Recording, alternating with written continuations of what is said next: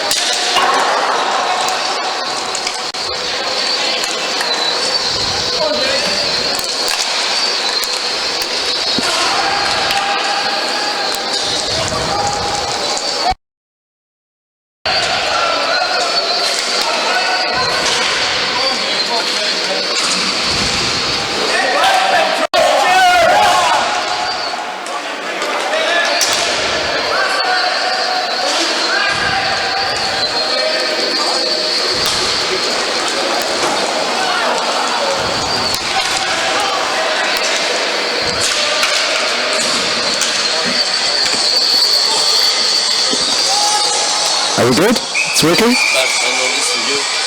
Yeah? I'm not speaking, but it's working now? Looks okay. The noise is too high. Okay. We need to turn the volume down. Where? No, the noise, the other microphone that is oh, okay. The ambience. I think it's better. Okay. If you think so. Okay. But no. That's true. Yes, we need an hour. Okay, bravo.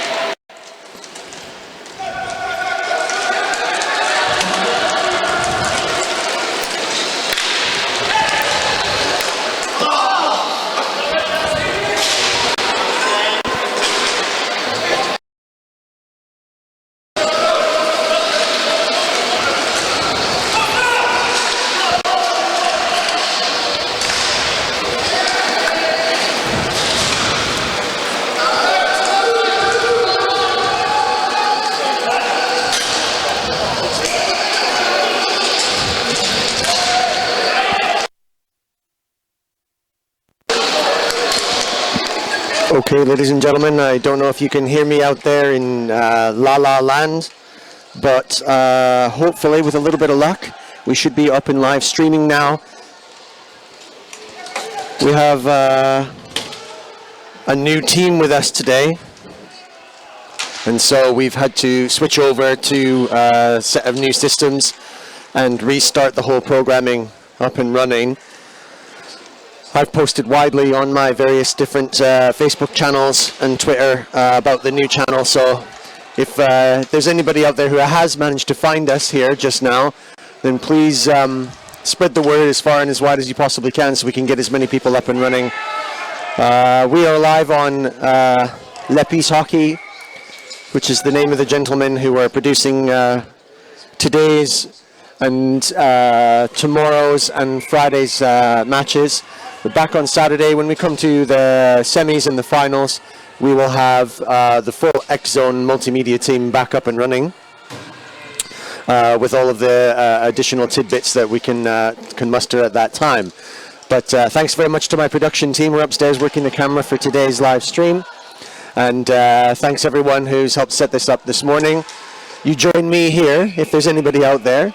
And if there is, by all means, do send me a Twitter or send me some messages on Facebook or on the GB Facebook page if you're a member there. I'm on Twitter at Pete Wirtz, I on Inline, and I'm on Facebook as Peter Wirtz, so please come and join me on there, send me your messages, and various insert a word competitions and so on and so forth. And I'll do my best to try and pick that up with you.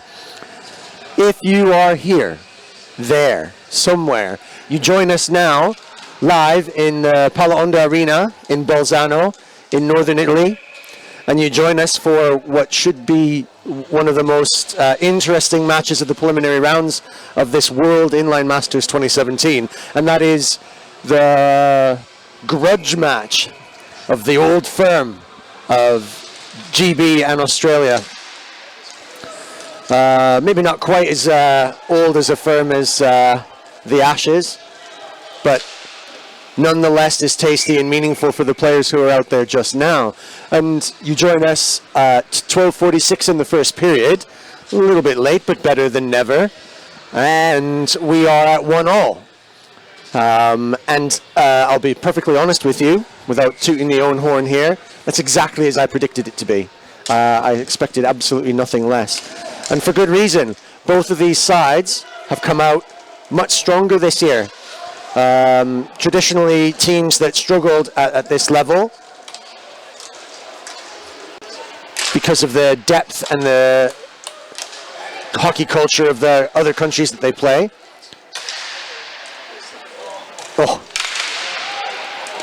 Oh no, he just caught that puck and he's not happy at all. He's going to be winging his way back to that bench smartly.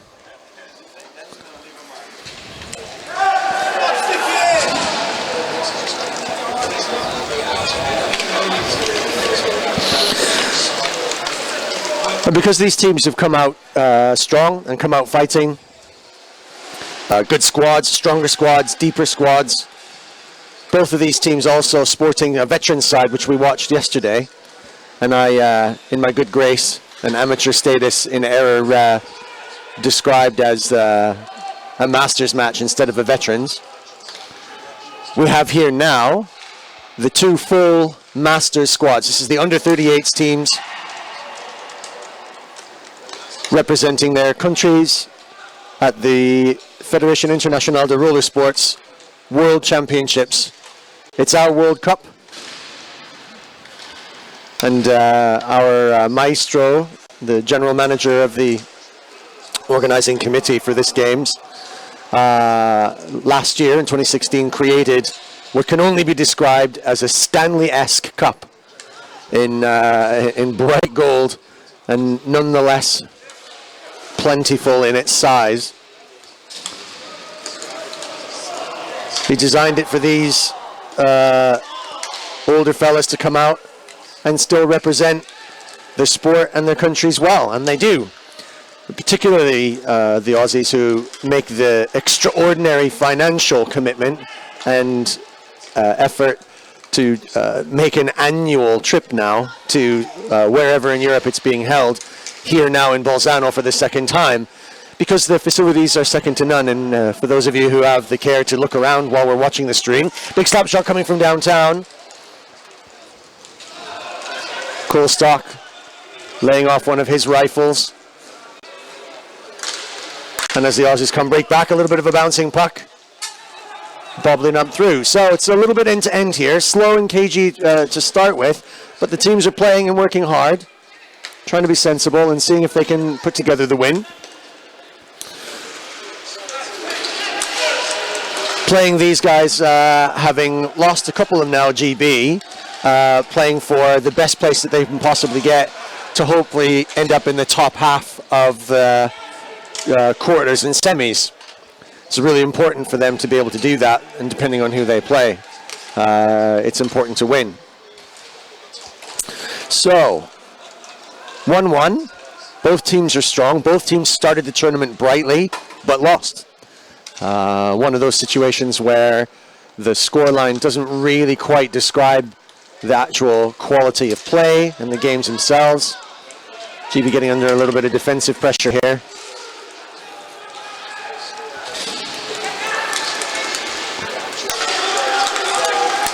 Aussies showing that they've got a little bit of structure and organization just as well as the others.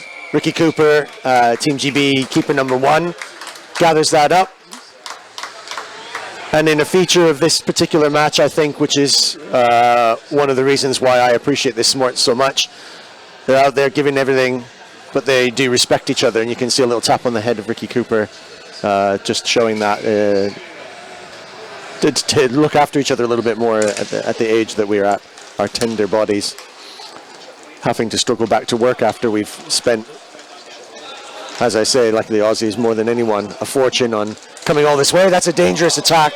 GB yesterday looked very dangerous going forward, and I'd said that a couple of times, that noticeable how in their attack GB have got a threat. Maybe a little bit shaky going backwards though. They've got to tighten that up a little bit and watch this hanging man. This is dangerous. Oh, a decent little body check there. Very fair. And I think you're going to find it interesting how these phase refs tackle the different levels of contact and aggression. No less as aggressive than their younger men's counterparts, but with a slightly different set of rules here, understandably. They do not mind a little bit of shouldery contact. A defensive team getting a little bit caught up there together, watching their communication during the line change. Yeah, there's absolutely nothing wrong at this level with a little bit of argy-bargy. Nice little shot. Oh, did it trickle in? Keeper not quite handling that. No. The keeper was struggling with that a little bit. Looked like it just rolled up over the shoulder and in as the keeper was committed to closing off the floor. So, this should be then, therefore, a reasonably evenly matched competition at this level. This game is super important for both teams because they now start to really fight for getting some points on the board. Again, yesterday's matches both ending up in losses, but actually not really describing the way that they played. My experience with Team GB for a number of years as a player and a manager is that you know, they've always got a great big hill to climb, but since the very beginning have been building, and every year on year, the team has been strengthening, getting deeper, and gathering in more and more talent. The size of this level of competition now is getting such that I think we could start to really attract the very, very best players right around the United Kingdom. They're going to want to come and see this.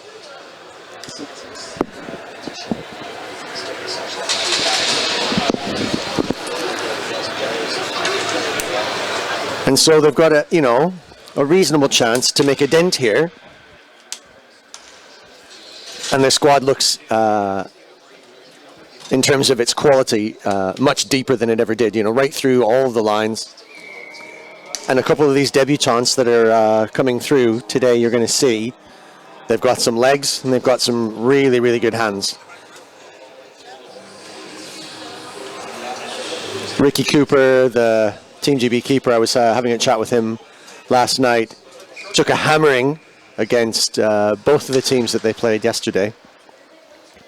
Switzerland were peppering him with shots, always right in the same spot on his left shoulder. So I'd asked him if he'd had a gunshot wound there. But he all took it in his stride. He was very sanguine about it. He recognized, where he was at and what he needs to do. And he understands that today's matches are the really ones where they know that they can make a difference and push themselves forward, get some points on the board, and just get themselves out of that bottom end of the leagues. Just getting a little bit caught by a sticky puck this morning. It's extremely hot here in the Palonda. It was some mid-30s yesterday in Italy. It's absolutely steaming. And that can make the puck a little bit sticky. With a little bit of a slap shot, tumbling puck. Could have been a hand pass there. Smartly dealt with by the Aussie defence, who are adopting a rather familiar shape.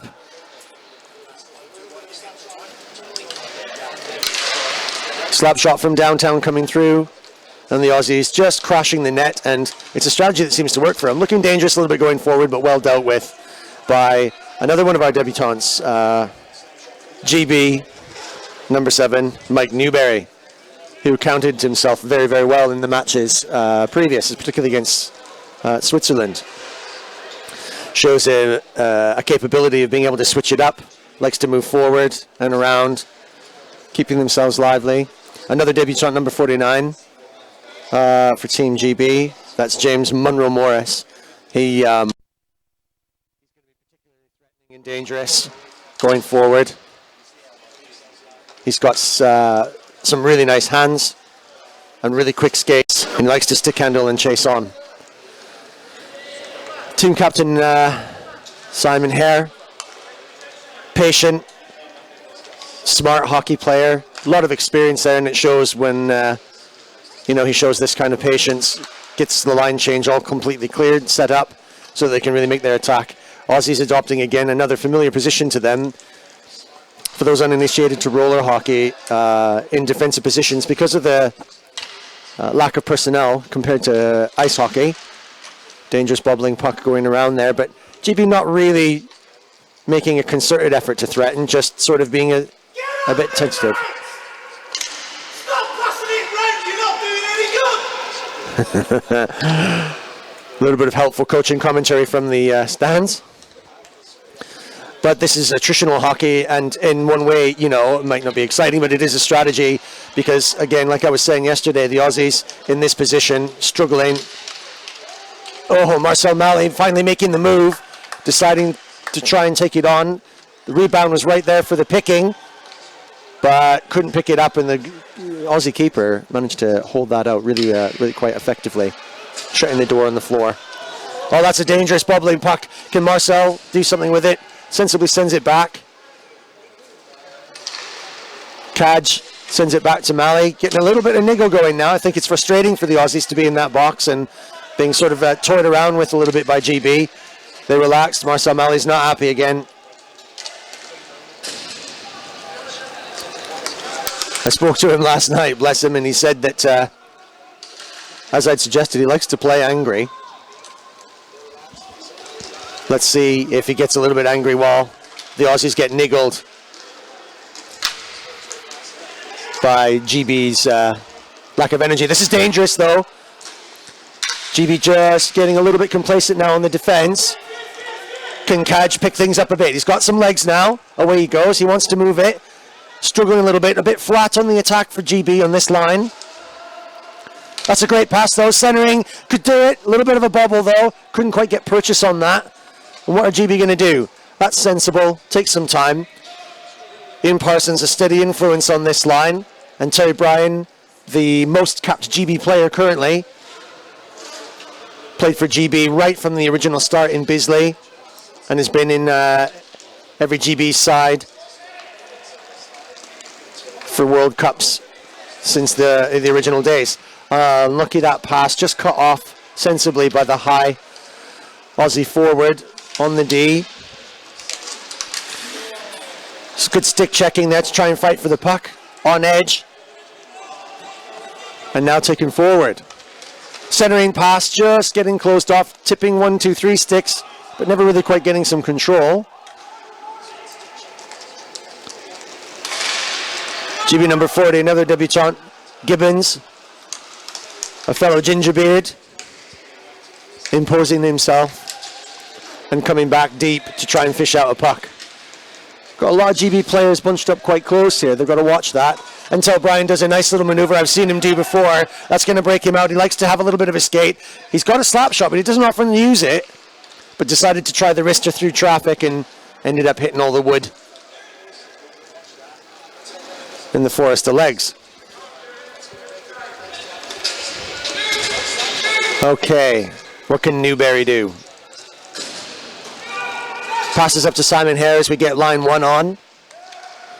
Wants to do a bit of a stick handling. Tried to go through the trees. Couldn't do it. Newberry tries to pick it up again.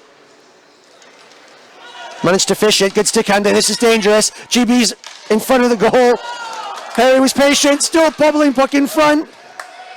Newberry's picking up a bobble. Harry's picking up one. They're still cycling.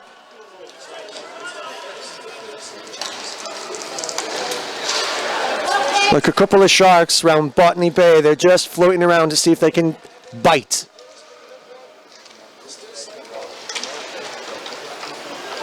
Still circling. Oh, Pixie going for the wraparound quite cheekily. Didn't look like he had much momentum right up until the point where he wiped out the Aussie defender.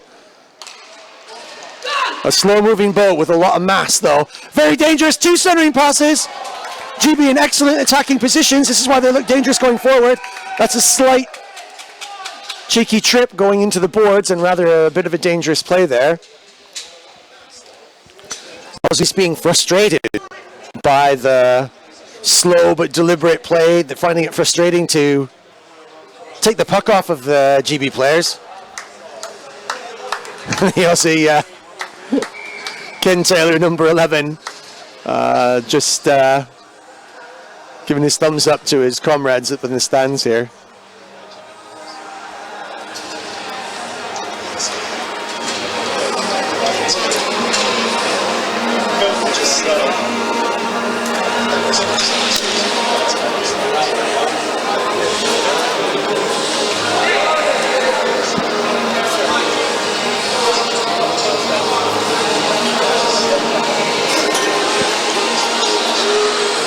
A little bit later on today,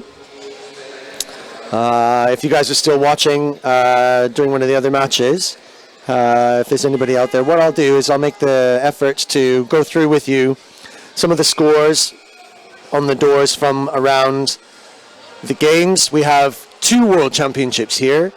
The second Veterans Championships for the over 45s, and this now 8th iteration of the World Cup Masters Inline. Fédération Internationale de Roller Sports is the governing body.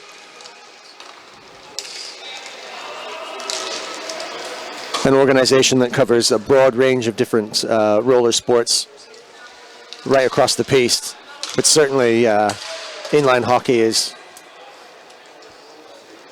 one of their feature stables. You join us here now, for those who are out there, at the very last dying seconds of the first period. GB are on a power play. Aussies having tripped up Anthony Parkin down in the corner. GB are not in a rush to score. Parsons taking a bit of a wrister from downtown. He's capable of doing that. 22 seconds left, so we're just eking out the last seconds of this first half, and GB are 2-1 to the good versus Australia, the traditional rivals in so many other sports, and the rivalry is no less as juicy in this one. Although, by no coincidence, you'll certainly find if there's anybody shutting the bar, it'll definitely be these 2 teams right here. And we are all the richer for it. Crossing pass, GB looking a bit speculatively, but maybe not really making the most of this advantage. They'll leave it for the rest in the second period. We go to the benches, 2-1, GB v Australia. And you join us here in the Palo Arena in northern Italy. Masters Inline World Championships in the preliminary rounds.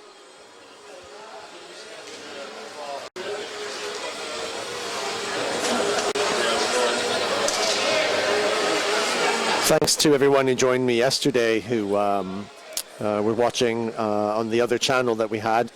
We've had, in case you're not aware, this is a very much a volunteer organization. The people that work here with us are all volunteers, friends, mates, families, favors called in, people from down the street.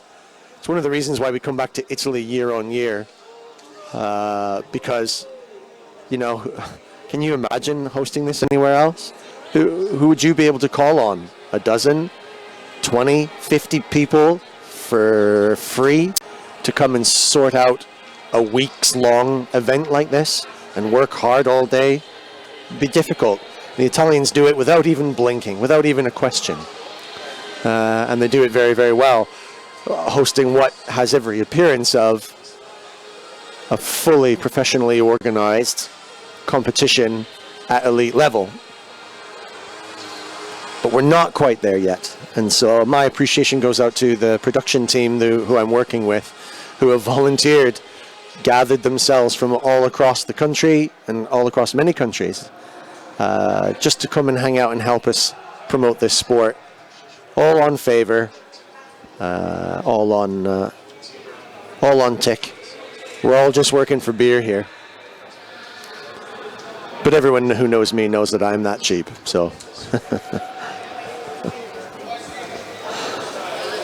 So here we are now on a new channel, which is Lepis Hockey, Lepis. If you are here and listening to me, you know this.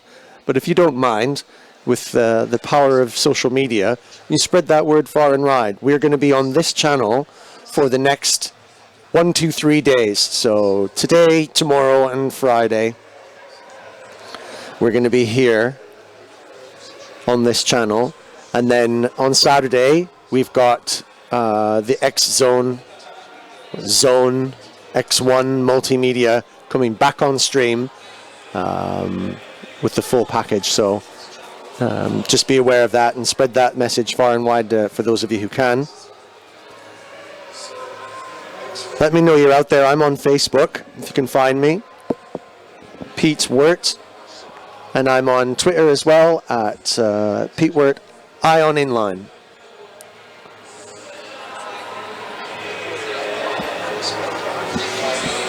So let me know how things are going for you, what you're thinking about inline hockey. Are you new to it? Are you a big fan? It's a close cousin to ice hockey, and for those sports people who are maybe not hockey aficionados, a couple of the lads in the pit will be taking it easy in these sweaty, hot classroom days where there's nobody in to sit around and probably watch this for a good laugh. More power to them. It's their efforts that actually allow me to be out here in the first place. And some kind of other miracle. I don't know how I pulled it off, to be honest with you, but listen, watch and learn, everybody.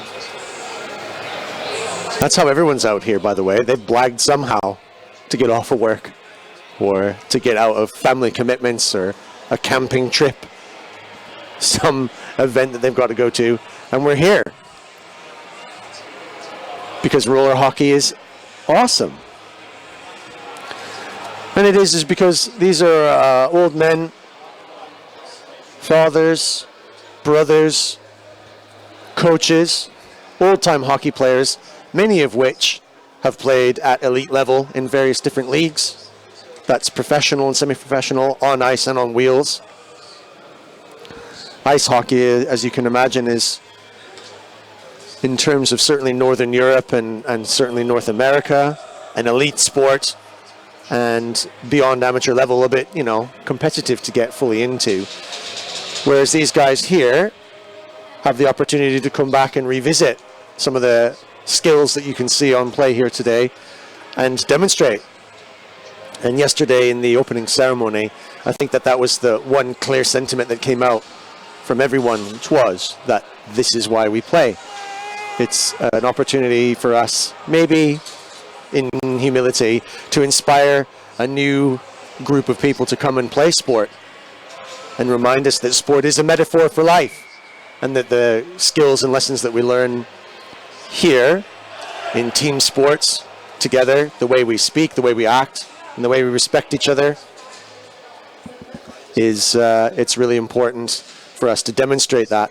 And this is a classic demonstration of that very thing, which is, I think, why so many people make this effort to come out here. So thanks, everybody. Managed to pad out that little break time. Okay, will Aussie do something different? They're doing all right. The scores are predictably close, as I expected. GB on a dangerous attack straight away. There's just 35 seconds left in the penalty. Will GB get attacking this? Marcel Malley now looking to impose himself. Harry coming in. Oh, tried the cross pass, but ended up hitting some more skate through the bramble bushes of the Aussie defenders. Newberry fighting for the puck, turning sharper. Still cycling, but not seeing the ideal shot. So just being patient. Maybe trying to dive in a little bit, looking for some space. Come on, chaps, what are we going to do here? Couldn't see the shot. Looking for Harry on the tip. Can he do it? Referee's lost sight of it, hands are up. Keeper might have just trapped it.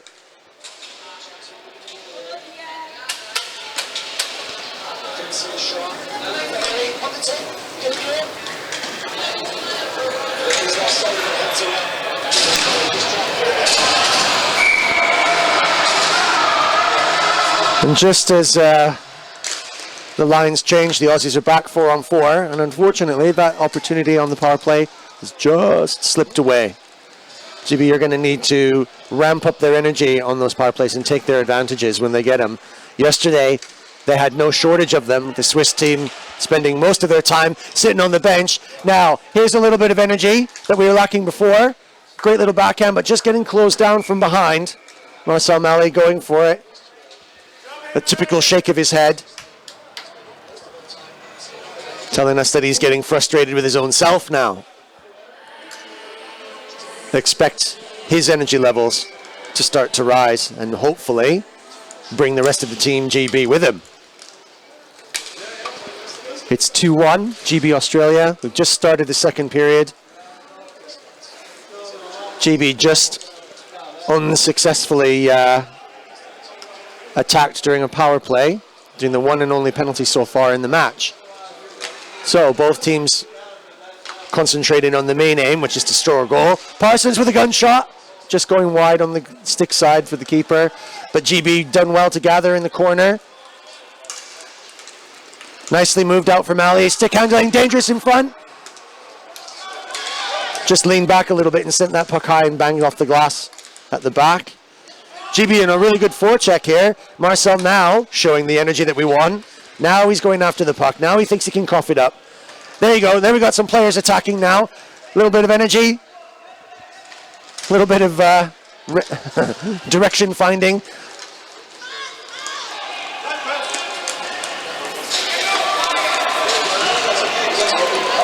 Number 20, Dave Wright, a player who's played with me on a number of teams and a really stand-up chap, really pleasant bloke to play with. Really nice guy, and a canny skater. Played alongside me in Lignaro a few years ago on the All-Star team, and was scoring goals for fun at that time. So he's definitely got goals in him. His return to the GB team after a hiatus of a few years.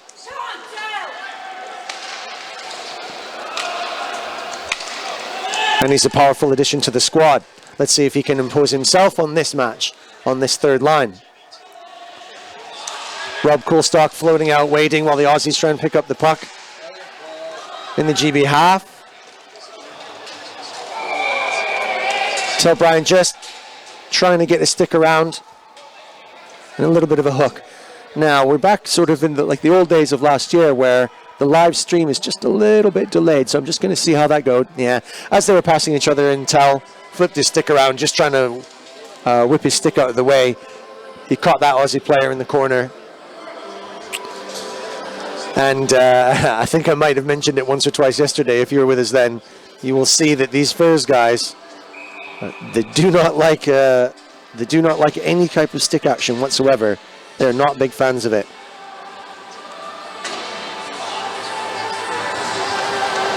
So sticks down and on the floor, that's the only way they'll have it. And if you brush someone with a stick gently, you will sit for it. So we have GB. Whoa, with a bit of a surprise. The guy's just not quite heads up and sharp on the man down. And the Aussies pressing forward, attacking, and picking up a scrambling puck in front. Ricky Cooper unable to shut that door. And we go to 2-2 at the beginning of the second half. And this evenly matched set of teams have got a fantastic history in every World Cup that we've played. The bragging rights have flip-flopped. back and forth from one team to another. In Pinerolo, we beat them pretty soundly. In Biarritz, they killed us. I scored a similar goal against them as Dave Wright scored the other day. Harry on line one, just about getting a bobbling puck in front. GB pressing now. Aussies boxing up, still got the puck. Centering pass, stick checked. Harry's got it on the side now, guns up. Oh, and just leaned back Newberry. If he'd have put that on the floor, that could have gone through. Keeper's now down on the floor. They're covering all bases. Can't get up. Opportunities here. GB want to get this goal back straight away. Pixie consolidating. Long pass to Harry. Wants Harry to do something special. It's difficult though. It's a bramble bush. You cannot get through this unblock of Aussie defenders that spend a lot of their roller hockey time in that position, and they do it well.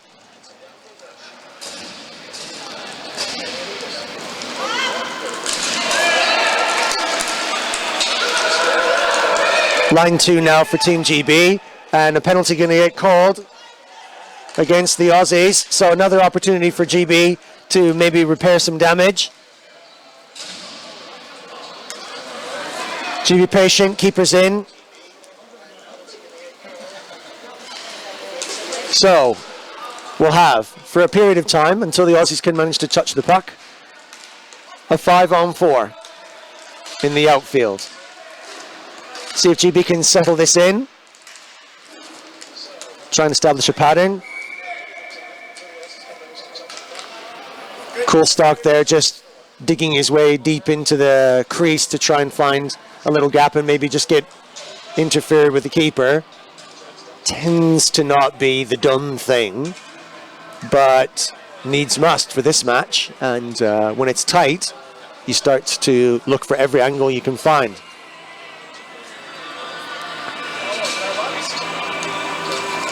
Looking now just at the teams, we've got a select side now. We've got, I think, possibly an attacking group now, a select attacking group with a little mixture of different lines to try and really put this goal away.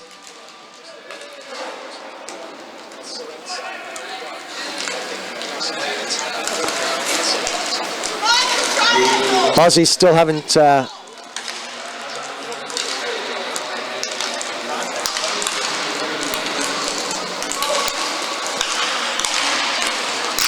slap shot from the side.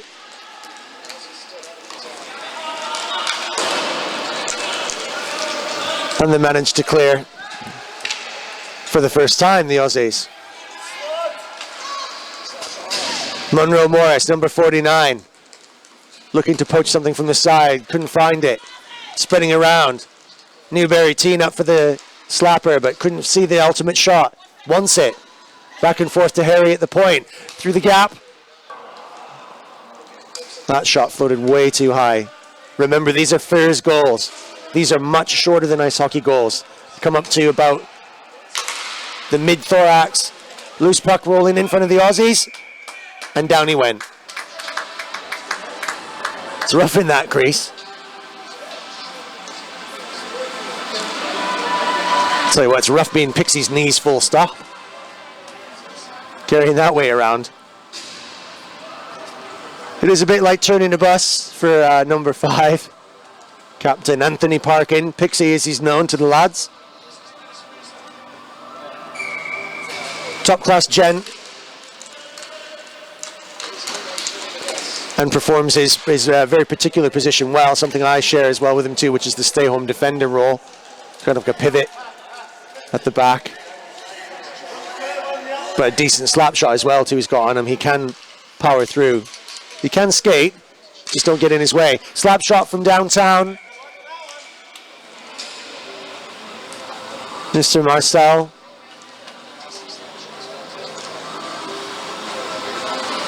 Let's see if he can step up now during this period. GB on the power play. It's 13:01. 2-2, GB versus Australia.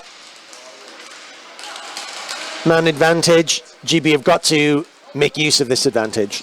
Ian Parsons can. Slap shot from downtown. Trying to find a gap. Gibbons in front. Loose puck. Could have gone for the wraparound, but it just tipped off the end of his blade.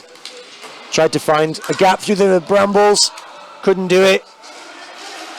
Aussie defenders in the typical triangle getting bruised knees and bruised hands and bruised pads. Again, a loose puck. There's Marcel. Digging. No, sorry, not. That's Gibbons. Fishing around in there. Shark-infested waters in front of the Aussie crease, but GB just can't find the gap. It's a knot.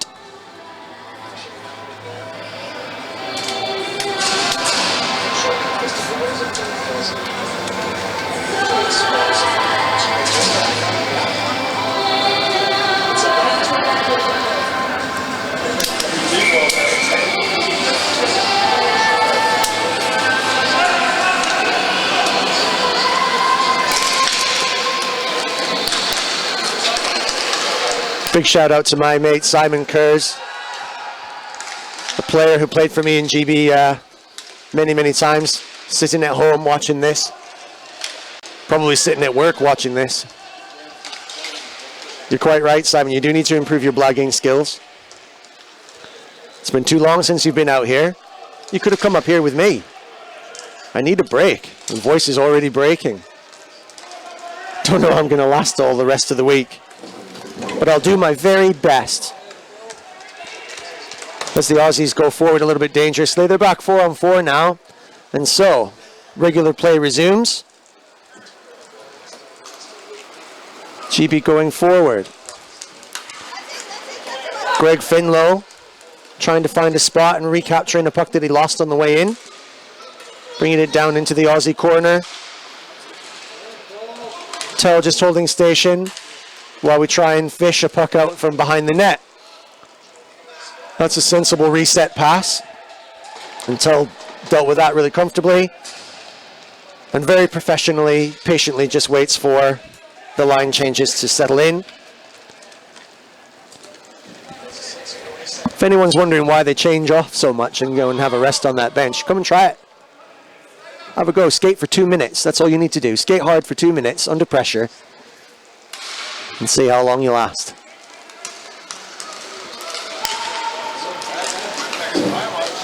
Harry can last. Skating around the puck. Loose puck in front. Still stabbing. Monroe Morris just getting a little telling off for the referee. Just looking for the loose puck. But Monroe's like, you know, that's a fair one. That's absolutely standard. Until the referee blows the whistle, you dig for that puck. If it's not captured and the referee don't blow the whistle, it's not, the game has not stopped.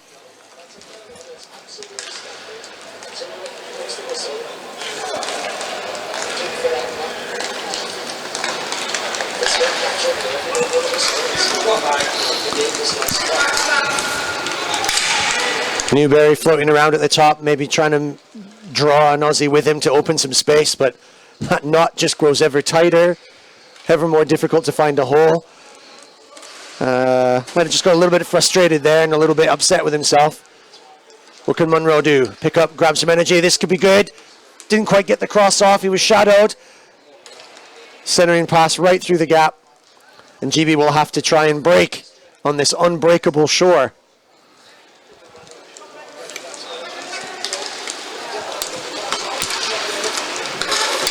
Trying to stick handle through the gap. Trying to find spaces to shoot. Now they got to turn. Now this could be an advantage. Aussie's trying to get caught on the line change here. Still couldn't find a centering pass. He's going to stake through. He's going to try and stick handle it. He's going to do it on his own. Trying to find the gap underneath the keeper, but well locked up. And Ayers Rock remains absolutely indefatigably standing in the hot sunshine of the north of Italy. You'd think it'd be a bit chillier in the mountains, but it is not. And this box isn't getting any cooler either. I have sympathy for the other team. There's two arenas involved here. This is the Pala Onda Arena in Bolzano, and then in a village just up the road in Merano is the Merano Arena, where the veterans competitions and a couple of the main competition as well are occurring. And that's got big glass panels through which the sun has been blasting. Big chance for Marcel. Took the patience, crossing pass. Oh. Aussie keeper dealt with that well. That was tremendous hockey, though. That was really smartly put together. I mean, that is a really good attacking position. This GB look really dangerous going forward. They've got every chance to score like that when they're moving forward as a team. When they're on that break, very dangerous. And that open that space up. You can't break through that knot of Aussies in the front of their net. But that chance was a good one. Aussie keeper last night was being noted by the GB team as the most difficult barrier to overcome for them in this match today. But in this heat, keepers get tired. Defenders get sore legs, sore toes, aching shins.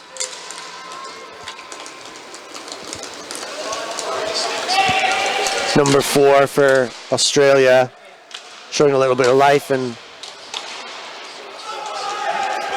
coming out, just maybe establishing some key points with the referee before settling this match. Now this is a crossing chance for Australia.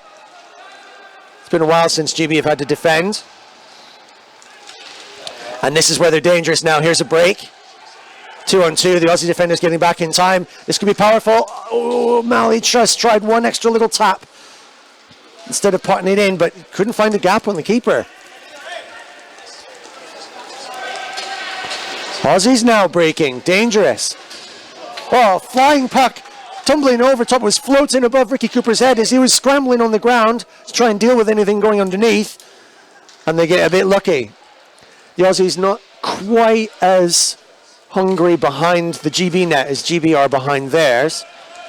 Great crossing pass, but shut down by an astute number 22 for the Aussies. I'll try and get you some specific names for the Aussie team. I don't, unfortunately, have their bios. Marcel Mali now steaming through, trying to deal with the puck floating up and tumbling around as Aussie defenders try and dispossess him of it. Behind the back. Oh, a decent little body check there. That's just the sort of thing we like to see. That's theirs. Dispossessed. The Aussies on their break. Wide shot. Pinged off the glass. Still in play. Referee was about to blow their whistle and everyone just sort of took a breath. Now, can Gibbons go and fish this out? He's got a chance. Gibbons could be on his own here. Can he get the backhand away? Tried to go through his own legs. Tried to do something cheeky, but it just kept on his skate. It got stuck and couldn't find it. I wonder if he wasn't cute then and was absolutely purposeful, if maybe that wouldn't have resulted in a goal. But I suppose he had to try something because Aussie defense is just rock solid. Oh, Tel Bryan just trying to get lucky there, but didn't come off. Aussies now sniffing a little bit of a chance.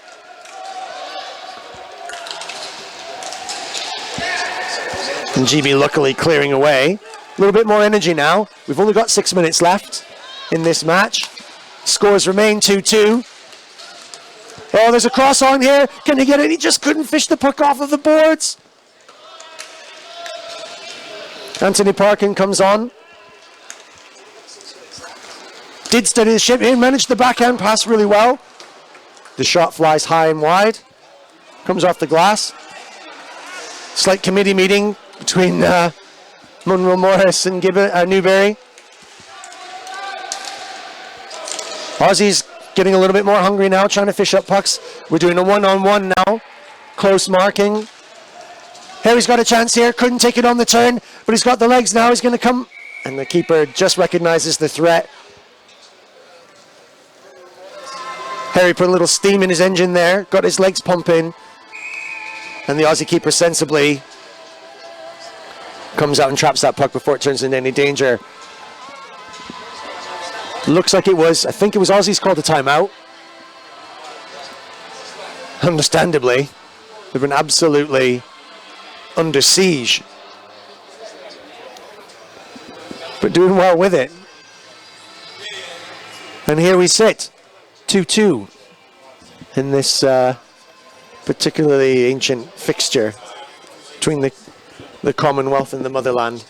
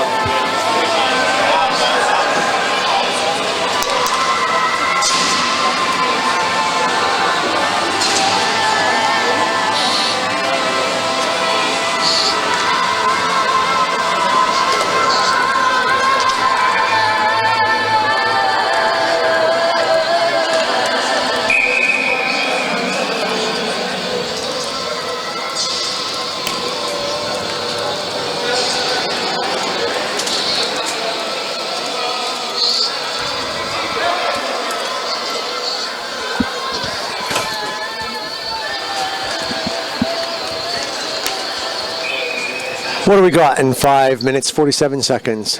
Who's going to step up? This is a chance here. GB very determined to make this a game to win. And desperate to see these points go on the board. The Aussies have arrived on the shores of Europe for the 8th year on the trot.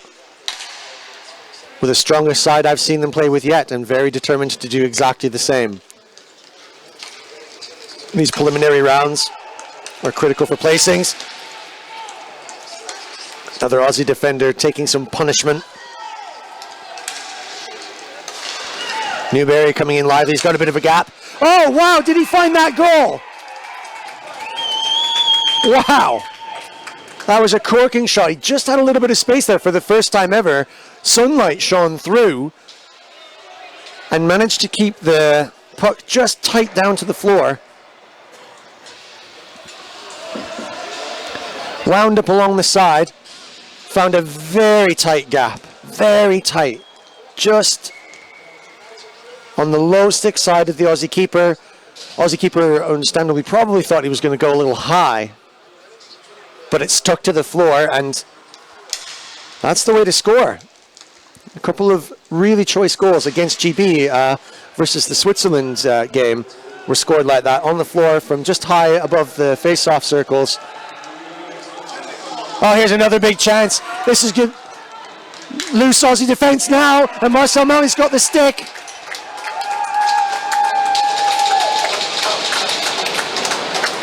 Somehow they managed to find a key to unlock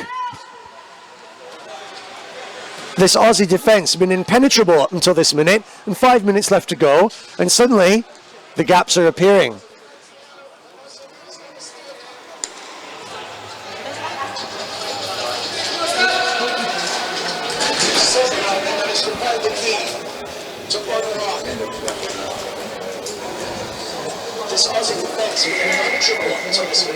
That will give GB now some real energy. Expect them to go forward now with some purpose. And quickly, which is when they're at their most dangerous. Marcel will get a taste now and wants to take another little shot. His wrist is absolutely wicked. Sort of almost like a snap, a wrist, and it's snapping. It's just as at the finish, and it has just deadly accuracy. It finds its way into little gaps underneath pads, through gaps between your arms and your blockers. Yeah, it doesn't fire him off often enough. He'll start doing that now, though. So I think the nerves a little bit settled. GB should start to play a little bit more fluidly now. What can the Aussies do? They'll be hungry. They're not going to settle back. There's still 4 minutes left to play. GB have just gone up by 2 in short succession. And then could be 3 right here now.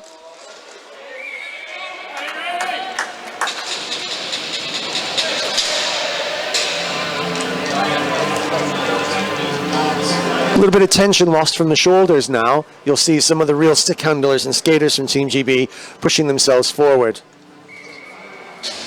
Especially these new debutants. Maybe Newberry, Munro Morris.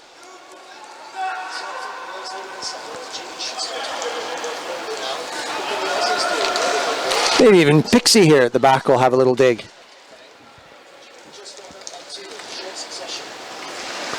Dangerous now, though. The Aussies are not going to give up. They're not going to roll over, so confidence could lead to overconfidence. Just like something like that can cause a problem. Unexpected little puck bubble. Newberry just manages to mop that slight error of judgment up. Aussies wise to the breakout drill. Under some pressure there. Finally made it clear to Harry. Harry's going to want to have a go now. Probably feels like he's missing out on all the action. This is tight, dangerous, messing around with the puck in this zone. Pixie does the right thing. Clears it up. Munro Morris, holding station, drawing all the Aussies to him like a magnet. And GB are smart enough and professional enough at this stage to just hang on and see if they can hold out for the win. Get the line changes going. Can he do another little bit of stick handling magic? Whew, that shot comes off the end of that stick. Tick tack, tick tack, bang.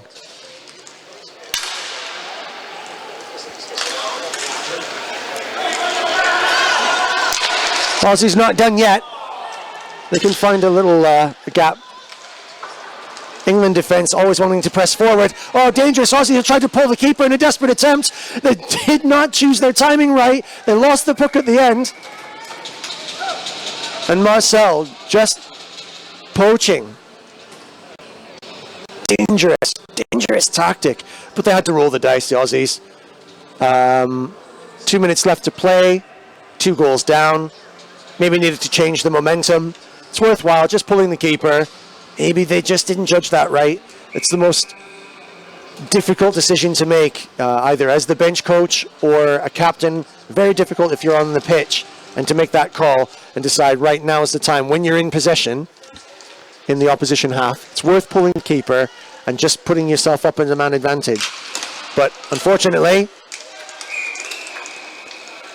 the timing just was a little bit off, and it doesn't need to be off by much, and you'll get triple punished. That will knock them flat, I think. The Aussies played tremendously well. Look sharp going forward.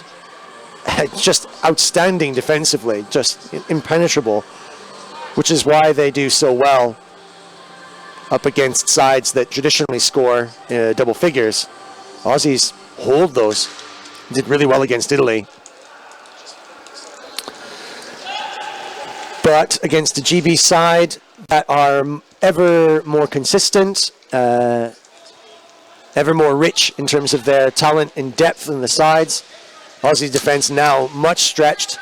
Cross ice pass, long across the pitch, didn't quite come off. Dave Wright maybe trying to just pick up a little bit of scraps here.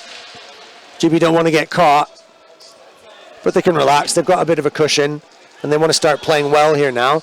Tell Brian, getting a nosebleed past that center line. Maybe just getting slight miscommunicated there. The Aussies will want a chance. Tell getting a little bit cheeky with a stick. There you go. Probably took their foot off the gas a little bit there on that line, and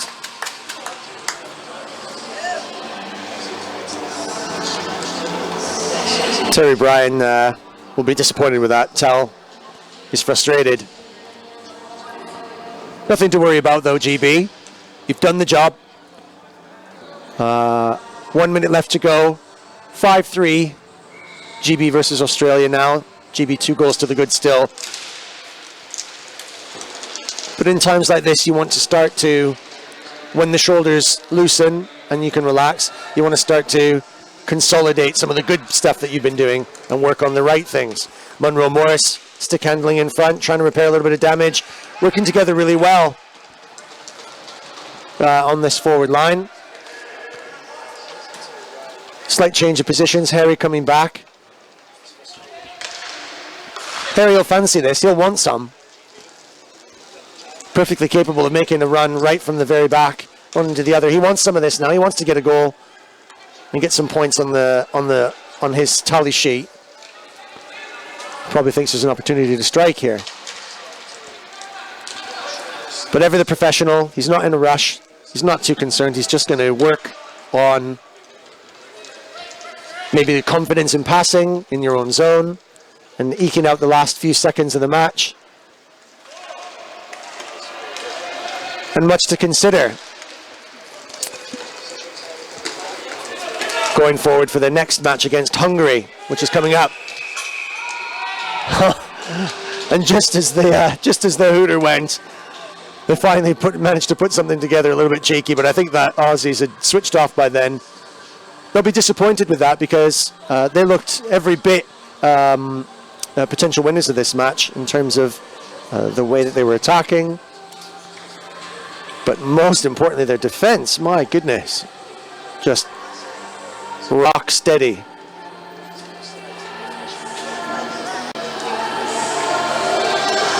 And there's goals. They've got goals in this team. They've got plenty of goals that are possible. So watch out other teams. This isn't over yet. The teams that GB can be expected to beat, the Aussies could do it too. And so it's going to be tight for these two. They are battling. They're in the same group. Two pools of preliminaries. In the black pool, if you forgive the pun, we've got Czechs, Italy, Switzerland, Hungary, Australia, and GB. The Swiss and the Italians, strong. Czechs, 6-time world champions, not to be trifled with. Expect them to do very well. We've not even yet seen their top gear, and they're scoring double figures already, so watch out. They do not intend to relinquish that cup. In the other pool, Pool Red, as they're knowing it in these championships, we've got the other big guns. France, 2 times world champions. US, last year's finalists and silver medal winners. Slovakia, Slovenia, not to get those two mixed up. Simon Kurz will keep me right. Germany and Canada. Yesterday, in the match that they had to hold over on the other side in the Marano Arena, Canada versus USA was a draw.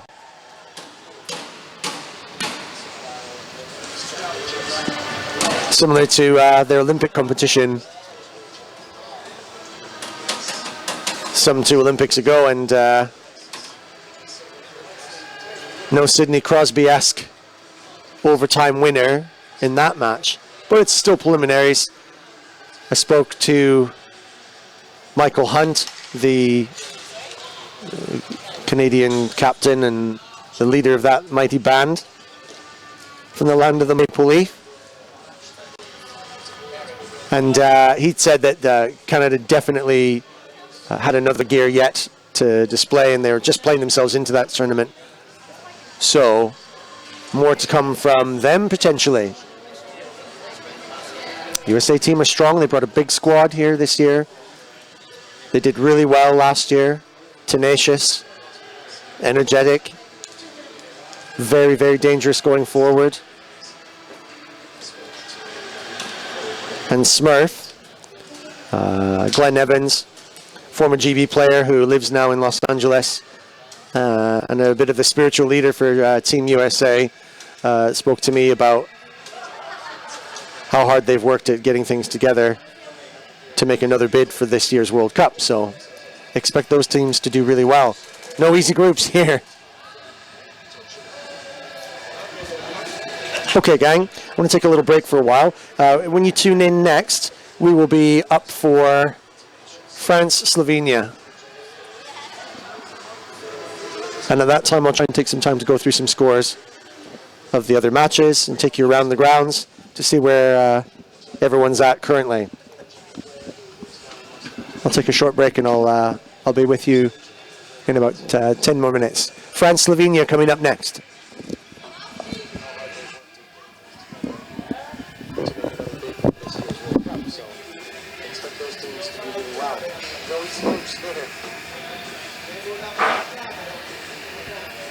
Okay, gang, we'll take a little break for a while. When you tune in next, we will be up for France, Slovenia. And at that time, I'll try and take some time to go through some scores of the other matches, take you around the grounds, see where everyone's at currently. I'll take a short break and I'll be with you in about 10 more minutes. France, Slovenia coming up next.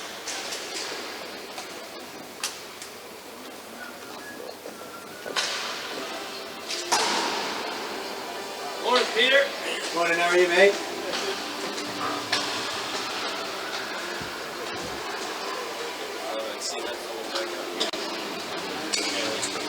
Which one?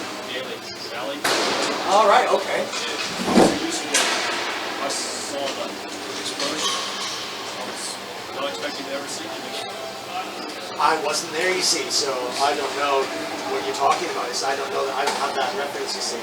I wasn't there. That was the 1 year I missed out, you see. It was Ugly. Really epic proportions. considering that it all started with him tripping over his own feet and thinking he got tripped, giving an argument to the ref, tolerating it, and then got this shit giving a penalty. Him bumping the ref on playing the penalty box and getting the misconduct. That's what it's all good. He had to go with the president first. Because he was going nuts.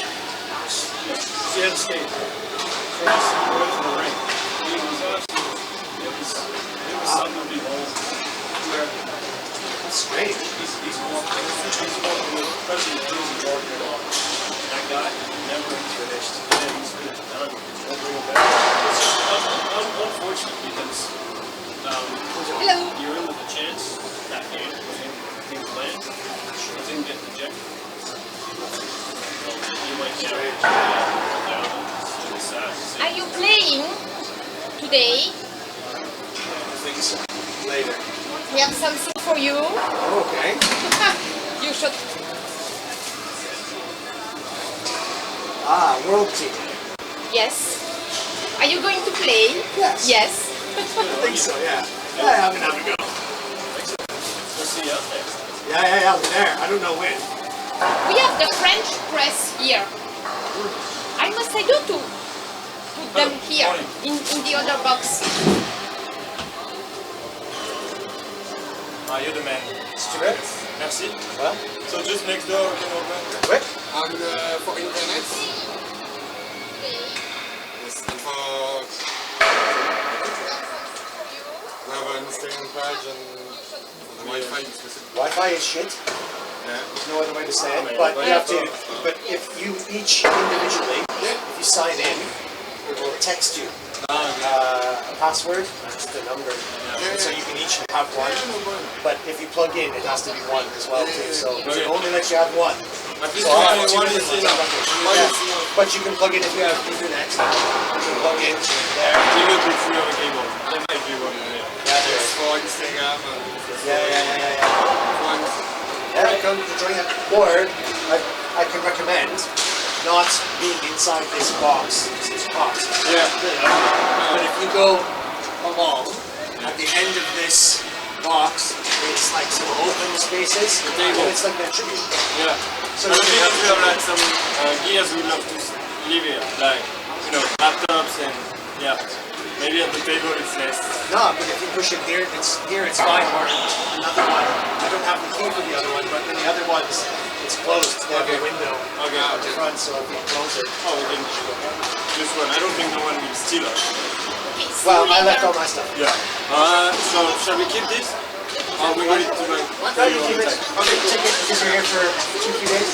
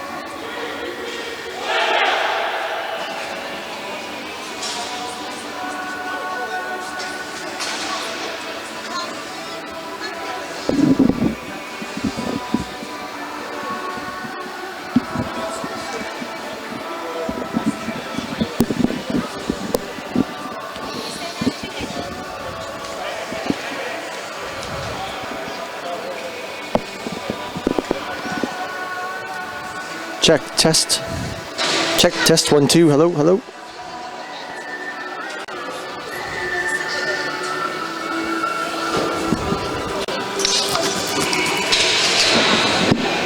Okay. Welcome back, everybody. I don't know if you're out there.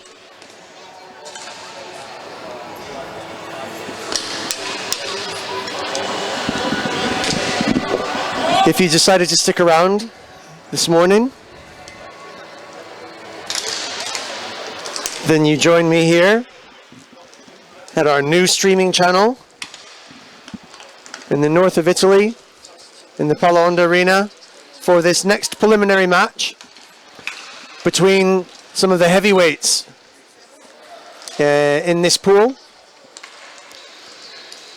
and two of the teams that I have not yet seen play, but who I expect to do incredibly well. You join me when the action kicks off smartly with Sakos, Team France. L'équipe de France scoring straight off the bat within the first 30 seconds. And perhaps a sign of things to come. So it's interesting. The team who were disappointingly no better than 4th or 5th last year because of the way the things ran. 2-time world champions, France, had a lot of consolidating and reconsidering to do from last year. And having spoken to Alain Blanchet, who is the maestro of the Masters, a little bit of a not quite so intentional barrage of the Slovenian keeper. The French team consolidate and attack. So the French team have had a rethink, put together a sharp team of debutants and old veterans, and an enormous set of staff and support team. This Team France has got to be one of the biggest organizations in terms of the setup and the way that it's structured. They take their roller hockey seriously in France, and you can see how they do it. They're sharp players, technical, excellent technical players, very quick, very fast-paced, in great physical condition. So expect to see some really interesting hockey.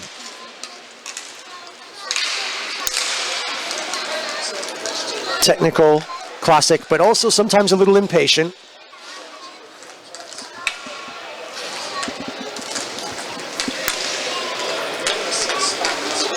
Looks like there might be a little bit of a wet patch out there. That's dangerous.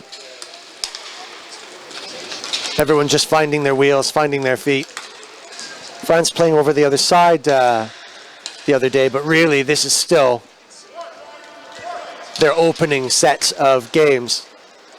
So they're really just finding their feet still at this moment. Expecting France to do very well this year. So having seen them now this year for the first time in this match, it'll be really interesting to have a look at and analyze how well they do. Scoring in the first 30 seconds seems to be a reasonable marker, although the defense just got burned there by the Slovenian attacking forward. Slovenia are no slouches. They came last year as debutants to the World Cup in the second sort of round of expansions. This Masters Inline World Cup growing all the time. This year no exception, with the addition of Hungary to the setup. USA, Canada, Slovenia last year, Switzerland and Germany a few years before. Starting to turn into ever bigger a deal. And yet still very, very, very much a completely volunteer, goodwill, and non-professional in terms of its structure, But surprisingly, very, very professional amongst all these volunteers who come out and work so hard to put this together. It's growing a bit big for that now, so it'll be interesting to see how things progress. It'll be interesting to see how France have progressed from last year and whether or not they put themselves firmly in the position to be meeting perhaps Czech again in the final, or maybe Canada and USA, who expect so much with their North American hockey pedigree weighing heavily on their shoulders, as it was for Canada last year when they played France and couldn't quite impose themselves in the way that they thought they might.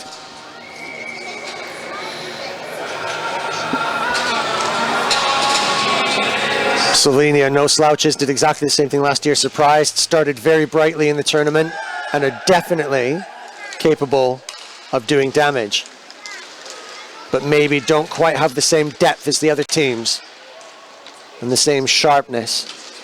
But they're good players.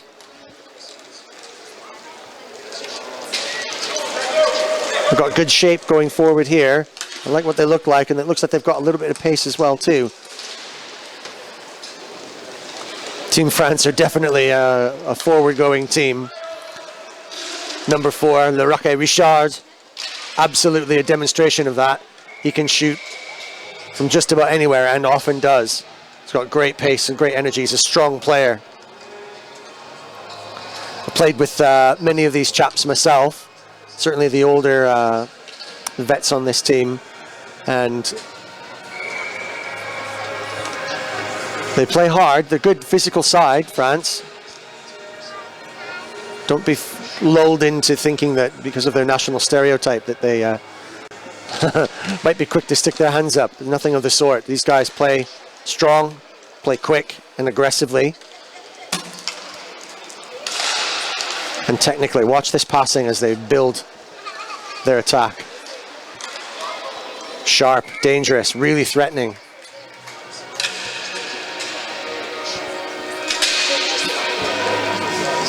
Slovenia might feel like they're a bit like Australia was in the previous match against GB, which they won. I wouldn't have said comfortably, but they did their job.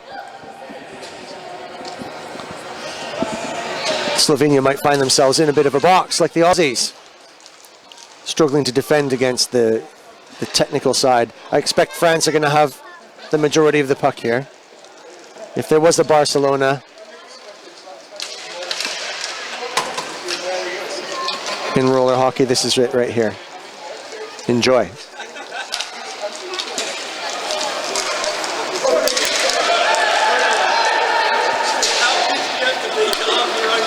Slovenia content to stay in their own half. They're not going to go and chase that because they're just not going to lift the puck off of these guys. Dangerous going forward. Those pucks from out there can find gaps if they're not absolutely solid and tight. Slovenia boxing up. Tidally controlled. Slovenia can go forward. France defending in numbers. If you watch Team France, the Czechs do this really well as well too, but Team France are exceptionally good at it, including scoring goals, as they're just about to now. I just about thought, but sensibly they take their time. Watch as they break out in this 3. Forwards become defenders, defenders become forwards, and they move in this sort of pattern of 3. So you'll see 3 attackers drift into 3 defenders when they move back, and then those 3 become 3 attackers then, and they're interchangeable. And they'll move that through the neutral zone. So just as they're coming up into the neutral zone, past what would be a blue line, we don't play with a blue line in the inline game, but those of you with an astute eye will see the blue marks on what is normally an ice hockey rink. As they come into that neutral zone, they'll transition, and that transition occurs really smoothly. It's difficult to mark your player. It's really difficult to concentrate because the puck carrier is inevitably not going to be the person who's carrying the puck in a minute, in a second. They cross, they cycle. And of course what helps them is the fact that they find each other's stick all the time. So here's an example of a 3 turning to a 4. Attacker becomes a defender as they cycle out, and then 3 defenders as they do their line change. Another nice thing about the organization in France, because they've got such a rich depth of experienced players as their team staff, if you can see now, a good friend of mine, often my translator as well too, Laurent Chessal, who's on the door for France, working the bench, an experienced player, so he recognizes what's happening. Another French attack breaking on the Slovenian shore, and could have easily gone in there. I think it's a matter of time before the French start potting in for fun. Slovenia caught a little bit on the back foot here.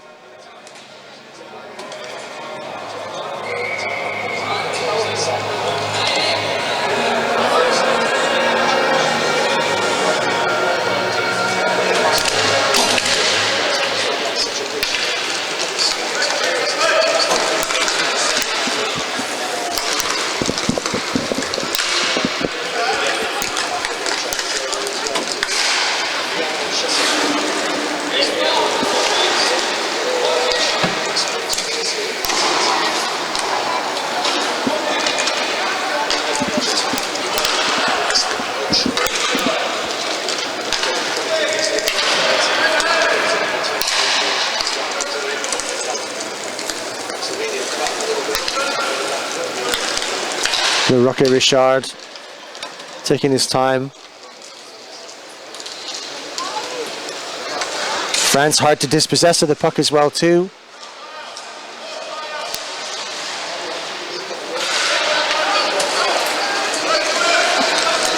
But then a cheeky little lucky puck like this can happen. He was convinced he scored, but it wasn't. That was absolutely gathered and scooped up by yet another layer of French talent, the keeper.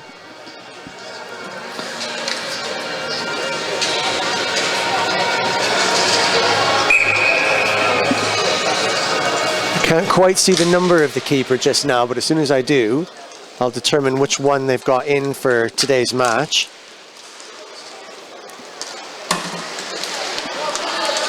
Number 1 French keeper is Romain Marchand, wearing the number 1. And their second keeper, Florent Martin, 69.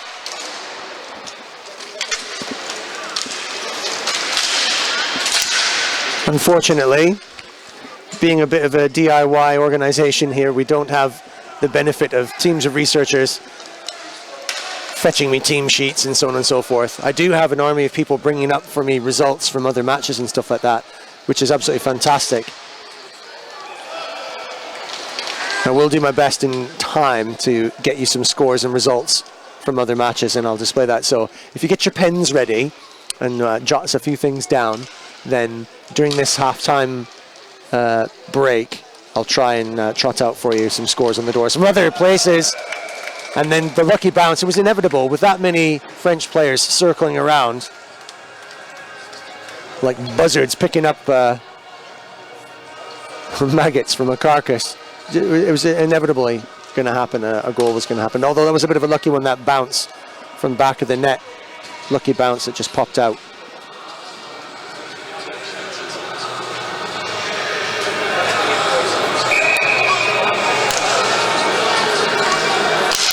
Wonder what Slovenia can do here. It's going to take them some reorganization, some structuring to maybe do something a bit and start to threaten the French team.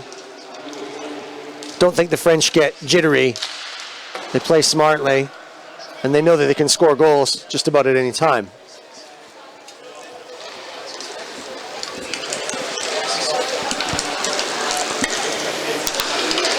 Strong on the puck, the French. They've always got support. Little snapshot testing the keeper.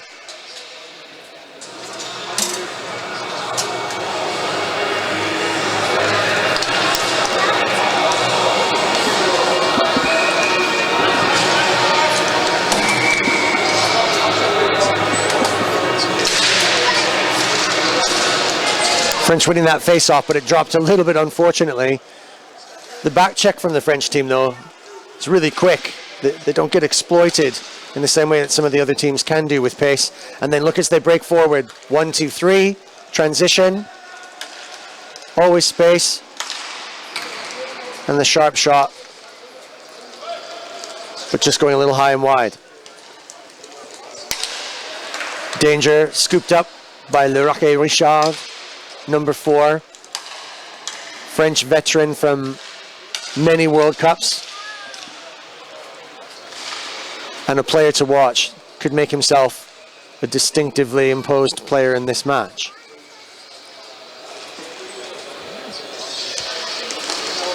Seven de France.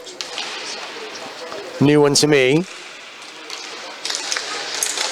Bubbling puck in front of the keeper. Looks like he's keen to get himself into goal scoring positions right in front of the crease.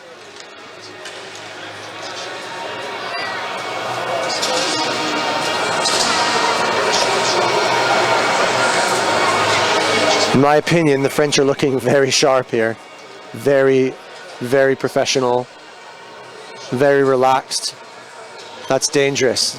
This could be a return to those French teams that were in my time in this sport, the only team I've ever seen that could ever take on the Czechs at their own game and beat them. If I remember those teams, those French teams that did beat the Czechs, they looked a lot like this.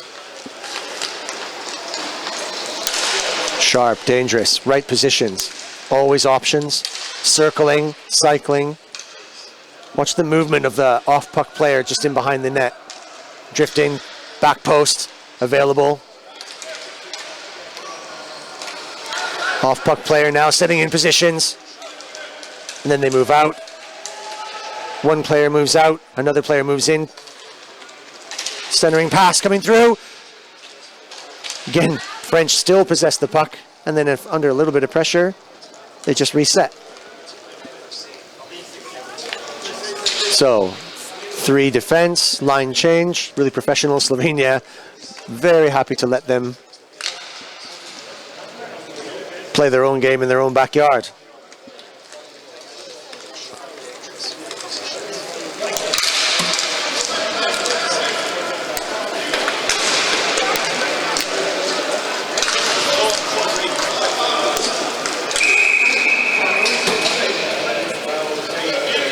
French keeper scooped that up, I think, just for fun, because he was getting a bit bored.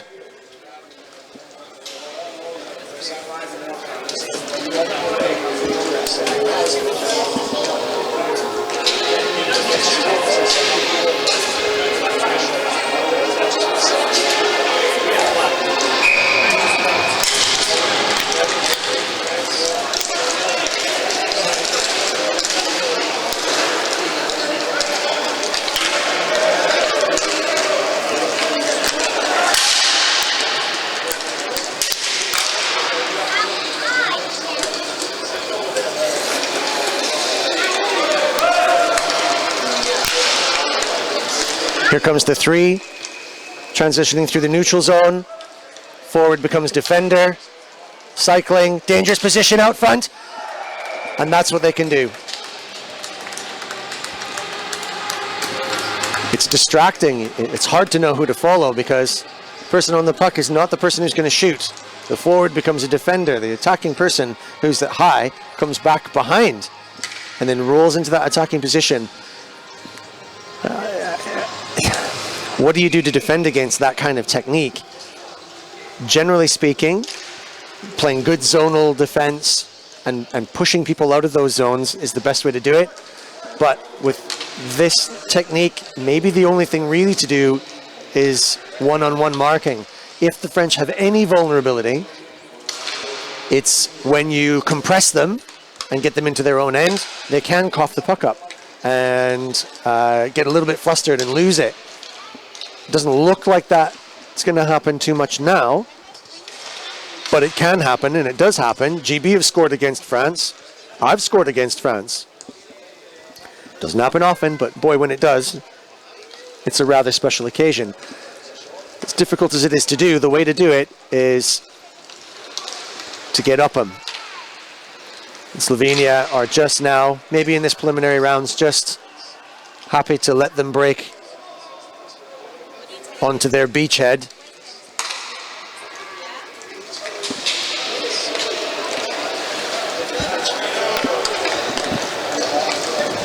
Yeah, Slovenians, they're staying at home. They're not going anywhere. They're breaking out some garden furniture and pottering around at home in the backyard right now.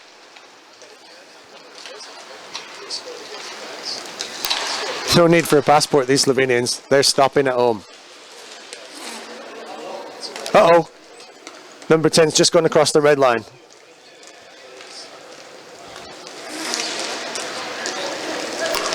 Oh, now 2. Surprise. This is dangerous. Well handled. The French not flustered at all, not surprised or upset, and then breaking forward very dangerously. Oh, and well saved by the keeper there. The Slovenian keeper did well on that solo effort.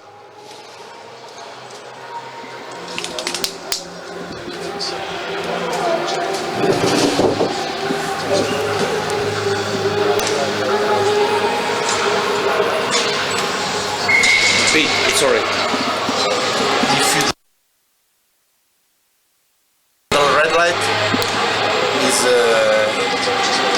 okay. You speak. Okay. Yeah.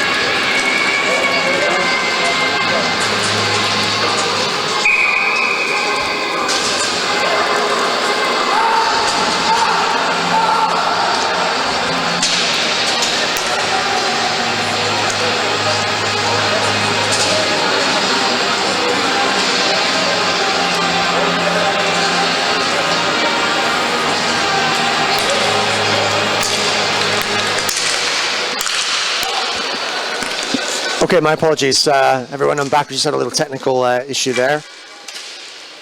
Still struggling to put everything together, but everything's all right now, I think.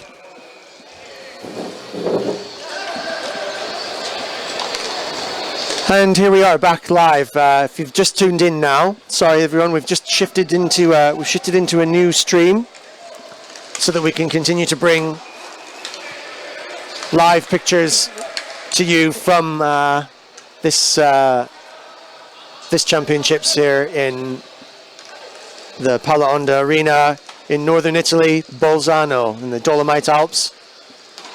Second year running we've had it here because of the outstanding infrastructure and the facilities and the organization. Oh, good stick handling from Slovenia there. You join me, Pete Wirt, former GB manager of the Masters Inline hockey team, player for a number of years. Expat from the land of snow and ice, Winnipeg in Canada. I doubt very much anyone will be up and out of bed at this time or staying up very late to watch, but if they are, good on you. Have a look at these old chaps giving it some big licks.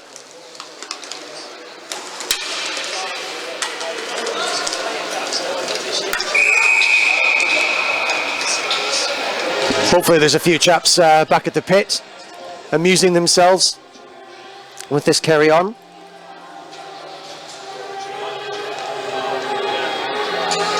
I'll do my best, chaps, through duty free to bring you back some cigarettes and alcohol. If that's what you want, that's what I'll get.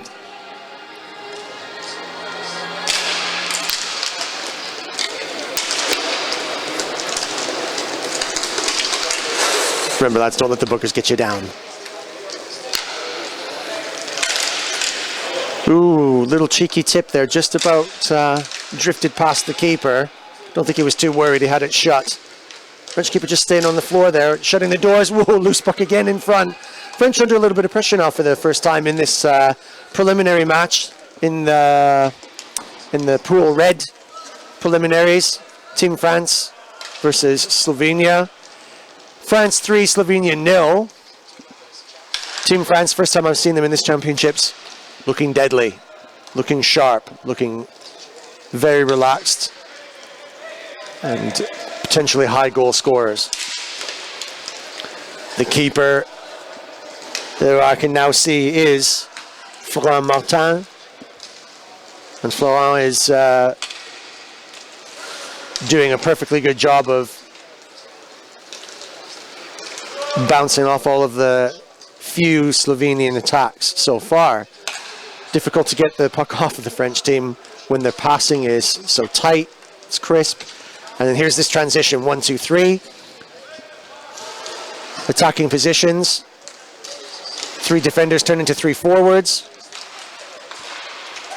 Always a spare opening. Dangerous attacking positions, high up to the slot, and back and through. An uncharacteristic misstep there for the French team. And they're happy to take it right back to the launch pad and then go from here. So 3 defenders. Transition, neutral zone, long pass. Everyone's so busy watching those 3 at the back, including myself, that they forget that they've got that sharpshooter down at the front. Even the Slovenian defense not marking their man, but marking the puck. Schoolboy error, that. Slovenia, I think, are going to get taught a lesson here.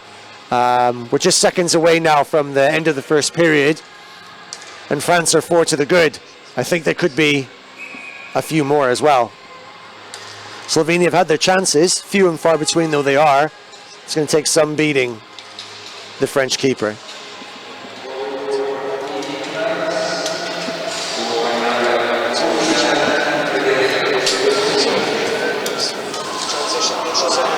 I want to extend a really special thanks actually to Monsieur Blanchet, Alain Blanchet, the manager, organizer, team leader, and the patriarch of SACOS, the French team in the French roller sports organization. Yesterday in the opening ceremony I mentioned the fact that Alain is really the father of the whole idea of the Masters, and very much the father of its spirit and intention as well too. His idea was to celebrate the skills and the understanding and the mastery, and also the culture of hockey that that comes along so importantly with this sport and the way that we play it. And his idea was born into a very friendly competition between a few nations in Bisley near Woking, in the sort of home counties in England. Gathered a few people together the best we could, called in favors from mates, players that we knew, tried to get some national teams going, developed the structure over years, traveling around Europe mainly. We've been to the Czech Republic twice, to Berlin and to Prague to play. And year on year, the talent's growing, the organization, the structure, the spectacle of this sport is growing and growing. So from small seeds, it's really turned into something quite big. And the Palaonda, where we are now in Italy, really one of the few places that's got that infrastructure to be able to hold something like this. So congratulations to the Italians, who are superb hosts to us every single year, and put on a great spectacle, considering that it is literally just family friends who run the whole show.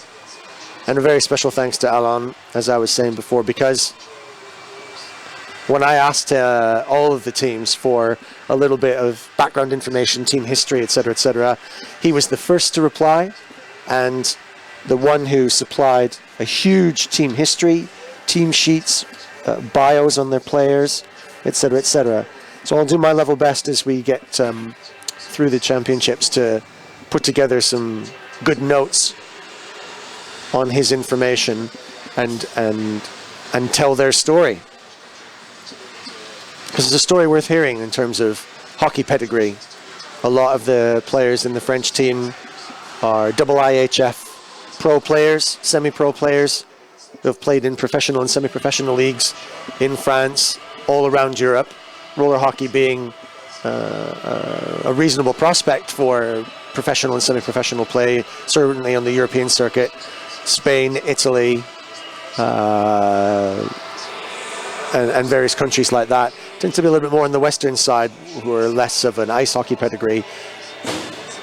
But that's why you'll get in places like Slovakia, Czech Republic, ice hockey players, ex-pros, who come onto wheels just to sort of extend their career. It's a tough ask to match up to that kind of skill and pedigree. That the French team, Sakos, do it very well. These are two-time world champions.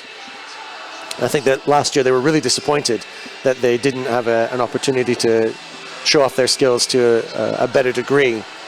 But with the ever-expanding teams, it's getting ever more difficult. And Canada and USA come with the intention of imposing themselves immediately. So I expect this to be really spicy.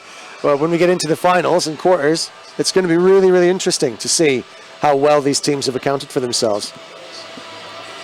Slovenia, with the scoreline being what it is now, maybe understanding that as debutants in the World Cup scene last year and doing really well, maybe understanding how big of a mountain they've got to climb too. Everyone else is growing, stepping up a level, and so must they. Okay, let me just go through some of my paperwork here and I'll take you through some scores from the other day. So, yesterday we had GB versus Australia, GB winning 5-3. Oh, that was, hang on a minute. That's quick. I must have got that team sheet handed to me while I wasn't looking just this second. So, this morning, if you weren't up yet, I know some of the chaps back home you might have gotten up, but if those of you who are still in bed or still tucking into your breakfast or couldn't find the live stream as we've switched our streams,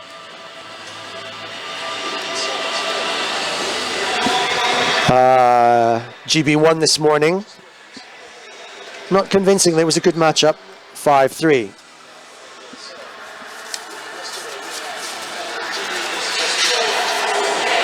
Just a little bit surprised and kind of impressed actually that the kind people here have taken the time out from the box, from the, what they say in Italy, the chrono box, the timing stuff, to come up and bring the team sheets back up here. So I've got that one already. That's absolutely brilliant, record timing. I owe them a great debt of gratitude. GB yesterday versus Switzerland, GB 2, Switzerland 10. They struggled in that match, GB. Still just finding their feet. Ricky Cooper last night said that he was very sanguine about that, and he was ready to come out today fighting. Australia 2, Czech Republic 10 yesterday. Did rather better than GB did in their opening match against the Czech Republic, showing that that defensive tortoiseshell sort of approach can and does affect the score line significantly, and that might make a difference later on, at a stage later on. The goal difference could matter between GB and Australia's placing, so watch out for that score being meaningful. Czech Republic 10, Australia 2. Yesterday, Italy-Hungary, 12-1 to Italy. Hungary debutantes, one of the players from GB, Georgi Kovac, last year came up to the booth and said he was wanting to put together a Hungarian team, and I tried to encourage him as much as I could. And so I couldn't be more pleased, and I'm sure he is as well, that he's got the team together. But he struggled to do it. We were talking in the bar last night just before he went over to the opening ceremony party, how much of a struggle it was, and how difficult it was to get the team together, to get finances, to get time off work, etc., etc. I put my hand on his shoulder and said, Georgie, I wrote the book.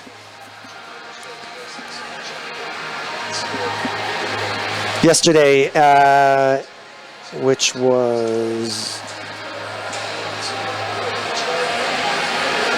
Let me just look at the times on this sheet here. Italy 8, Australia 1. And that's the veterans match. Italy coming out strong there. Czech Republic 19, Great Britain 1. That was yesterday's GB debut. Always debuting against the Czech Republic. I'll go through a few more scores at the end of this match, and then I'll be taking a break for a couple of games, and then we'll come back a little bit later. I'll post on my Facebook site and Twitter the games that we're definitely broadcasting today. Try and find us here on Lepis Hockey, Lepis Hockey, on YouTube Live. You probably already know that if you're here.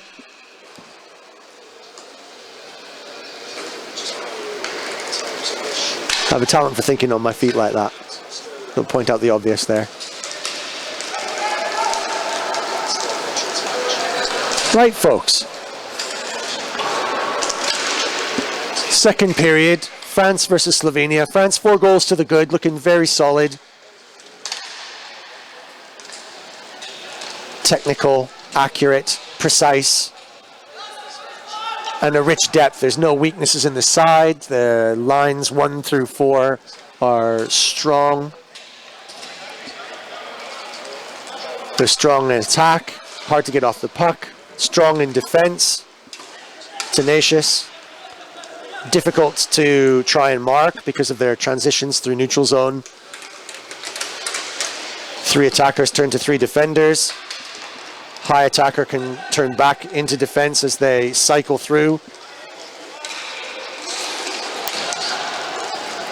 Team Slovenia, strong contenders last year in their debut. This year coming out and working hard to make the difference. French lone attacker getting a chance now and testing the Slovenian keeper.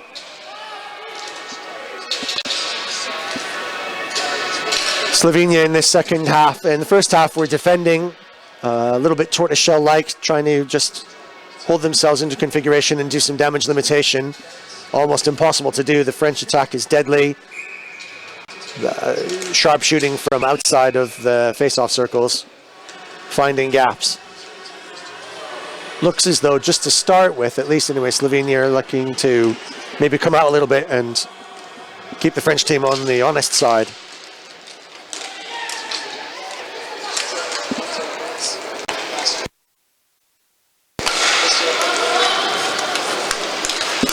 France circling again in strong attacking positions.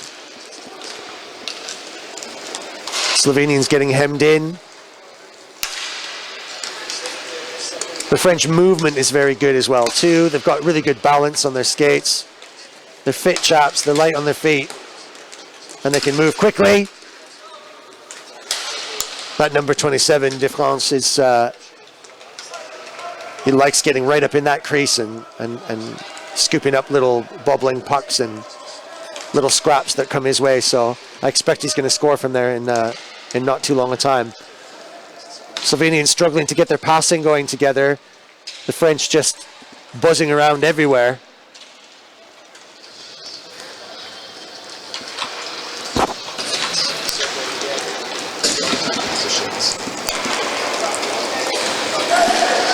Good stick handling. 22 Almonade. Well, he started well, but then he lost it. Under some pressure there, though. He had 3 defenders on him. Here comes this shape. Technical, dropping, moving. Speculative shot.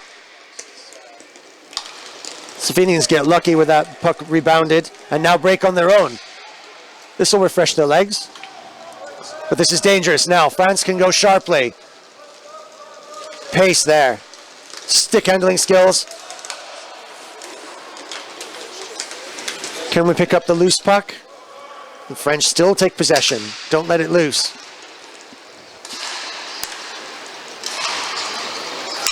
Transition, 1, 2, 3.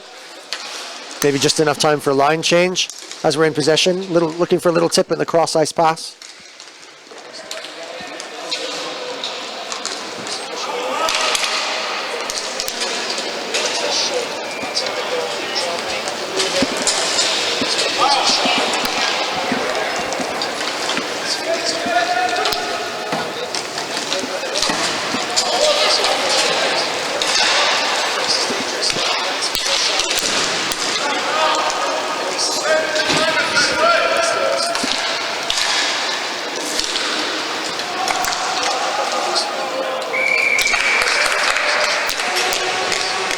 French keeper gathering what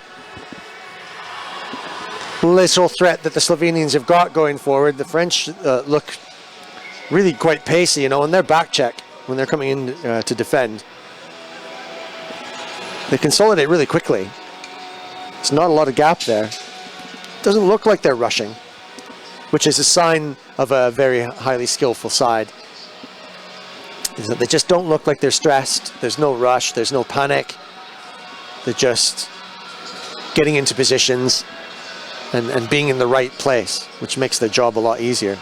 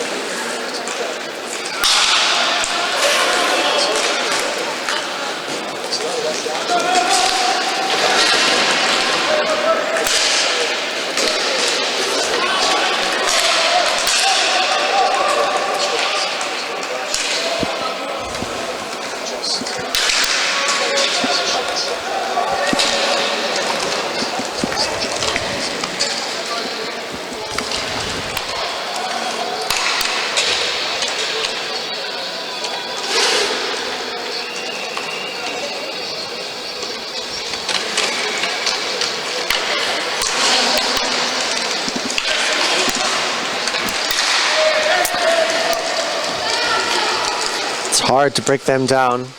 Sharp. Austin. Working together really well behind the net.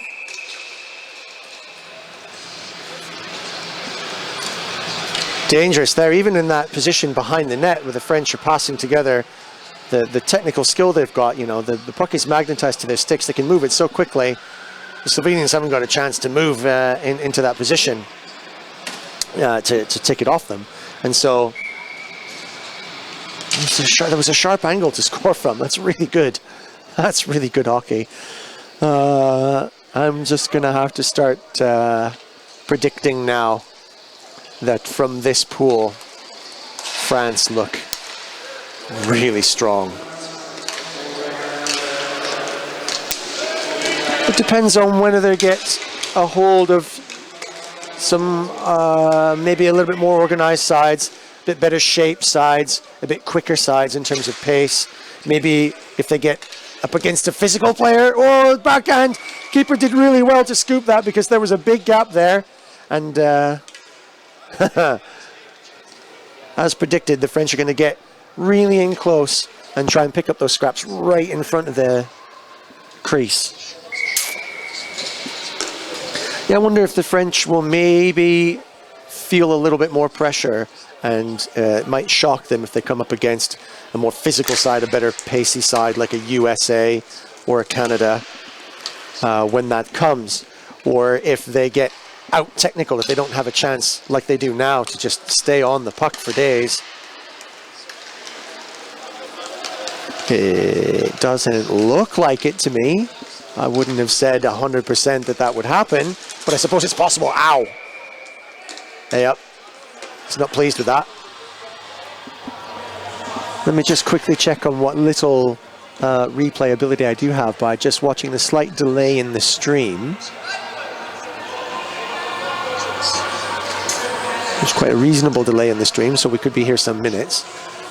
But from what it looked like to me, is it was just two cars trying to occupy the same lane as the French were trying to take the puck around the back of the net, in a deadly position for them. And the goalpost managed to split the player into two. He wasn't best pleased with that. I think it's a fair check. Nah, it was just, now that I've seen that sort of on the delay of the stream, actually it was just French player just going at pace, stretching for the puck and getting a little bit of compression from just in behind him. No, nothing in it. Slap shot high and wide. French team dangerous in attack. Slovenia maybe not totally finished yet. Oh, nice lucky little bounce and some cheeky balance to try and get that puck out. But when the French cough it up, it's so dangerous. Look at this breakaway. So easy, so quick. Oh, the keeper did an amazing little dance. Breaking out his breakdancing mat skills just to try and scoop that puck up with some part of his body.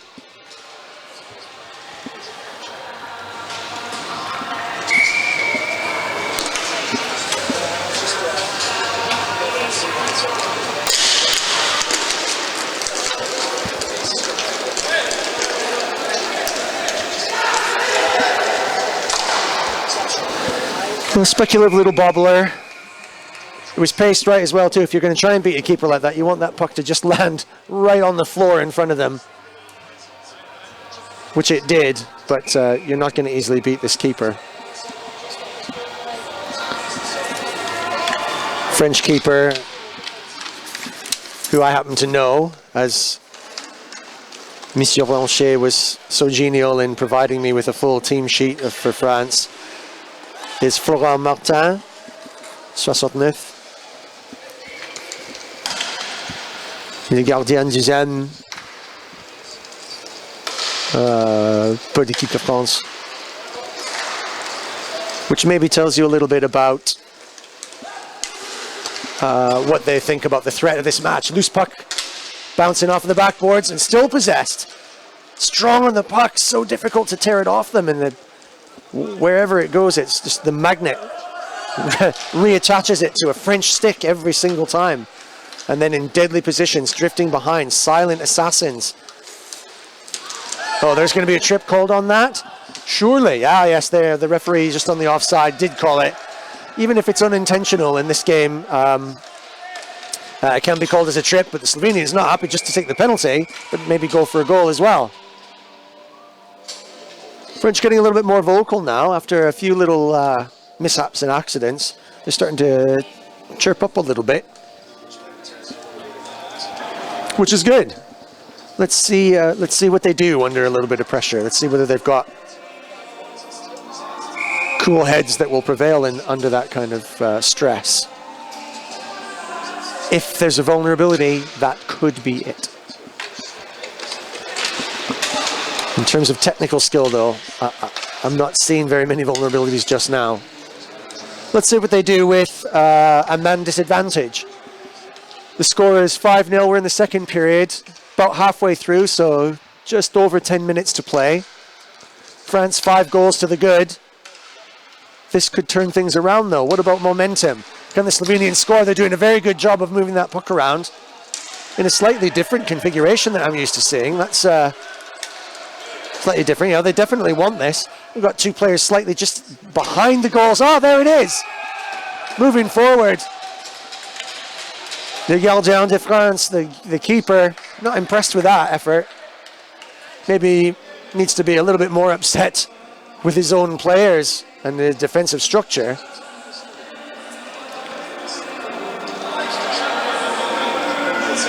French forward Rabi, number 39, having a discussion with a senior member of the Slovenian team, just impressing upon the fact that they would prefer it if everyone just let them alone to play their hockey and not interfere with them. So don't forget, France, that this is a tough game, and You've got to be tough and take a few licks.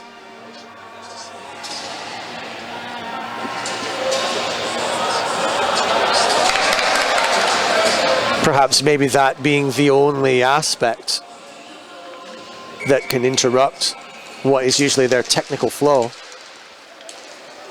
They'd rather do without that. So here we go. Let's watch their technical flow as they come back to 4-on-4.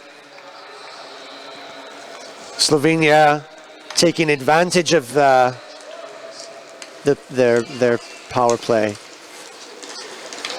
and maybe making this scoreline a little bit more respectable. And maybe that is just enough of a momentum inspiration to see the Slovenians sharpen up a bit. The keeper grabbing that bird straight out of the tree. France 5, Slovenia 1 in 10 minutes, 4 goals. Not impossible. Just maybe a little unlikely.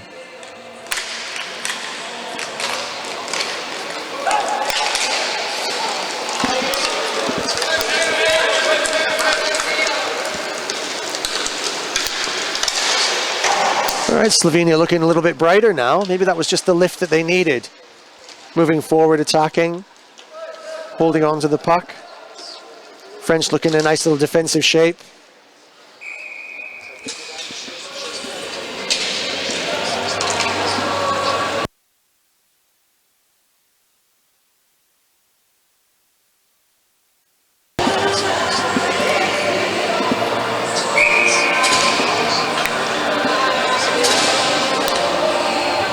France looking to win this face-off smartly, and they do.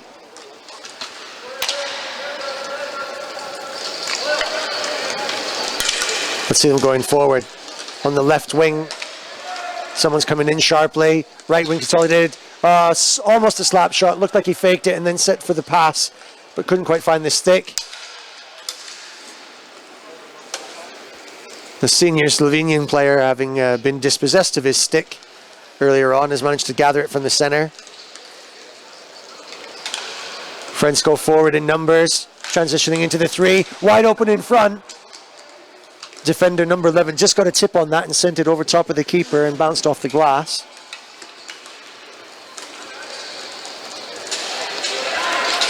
The French team's just always got options.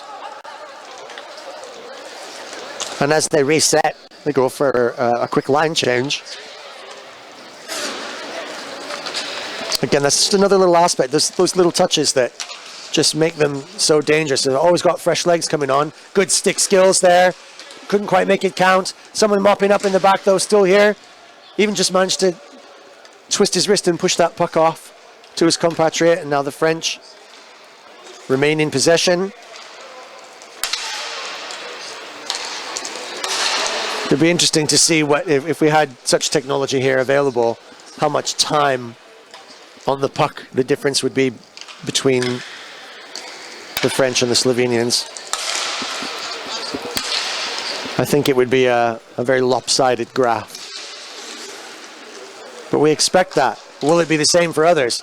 Smart centering pass there. Could be a holding call coming up for the Slovakians.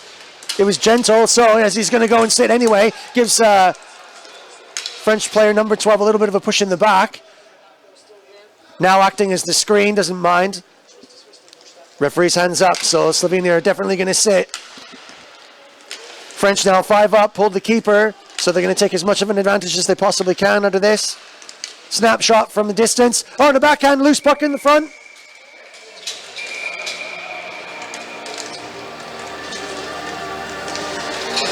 French players just taking the opportunity to try and poke under the keeper's gloves, but the Slovenian Slovenian defenders do exactly what their job is, which is protect their keeper.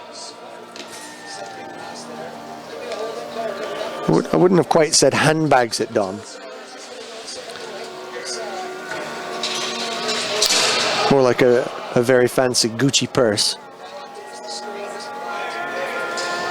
And the Slovenian number 12, Staric, now sits in the bench. He didn't look back in anger as he went to put himself down. He knew he was going to sit. Probably should have been penalized for his second boarding, shoving the French player into the boards. Just definitely a no-no.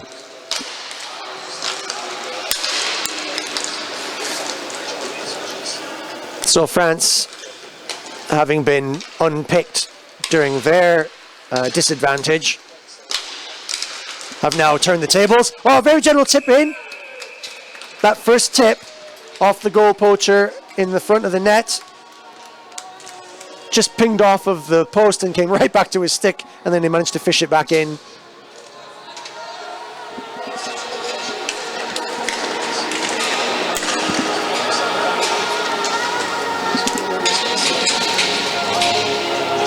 Goal scorer there was Benjamin Desrochers.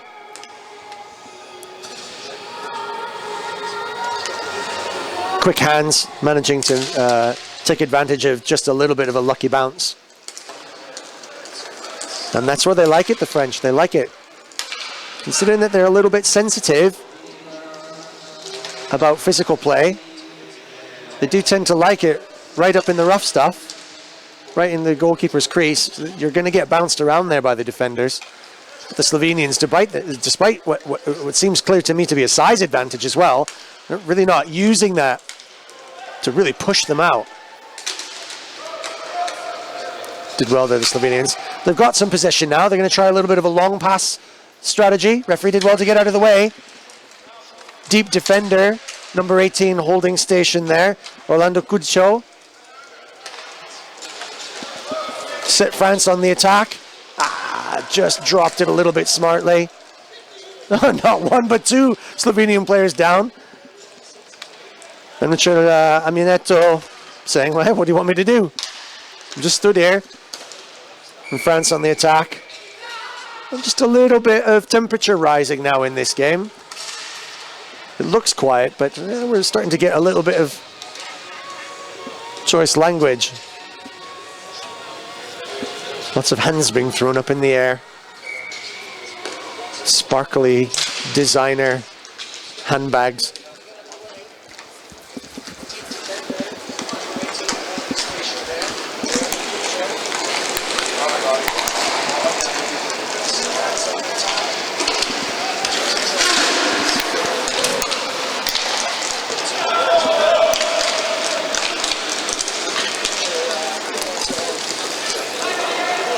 Everyone back to full strength now, so maybe a bit of the pressure off.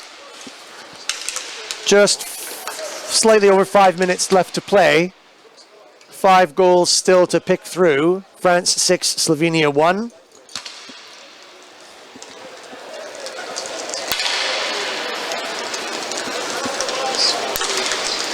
Some good stick handling skills.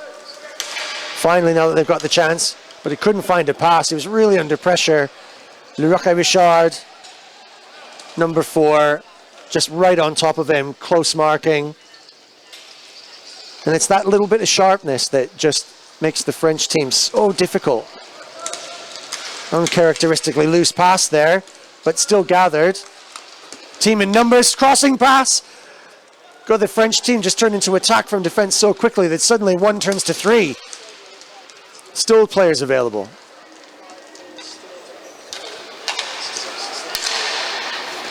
And they'll draw Slovenia out, who are now no longer sitting tight in that tortoiseshell formation.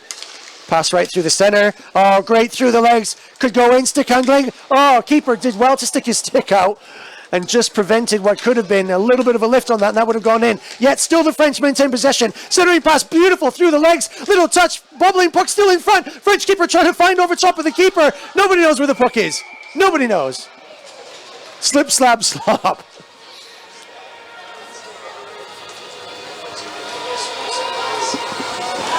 Well, I certainly didn't know where the puck was. And there the French were batting it flies.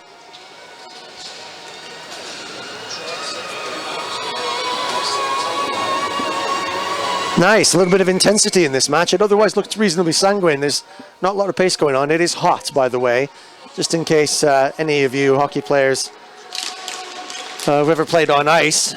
There's no advantage of having a giant slab underneath you to cool down the air. It's hot here.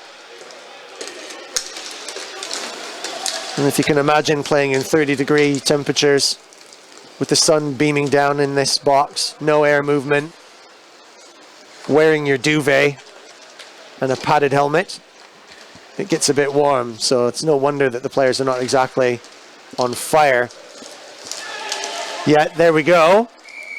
When pace is displayed and they get a little bit of electricity going, Slovenians kind of resorting to what they've got left to do to try and defend it, keep the scoreline as respectable as they can, just to throw their bodies at it.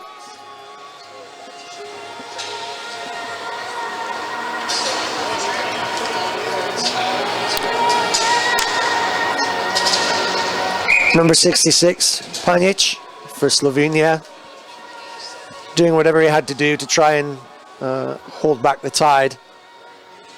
France with the man advantage now for the next 2 minutes, which will bring us perilously close to the end of the second period. France completely dominant.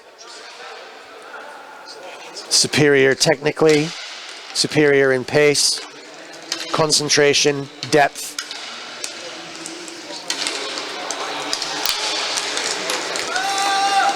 And not being disturbed by the physical presence of the Slovenians.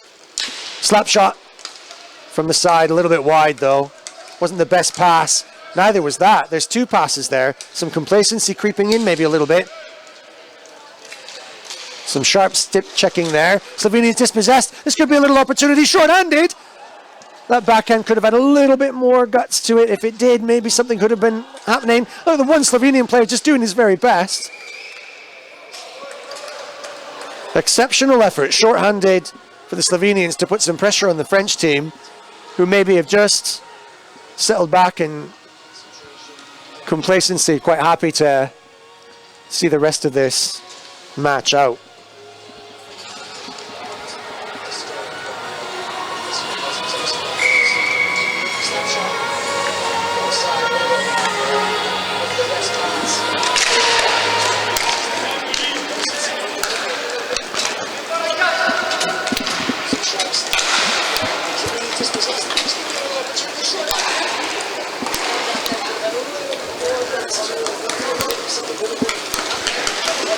France moving in stealthily, building a shape. Don't think they're in any hurry, really. Looks like 18 really wants to take this slap shot. What's he going to do? He wants it, he wants it, he's excited. Maybe a little bit speculative. Found a stick at an angle and flew at a high angle into the air. Drawing the Slovenian players, that's a post rim.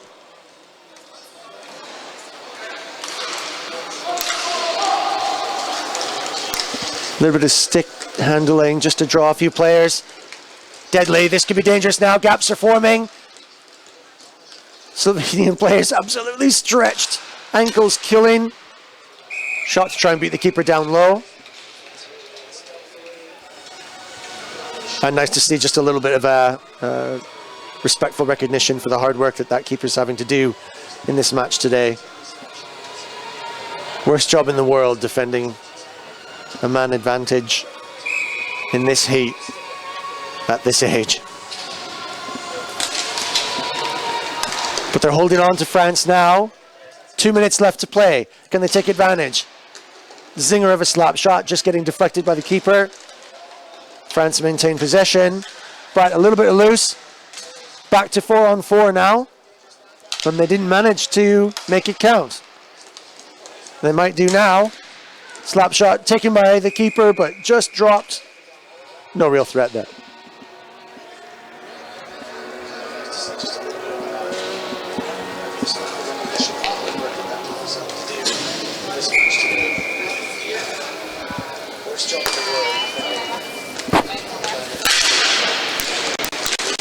France 6, Slovenia 1, just in the last minute and 30 seconds left.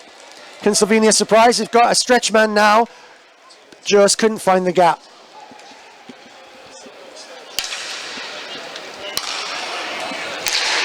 Slap shot, going wide. picked up by the Slovenian player, half-heartedly backhanded, gone round. France could break quickly here. Just mishandled slightly on the back foot.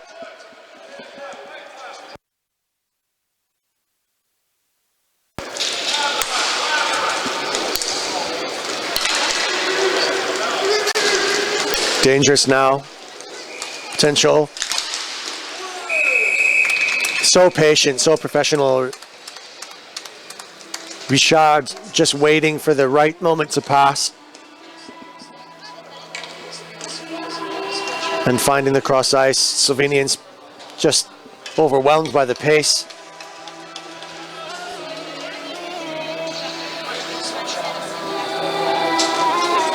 And the France team taking their opportunities when they get it.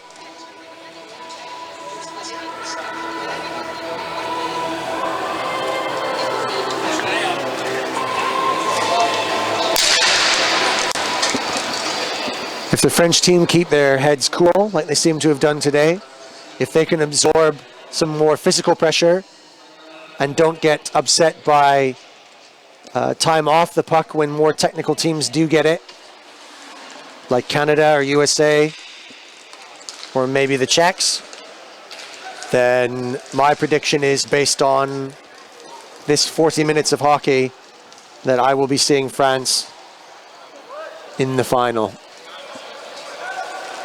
They look absolutely unstoppable here. Purposeful, not wasteful, quick. Oh, and deadly from anywhere.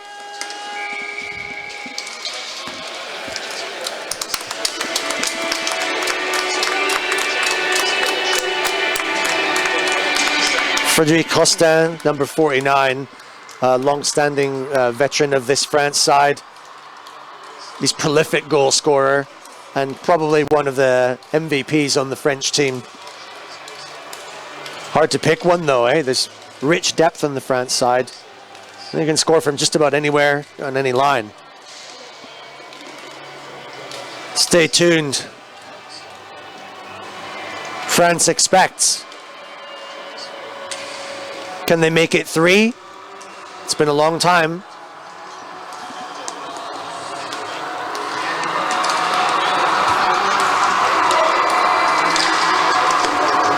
Mind you, it's not exactly 20-0 like the Czechs can do.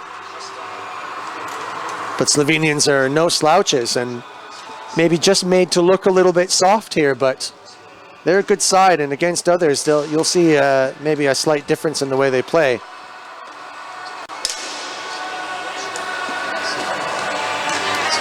They'll be disappointed with that, Slovenia, because they'll have wanted to have made a better account for themselves. They just couldn't get any puck time. They didn't have a chance to do any of the things that they wanted to do. Didn't get any chance on it. Well played. As promised, I was going to go through some scores from around the grounds. And more, as we're in the booth here, more and more results are coming through. So get your pens and papers out, and in just a minute I'll go through the scores of all the other matches that I have. I'm going straight off the team sheets here, so it's a bit of hieroglyphics. I'm going to have to do some translating.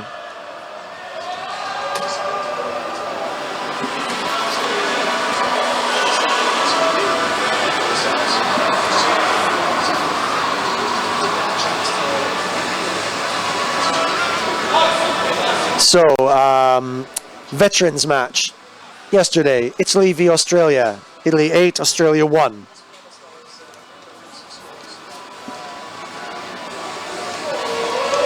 Masters over 38s. Australia v Italy. Italy 3, Australia 2. That's an exceptional result for Australia. Did really, really well to defend.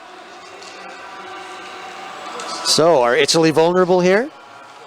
Could that be a target for Team GB?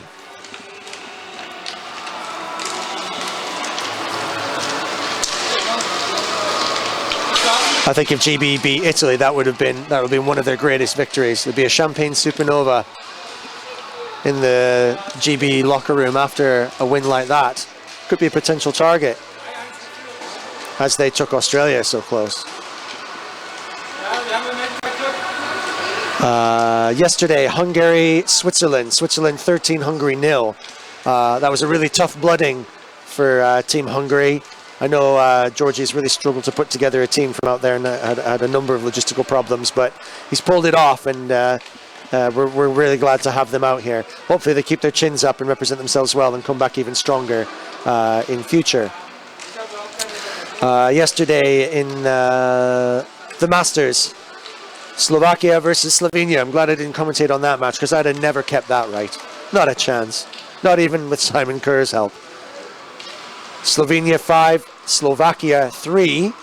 So Slovenia showing that they do have talent. I mean, Slovakia are a very good side. Very, very good team.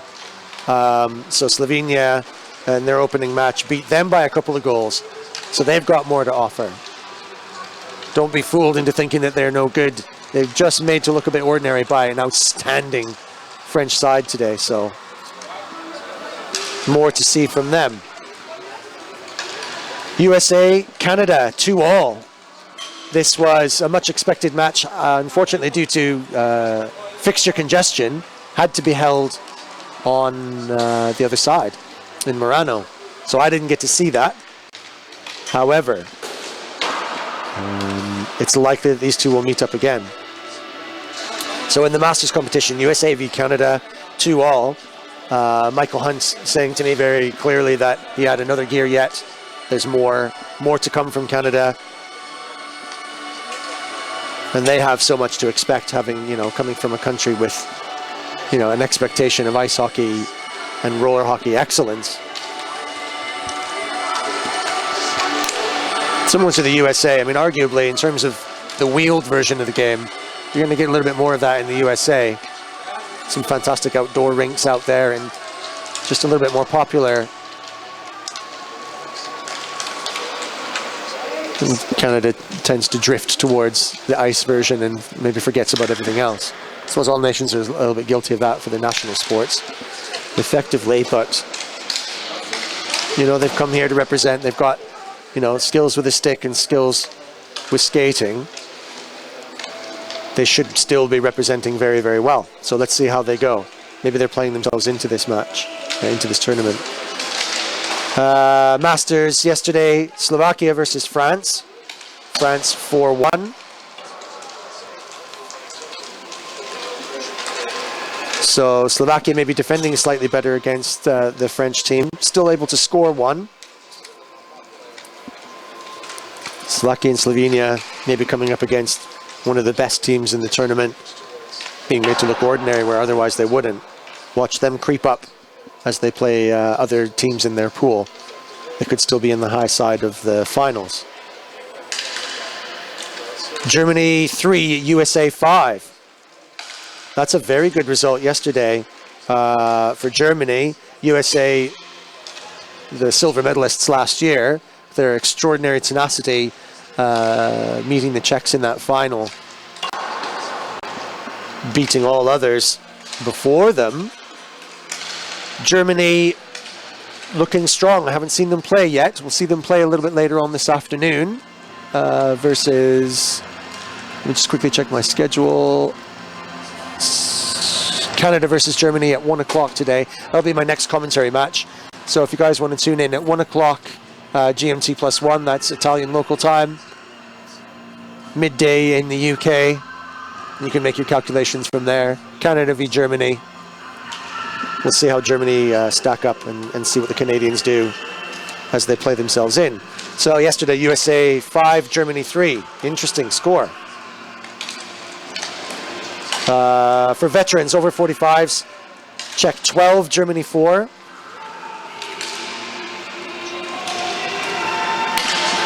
Back to the Masters, Slovenia versus Germany 4-2. So there's an example of Slovenia being able to do a job and beat the team that they're playing. Versus Germany, well, Germany looking strong this year, stronger than I've seen them. I'm looking forward to seeing them today and seeing how they come up.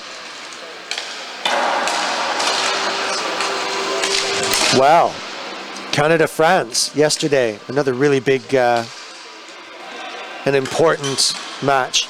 Canada v France, 3-3.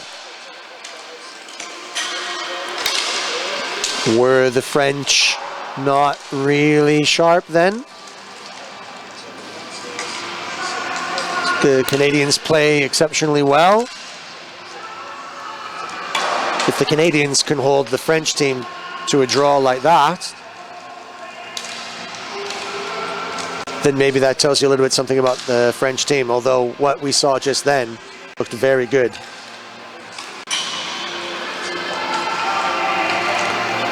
Czech Republic 19, Great Britain 1. Commentated on that match, and the traditional opening match for GB, and it's always a tough ask. Italy 12, Hungary 1. Yesterday in the Masters.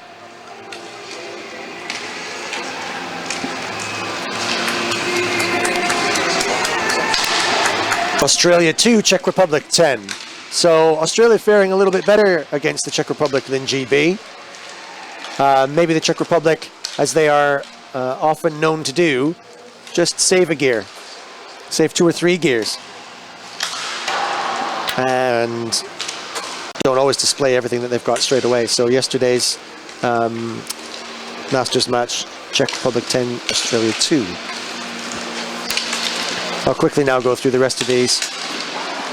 GB2, Switzerland 10. That was a tough match. Ricky Cooper getting absolutely peppered.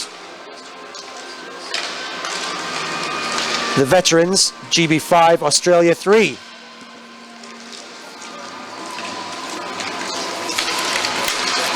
So the really old-timers out there, really good mates of mine.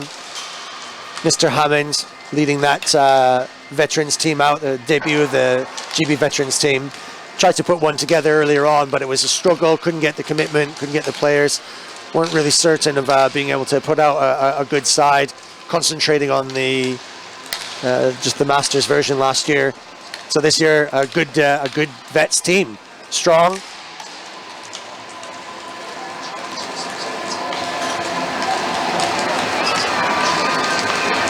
John Fowler, a good mate of mine, and his fantastic and charming wife Donna, who have come out, and I've spent a lot of my time with them so far, and they're just a fantastic couple. Johnny's a great mate, so knowledgeable and so understanding about hockey, but the way he plays it as well too is just I've never seen anyone enjoy the game so much, on and off. And he's a real patriot of the sport, and I've played with him for many years as a manager, a colleague, a player. He's still is working together in Sheffield to put together veterans and rec hockey for the old timers and anyone who can come out and play for him. I've always got a WhatsApp message from him saying, can you play this, that, or the other?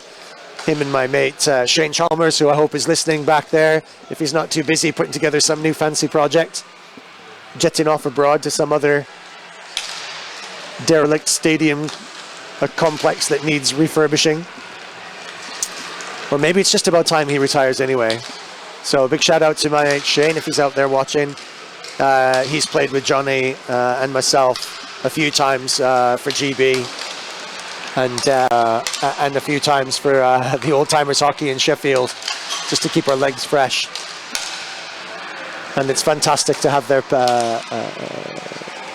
patronage as well too, because they're really big proponents and really big supporters of hockey.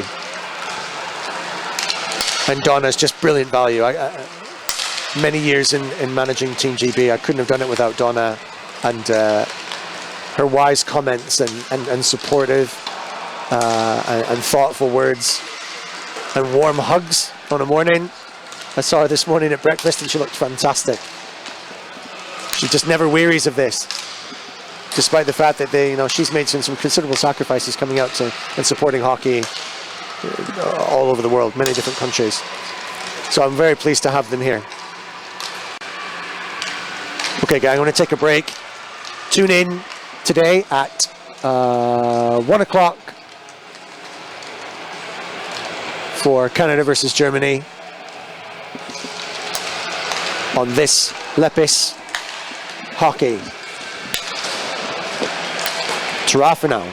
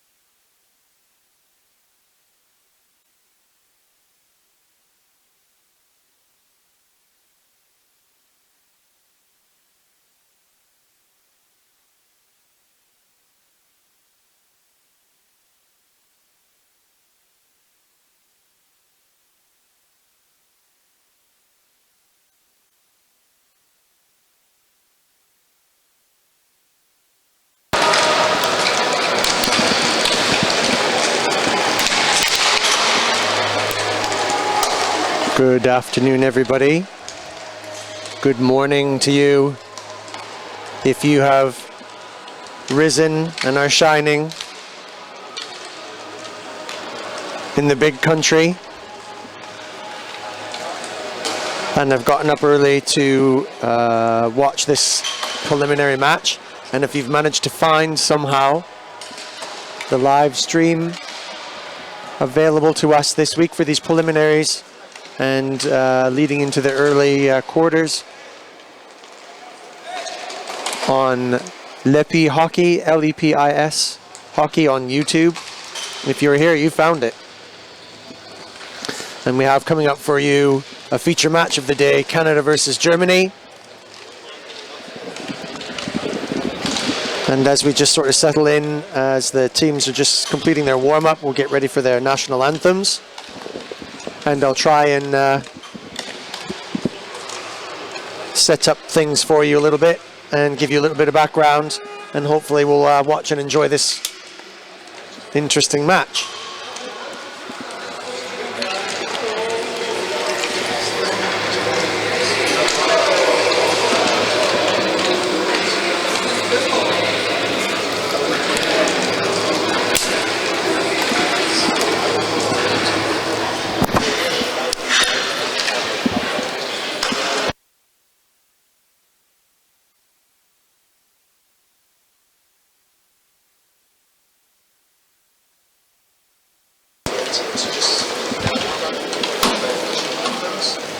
Okay, good morning, Canadians.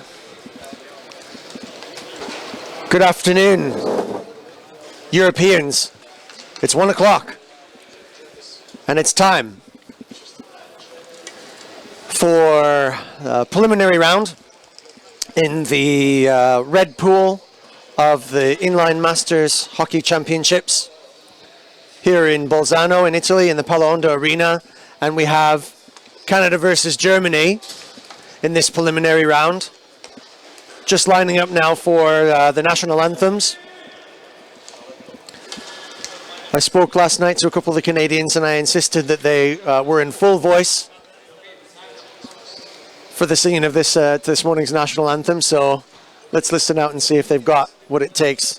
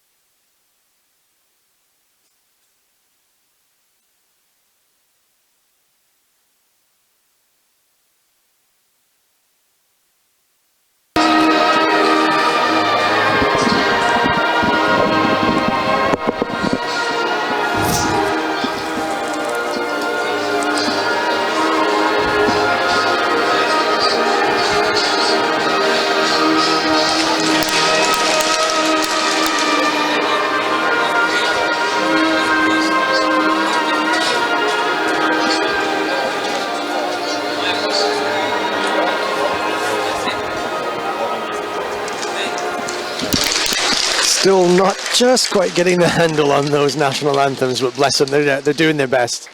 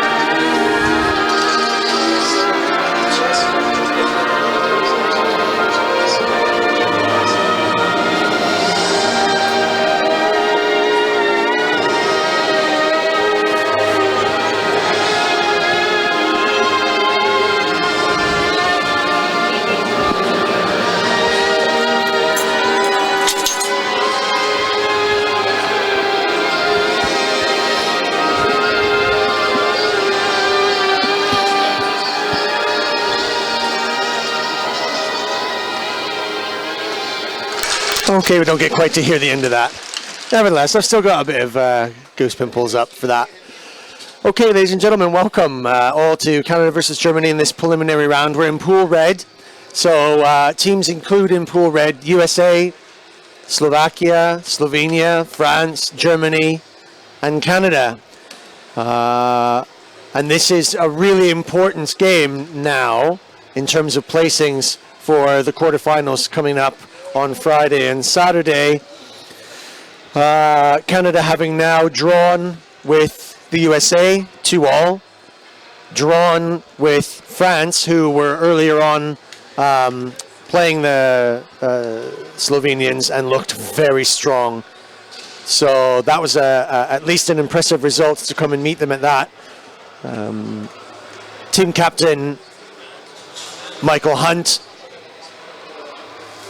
was doing an extraordinary job last night rallying his troops, and spoke to me yesterday during the opening ceremony and then again during our gala evening, expecting that Canada's got yet another gear.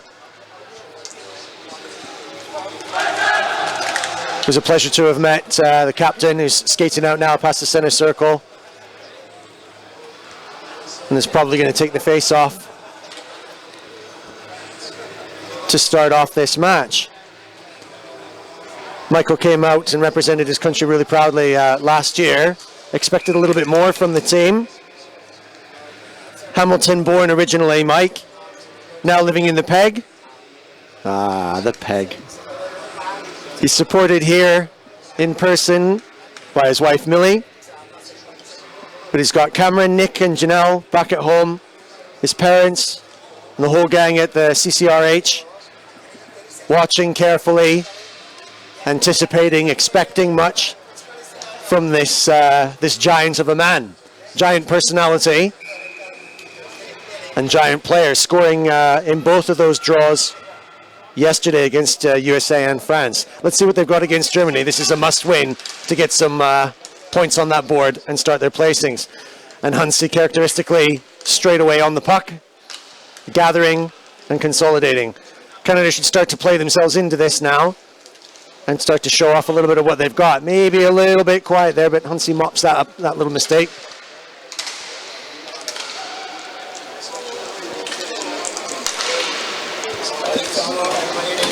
Reasonably steady start. Typical ice hockey style. We'll have some breakout here and a three-way split as we push forward. Hansi gets a little bit of engine going, looking for some crossing, but nothing really deep in dangerous positions. He's happy to be patient. Can we strike from deep? There's a little tip that could have gone in. Hansi digs from the corner. And we stretch back and try and open up the German defense. Germany not notorious for blocking out and boxing up, so I expect that they'll be on the forecheck quite a bit. Oh, Pinger right through the gap. Coming off the back post, another shot, stressing the keeper of the German side, but the bobblers just don't go in. Germany pushing forward now. They've got some pacey players, and they'll take a little bit of puck possession. While the line changes are fitted in. Slap shot from downtown. Oh, trickly puck through. Can he grab it? What happened?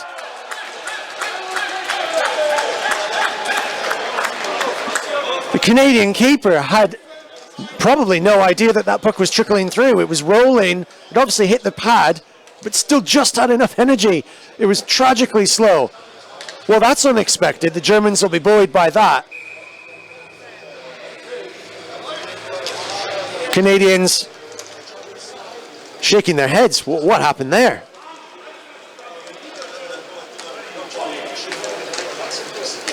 The danger from a lot of these shots coming from that distance. A lot of goals are going in against GB from that position. Will that disparage the Canadians, or they're going to step up now? Or take it in their stride? Call it a soft goal.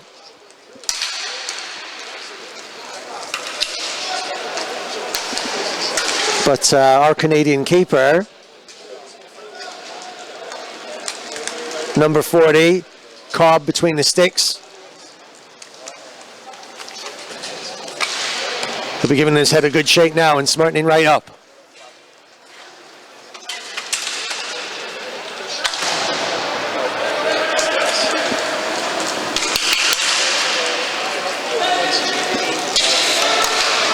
Germany content to break forward. Had to stretch for that on the pad, but loose puck again in the front and gathered in the glove by Cobb, who's switched on now.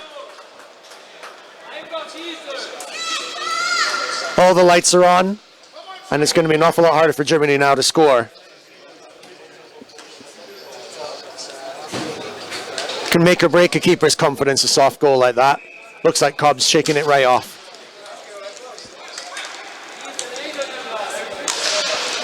Germany, no slouches for Canada. This is going to be an important match for them. They've got to get some scores on the doors.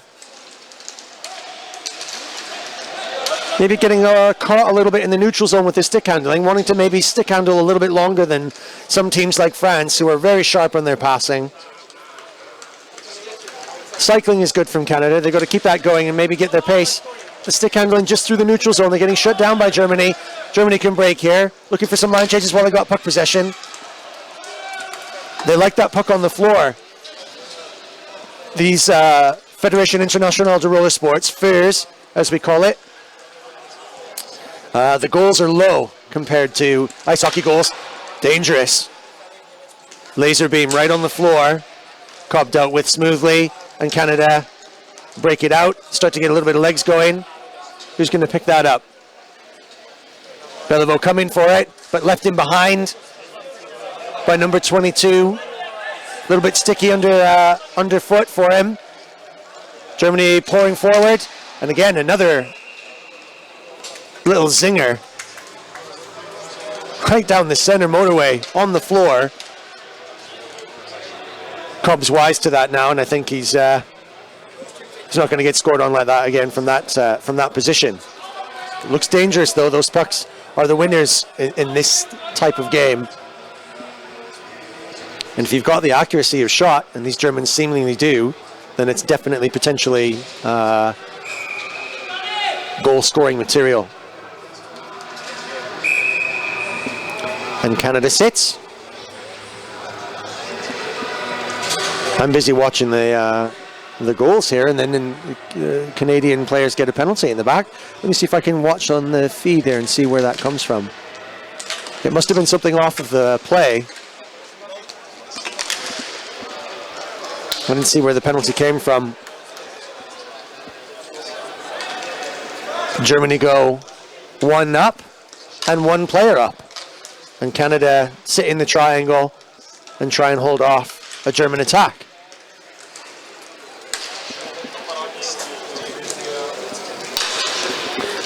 Could have been a slap shot, was waiting for it. Canadians keep him out. Wide shot.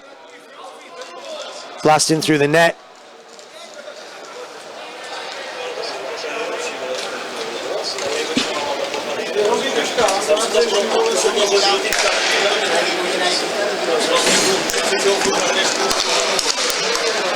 Good job there, Larocque, chasing that puck, not letting the Germans get complacent. There's another dangerous shot through, trying to get in between the pads of Cobb, but it's not coming off. The dangerous player screening the keeper now.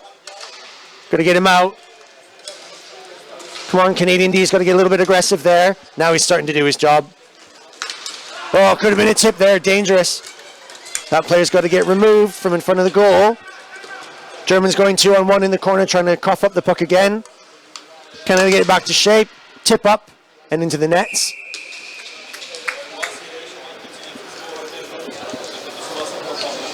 Germany dangerous there, got that player drifting in the screen, in the crease. Cobb having to stand right up and look over top of their shoulder. Canadian defense is going to have to get a little bit aggressive, being very careful not to obviously sit down. Don't know why Brian's, I didn't see quite why he had to sit, but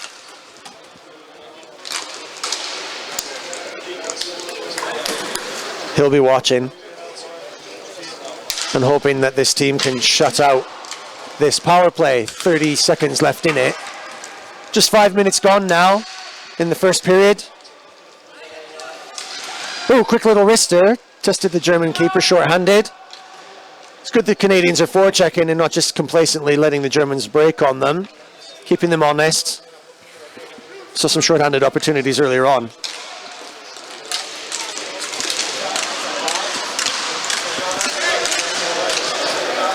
Canada just eking out this penalty now. And we're back on board with 4. Puts the lines back together, and away we go. Canada looking dangerous now with full stack. Ooh, a little bit of a drifter in there, and someone was on that back post. Struggling with some footing there, loose puck off top. German still got it. Held on to it just long enough and then tested Cobb again. He gathered that in. So Germany off the mark a little on the early side with a really soft goal that will have disappointed Cobb, the keeper. But Canada will have brushed that off. Got to sit for a cheeky little penalty off of the focus of play. Unlucky little bounce there. Huntsy couldn't find that, was just behind him. Another dangerous shot from outside, sort of towards the blue line, really. Nice crossing pass, just a little bit of a stretch. Setting up here nicely, could be a big pass. Oh, it was an easy goal at the end. 3 players on the attack. Captain Huntsy just doing his job, didn't get a touch on that puck uncharacteristically, and just doing his job, screening the keeper. Good patience through the pass, waited to go high on the glove side and finding a big gap there. Keeper preferring to sort of dive down and cover the low option. Canadians yesterday struggling with the Fears goals, always trying to go high, getting up in the top corners, trying to stretch the keeper, whereas with these Fears goals being as low as they are, options are usually hotter down below.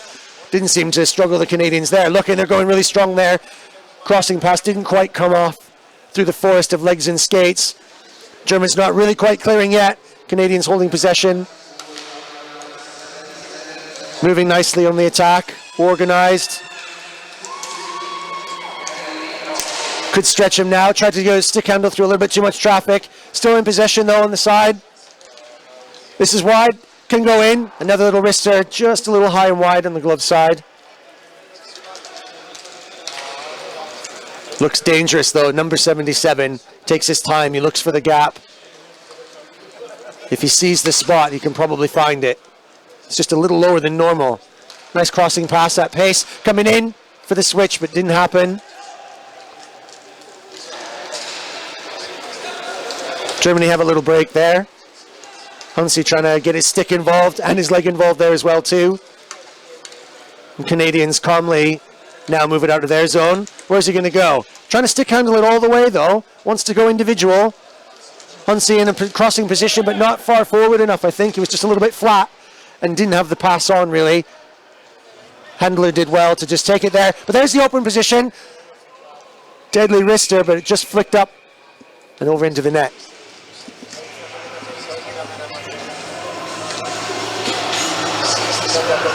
Canada starting to play themselves into it a little bit. And that was always their intention. Some tough matches, you know, playing France, the way that France looked today, earlier on in their match against Slovenia. I mean, those are potential world champions. They're 2-time world champions, although they haven't won it in a few years now, with the Czechs being so overtly dominant. That's another dangerous shot. The Germans coming in at pace. Canadian defense just dealing with it. And Germans on the forecheck. That's going to test the Canadian defense. They're going to pressurize them. Again, Canadians trying to stick handle through the neutral zone. Just a little bit physical, but there's nothing wrong with that. Just shoulder to shoulder.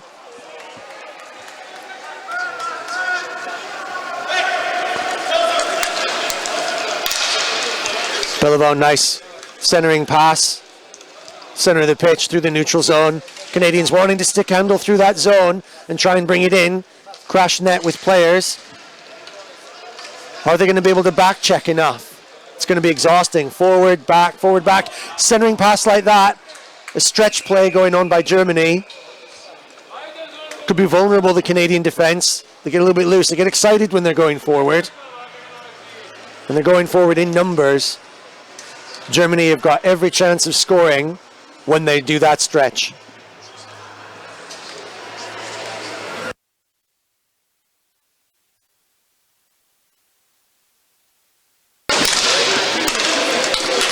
Canada wins the face-off in their own end. Couldn't quite clear it out just yet.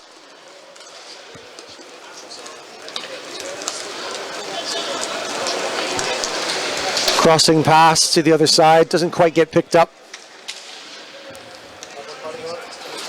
Drops it off to support, wants to stay in the corner. Ooh, dangerous. Tipping off the net there, and then still dug. We'll come back out for a little bit of a reset.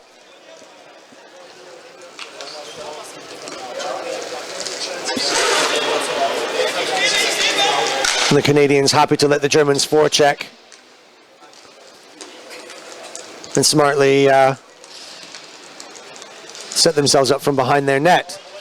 So, professional job here by the Canadians. They know the game in the mind. Sometimes it doesn't always come off in the stick, though. Just on the through. Number 44, Kodai, just getting a little bit stuck with a sticky puck. Crossing pass doesn't quite come off. Always in front, not behind. Laurent Canet stretching, stick handling, wide open. Oh! Again, those wristers are just flying over top of the crossbar there. Germany responds with a shot wide. Rebounds off the boards and clears it off. Are we going to get a too many men call? Germany. Let's see what the call is. Too many men.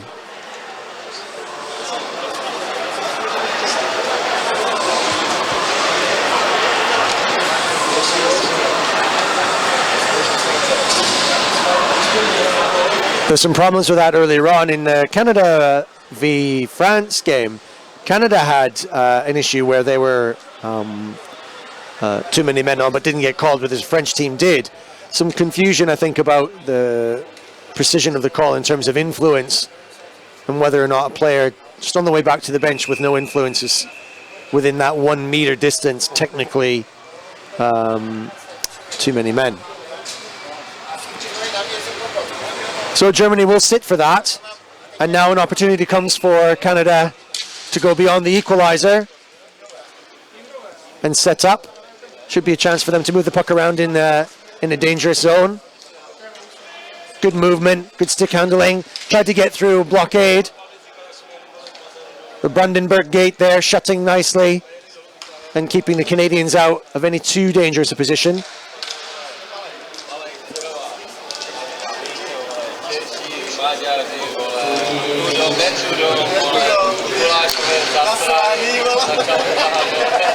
Good screen in front of the keeper. Still can't get through the gates. The Canadians do not have the papers to get through. The Germans doing a really good job of shutting that door.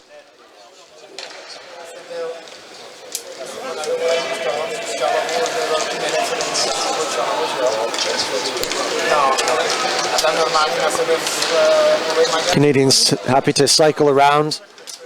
What's Michael going to do? Big slap shot. Ooh!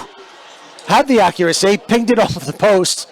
Almost broke the puck as it rebounded with all its energy straight back at the shooter. And then, ow. Little of a mark left on number 12 for Germany. Michael signing a little bruise for him on his leg. And then some movement in dangerous positions. Maybe try and stretch out a little bit. Get the Germans to follow around. Did a little tour. Once around Berlin. Stretching out, tried to do a little cheeky pass to the back post, but didn't come off.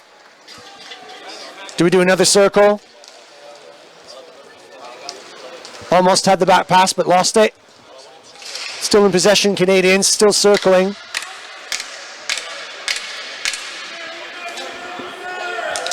And a professional job done by Cobb to warn of the 4-on-4. Powerful slap shot in the right position, but the keeper dealt with it, sort of fumbled it within the glove, and then it tippled up and over. Canada still sort of dominating the puck in the offensive zone. Now that they've gone 4-on-4, keeping pressure. Another no throw, wide open. Oh, I saw the gap from here. Everyone else must have done too. Just low on that stick side. And Germany finally get a chance to get some fresh legs on. They'll be aching there. Canadians trying to stretch them as they change. And a set of fresh legs all around. Germany doing some stick checking and some forechecking to the Canadians as they're on their way backwards. Oh, nice little stick handle toe drag. Just got caught in a skate. Puck still being fought for behind the net. Potential chance.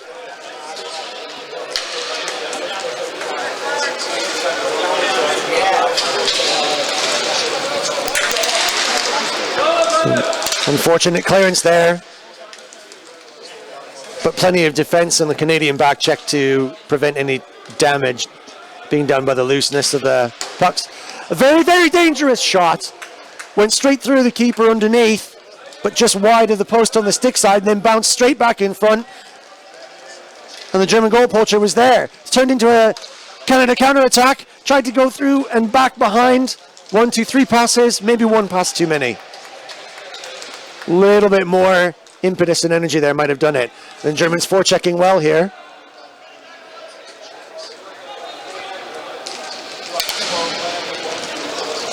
That's not going to stress the Canadian defense. Attacking strong, quick pace. Was there a trip? Hand goes up, whistle goes. And a not unfamiliar position for some of the Germans. They do get caught a little bit. In their German debut in Prague, in the ice arena, home of Slavia Prague, when we played there. GB's first ever World Cup win.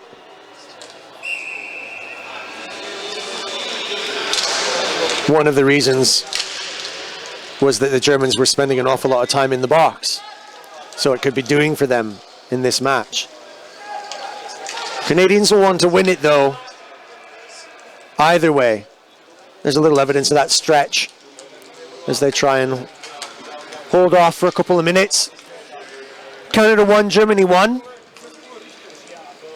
4.5 minutes left in this first period. Seems to have gone fast.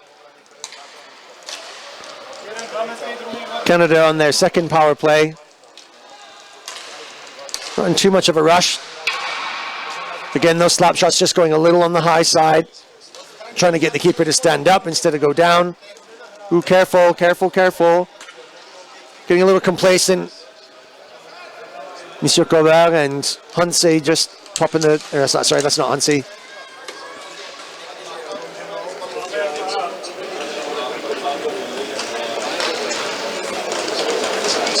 Hill, 79.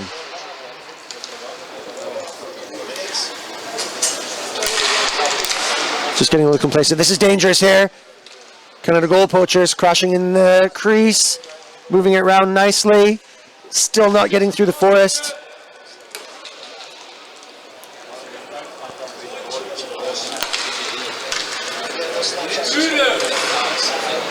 Germans hiding their tanks in the Ardennes forest. Can't get through. Can Canada get round the bulge? Hunsey could shoot from here. Now he wants to wait for a space. He could shoot now. Didn't decide. Waited for the other crossing pass. Well kept by the keeper. It was a hard shot.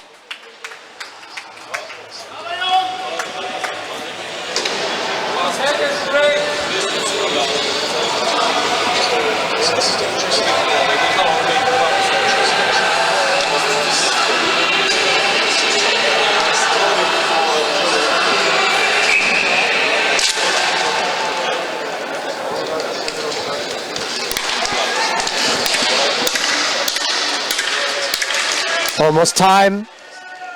The familiar slap of the keeper's stick, warning of the return of the German player. One last maybe kick at the cat here. Ooh, dangerous. Turning shot just in the center, in between the two face-off circles. And we go back to 4-on-4. And Canada are going to have to earn their goal the hard way.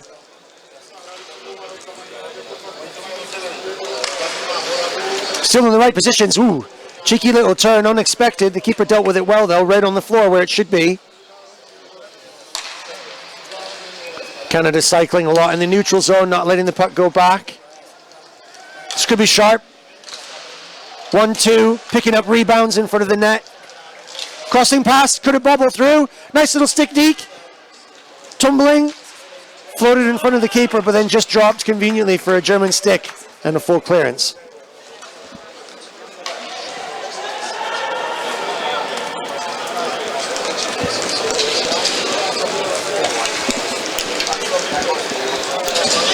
Canada break again. Oh, dangerous. Wound up, but miscued. Found the shot. Still got possession. Send it back home. Get some fresh legs.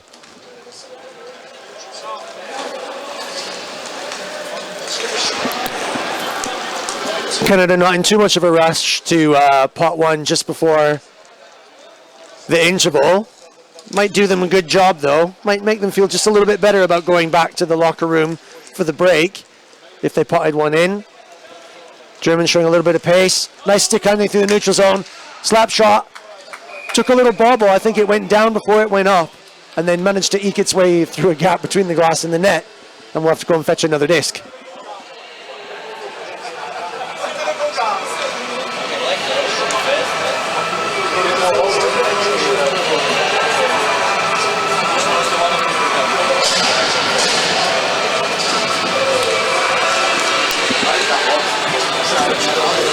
Just another minute left in this first period, Canada versus Germany. Welcome to all of you joining me over your breakfast or your coffee. As the now switched on keeper for Canada, number 40, Cobb, gathers in another loose puck.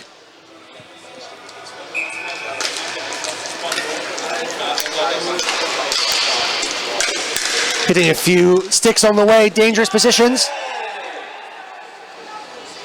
Looks like Canada might sit here. Got a little high stick there, probably just trying to defend the position, doing just as they were asked and pushing themselves into the crease to get rid of some German snipers.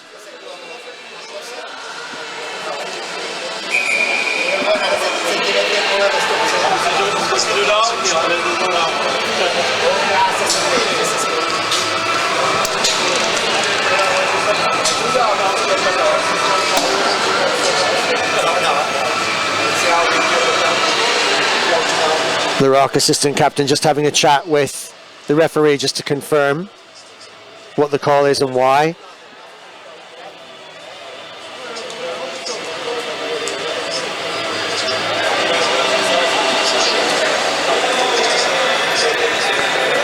More conversations. There's just been a little bit of a dangerous wet patch left in front of the goal. Did we draw blood there a little bit? I just caught him in the chops with the blade of the stick.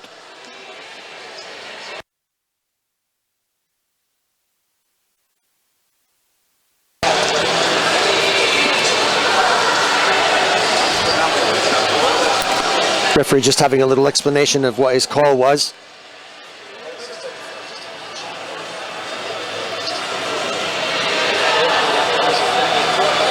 And now the refs are going to have a conversation. Was it intentional?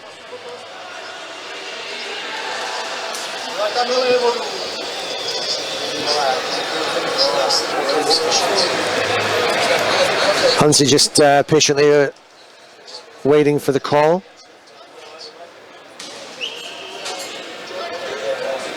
Referee's having a good chat here.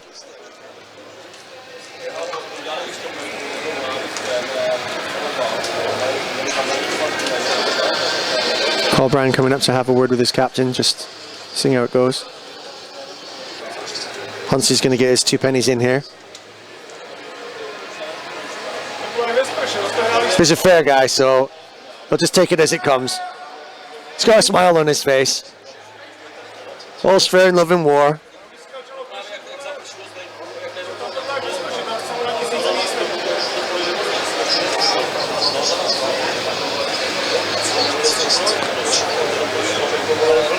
Bless the little lads here who are volunteering. They seem to have mopped up whatever bodily fluids have leaked out all over the pitch in front of the keeper.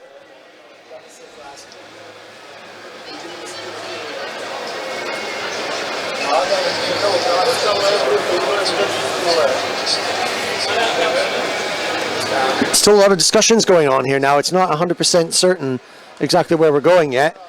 Maybe they're still deciding who's going to sit. There is someone in the box now. His number's just obscured from my commentary position. There's still discussions going on. Maybe just confirming what the crack is.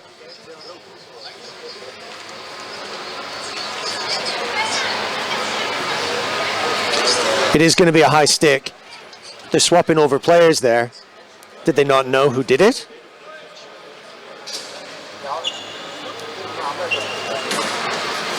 So, 22 Bryan sits.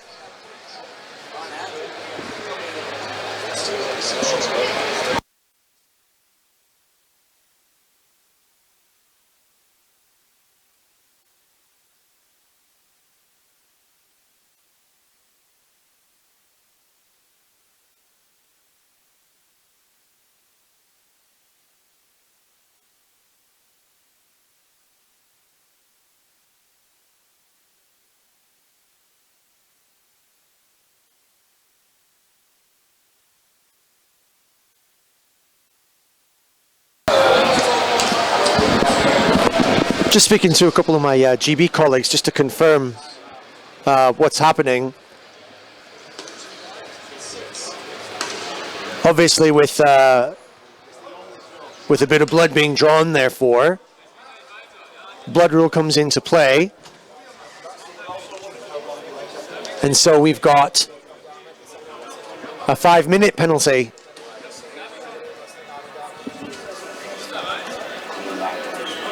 For player number 22, Carl Bryan. So he'll get to sit and watch a portion of this last bit and then the portion of the second period from the benefit of the box.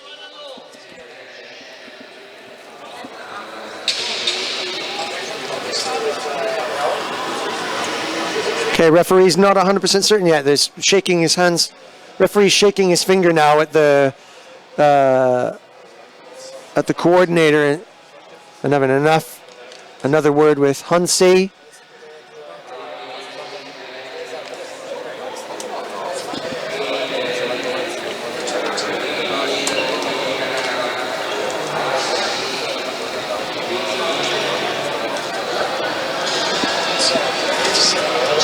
Couldn't quite hear what the announcer was saying then, that Tannoy's not exactly 100% here. But I think it's still being worked out.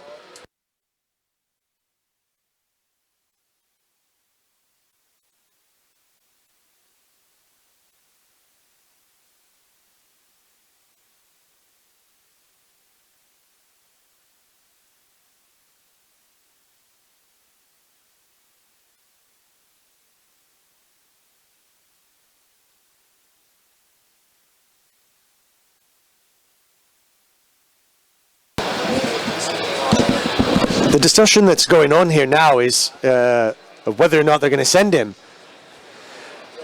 I mean, Brian, he sat in the penalty box. 5 is up on the board.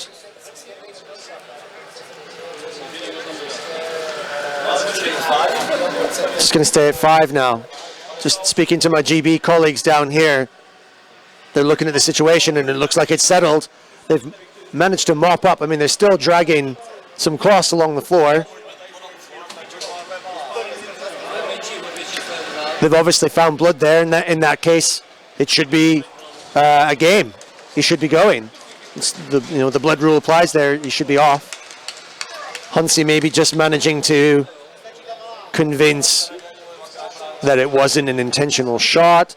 Huntsy now going over to the German bench and maybe just making an explanation or just talking to them about what he seems to be thinking is a fair call.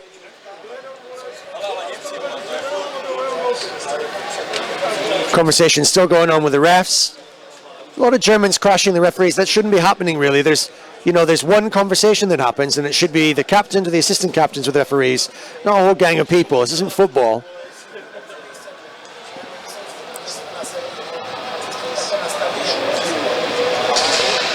So I think it's finally resolved, and it looks like we're going to have 5 minutes penalty.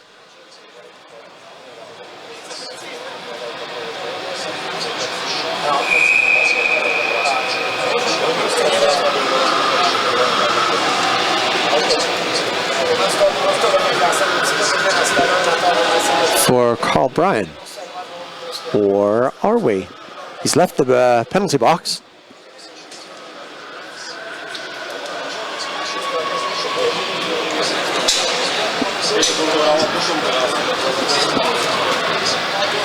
And now the players are leaving the bench entirely. This is interesting. I've never quite seen anything like this at this level before, so I don't know quite what they're doing. They're taking it back to the bench now, and the players are retiring. There's still 1 minute left on the clock.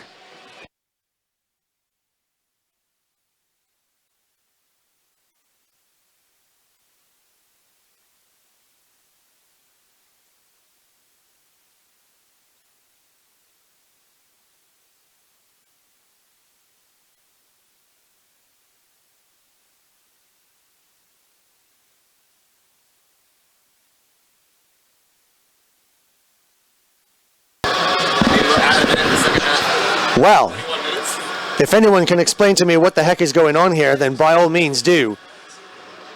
Speculation is that the teams have just gone back to the bench. We've got 1 minute left in the first period. Canada won, Germany won. High sticking call in front of the Canadian keeper. Drew some blood, obviously, from a German player. Cleaned it up, but maybe there's some concern. I can see some cleaning fluids now coming out, and another extra large family pack roll of toilet tissue.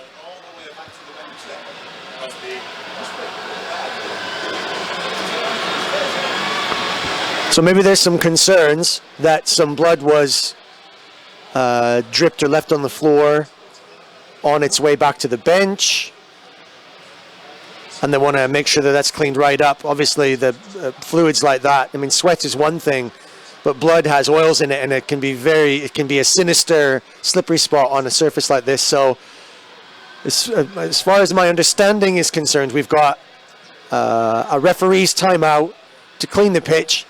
Teams have gone back to the bench. Judging by the clock now, it's been adjusted. It looks as though they're just going to have an extended second period, 21:01, where there was 1 minute and 1 second left in the first. So we've got 21 minutes and 1 second for a second period, and teams have gone back to the bench, or back to their locker rooms rather. We've got the army out there now, scrubbing and cleaning the pitch where the incident occurred.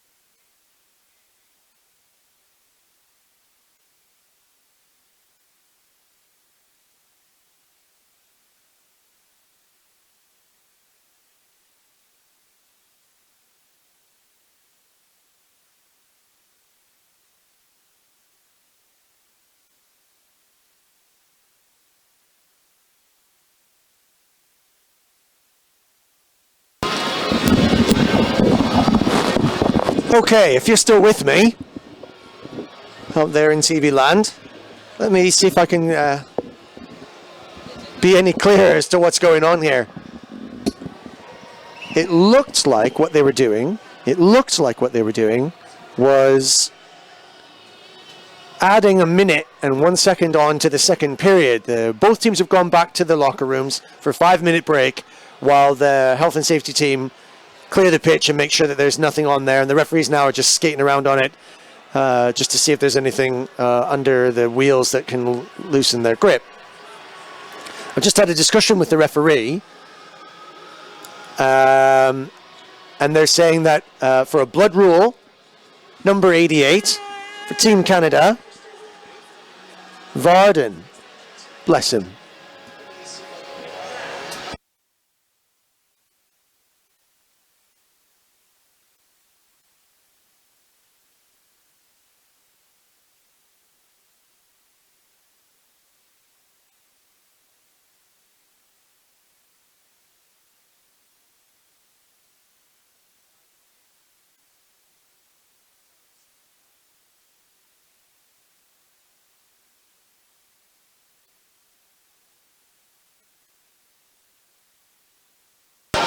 Okay, still none the wiser. I've had 3 different conversations with 3 different people. Your good mate Dave is going to run downstairs to try and figure out what the crack is. I'm just getting some confirmations from the referees.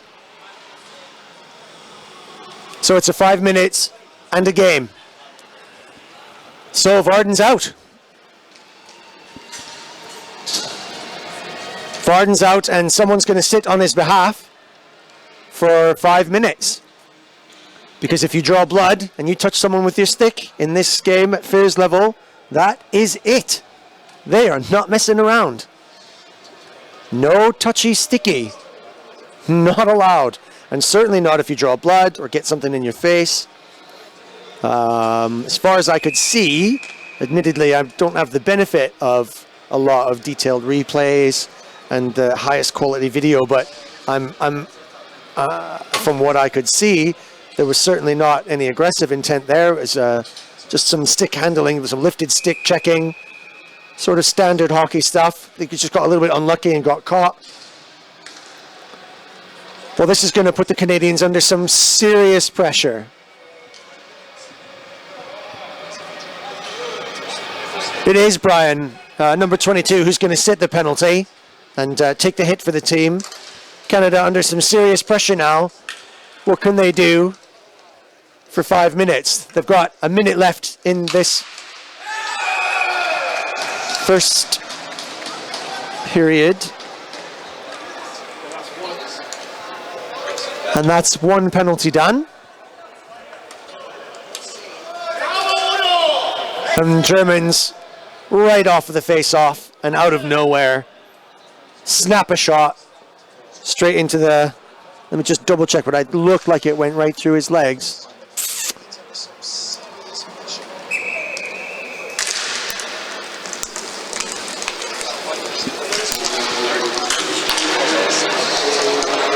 Canada breaking here now. Little short-handed. Oh, trying a cheeky little backhand. Almost got underneath the keeper, but their weight compressed it. Just having a look at the replay now. It's the German team took a slap shot from high just to the left-hand side, just on top of the face-off circle. Keeper went down to try and cover the floor, and it just popped up and just high on his stick side. So they're really disappointed without the Canadians. Sure, they were up for holding on as tight as they could and blocking them out.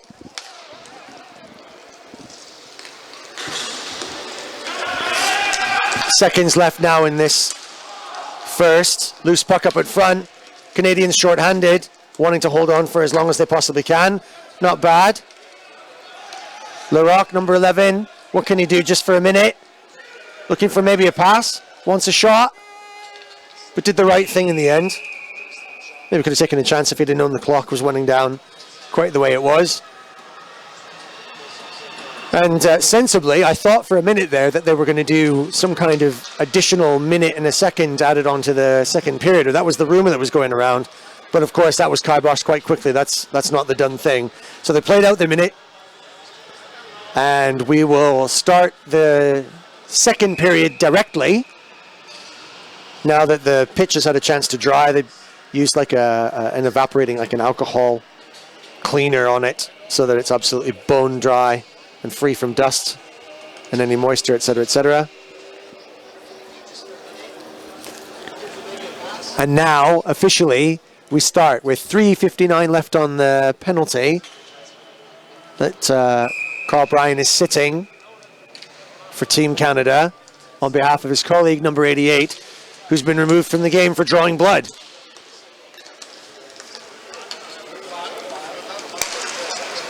The stick seemingly a device that Fears would prefer us all not to be using during this hockey match.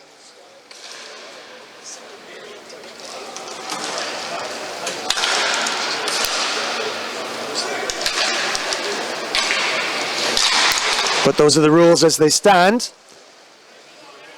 And so a lesson to all of us in the upcoming matches: keep your sticks down and out of everyone's face, and you might just get to stay and play. Dangerous slap shot. Coming in seemingly from nowhere. Trying to clear, but getting caught in the back of the net now. Germans hunting an awful lot. Canadians just getting a little bit scrambled here in their defense. It's a long time to try and bat the Germans away. Canadians could potentially score a short-handed goal here if they get the Germans on the hop. These slap shots from downtown are dangerous. Dangerous 4-on-4, but especially dangerous now. Short-handed. Canadians getting a little bit stretched on the D.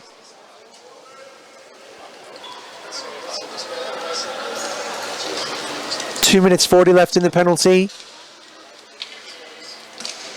Canadian keeper on the floor, shutting the door. Can't quite consolidate, can't quite clear. Canadians stretched out of defense. They really want a forecheck on their D. Oh, great move. Sliding, blockage, stick on floor. Absolute classic. Another slap shot from downtown. Keeper's looking down to try and see if he's got it, but it went flying wide and past. Germans wanting to come in and attack at speed. Canadians in the triangle. Corbett following, dangerous. Puck tipped up and off the glass. Deflected off the keeper. Centering pass. Shot from downtown. Fanned it, went wide. Rolling puck. Keeper down.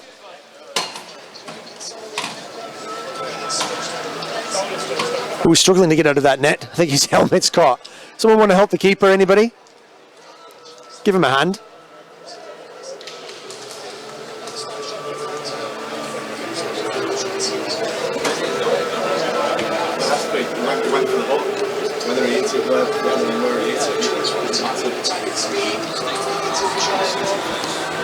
Cobb there, pretty tired from all of his efforts earlier on.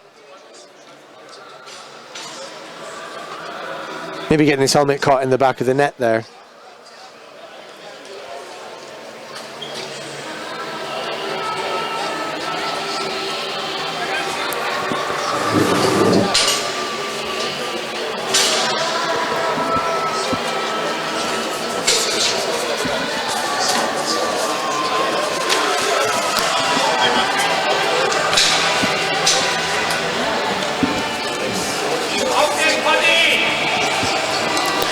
Now seems to be a discussion there, just waiting for the keeper to sort himself out.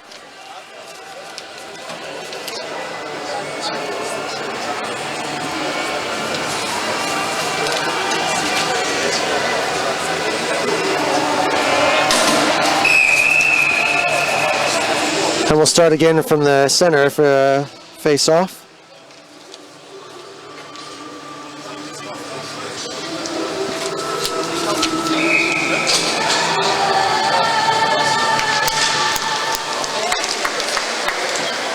And we're underway again. Seems to be a lot of quiet time in this ongoing match.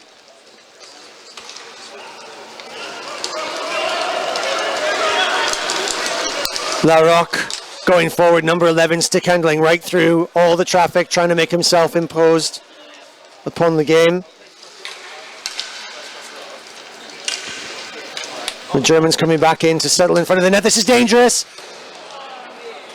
The snapper just went really high and well over the corner post of the stick. Canadians getting a little bit rough now, starting to move some defense out of there, but the keeper screen is in place. What can they do? La Roque trying to hold station up at the front, high side. Could have been a slap shot from downtown, moving around. La Roque dancing, trying to hold off the puck from coming out from outside, where it's dangerous, and doing a really good job. Demi Roque, number 11, trying to put off as much as he can on the defense. 39 years old. He's from Sarnia, Ontario.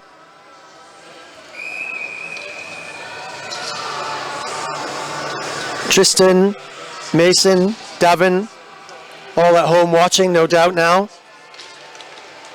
His 12th cap playing for Team Canada.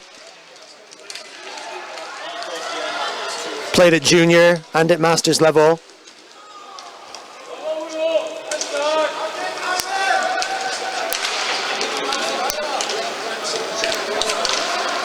Canada Cowboys will be proud of their protege playing for Team Canada and doing a good job on the defense.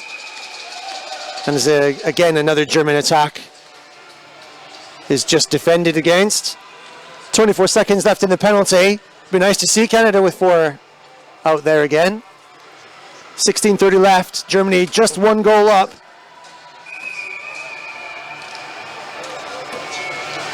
Number 22, Brian, ready to pop out of the box and start making another contribution. As if it wasn't enough already, sitting for his mate, who quite unluckily got removed from the game. Number 44, Corbin.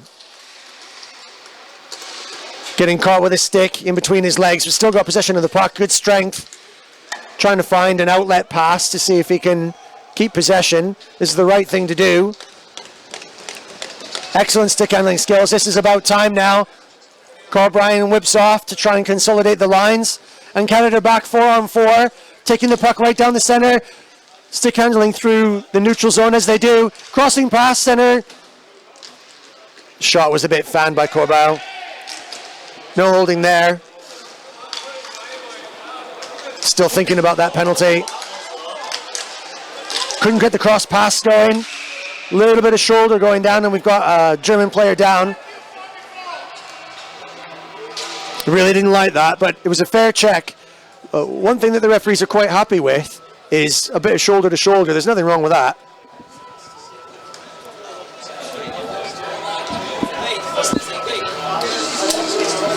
Nah, I'm not buying it. Everyone says he did an elbow there, but I don't think so. I'm not buying it. That looked fair to me. It was just, let's call it his lower shoulder.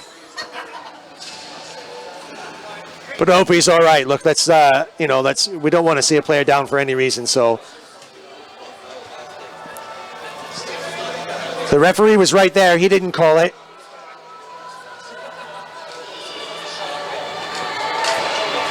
They've already had a Canadian ejected, so they're not afraid to send him.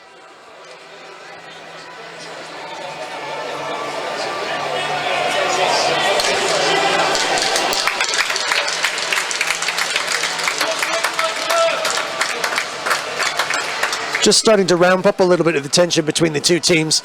It's not lost on either of them how important this match is in terms of their development through the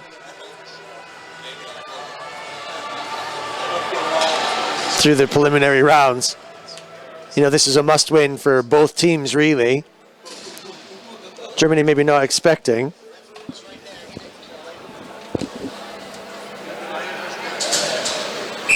Just watching a little replay, thanks to my colleagues there. Ooh, okay, very lower shoulder.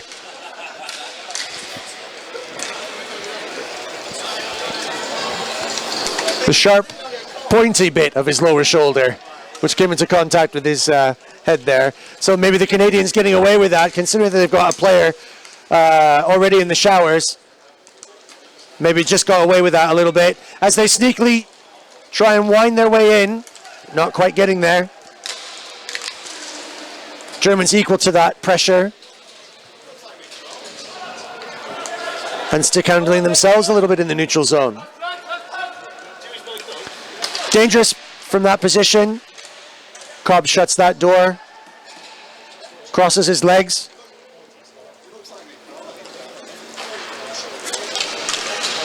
And the Canadians look to break out. Hunsey right in the center. Dangerous here. Nice little pass. Oh, couldn't find this third cross pass. Wasn't quite close enough to the post.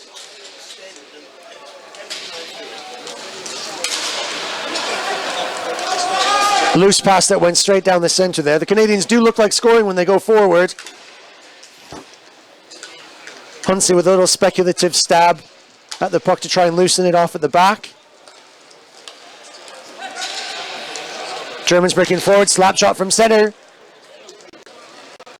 Bit reflected off of the skate of the defender at this in the center meridian of the motorway. Larocque trying to stick handle through again, but still coming up against all the parked tanks. Slap shot. Dangerous, but well trapped by the keeper. Had a gap. Just tucking neatly underneath there, but sandwiched between the pitch and his mattress pillow there.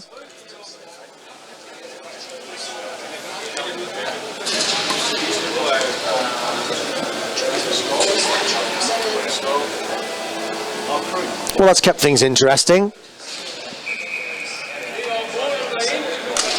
So, Brian gets a chance to come out and win a face-off. Doesn't quite pull it off. But he wants to impose himself on this game now after sitting and watching it for so long. Dangerous shots coming in from Germany from a little outside. Did the job to cough the puck up away from the Germans as they were trying to work it out. But Hunsey just gets it caught in between his legs. Germany dangerous here, stick handling. And that dribbled through. Took too many deflections. Okay, now some legs can go. Canada breaking as a 3. Brian. Hill. Oh, smart through. Found the post, but not the gap. Canada sending it back. Brian waiting for the crossing pass, ideal. Open space now. German lucky to get a stick on that and sent the puck flying into the nets. Look dangerous going forward, Canada. There's a scoring opportunity on hand here. They've just got to find the hole.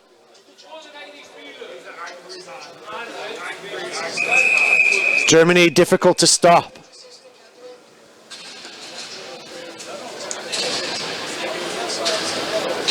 Difficult to penetrate in defense.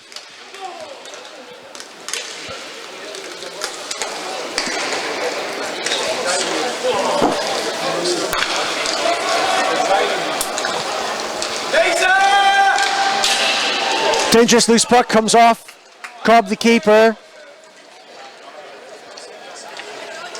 Canadians regain possession in their area.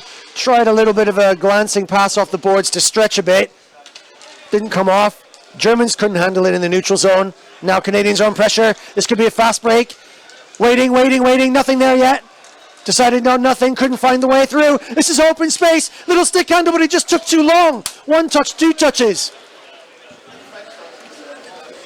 Ross didn't take his chance when he had it. Hunsey doing the deke. Cannot break down this keeper. Canadians on the real pressure now. To get a goal. To even things up. Stretching. Bad bounce off the boards. Ross didn't have his legs going yet. The wheels were still. So he had to start the engine. Warm up the tires and then get there. It's too late. Quick turn from the Canadians. Another wrister. Someone caught that on the pads. I could hear it slap. Sticking, handling through, trying to find scraps in front. Oh, quick thinking by Hunsey. Deke in front. Absolute outstanding hockey.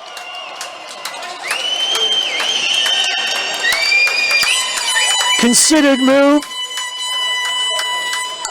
Number 77.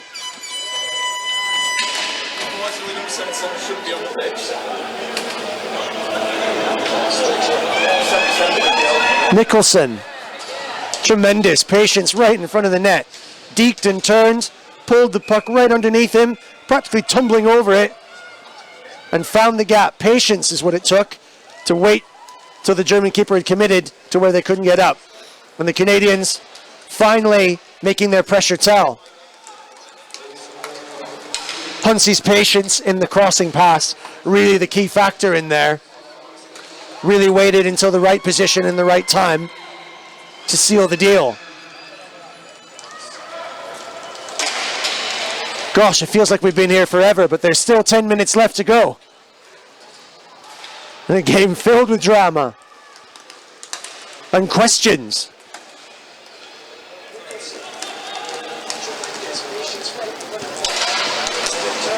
All the twos now across the scoreboard. Canada 2, Germany 2, second period, 10:34 left.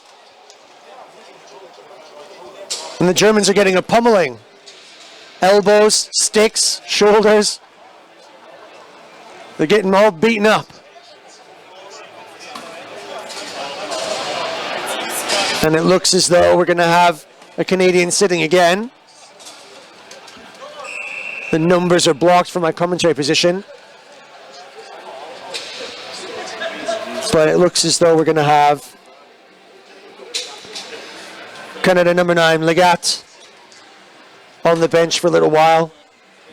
Probably thinks he's just playing heads-up standard hockey. But on wheels, it's slightly different. It's not like ice.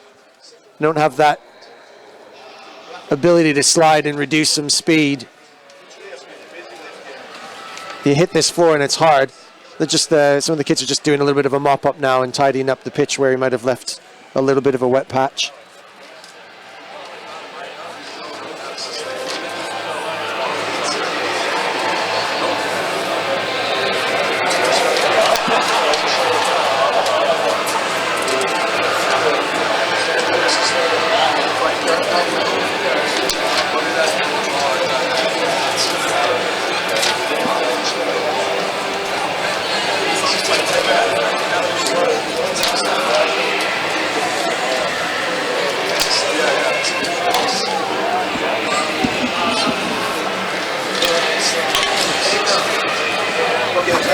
And so it seems as we take another little break, this never-ending saga of Canada versus Germany this afternoon on this hot, stuffy, close afternoon in the Alps. It's absolutely baking outside. Trapped in my box, I'm not certain, but I could certainly hear a bit of rain and thunder earlier on, so I think we might have had the benefit of a shower. I could certainly benefit from one myself, if I'm honest. It is not cool in this box, and it is not fresh. But the small sacrifices I make are worth every little inconvenience I have, because I get to watch some really outstanding hockey and some stand-up gents going out there and play. In this match, we've seen ejections, long penalties, elbows, health and safety stoppages, some confusing referee decisions, timing issues, etc., etc. It's all there.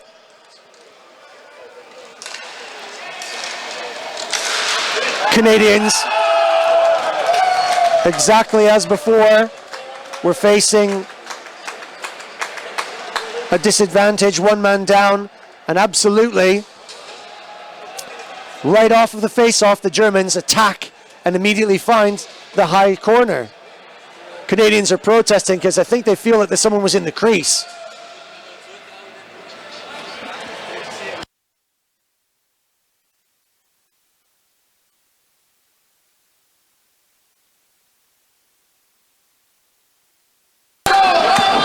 Looks as though the goal is given.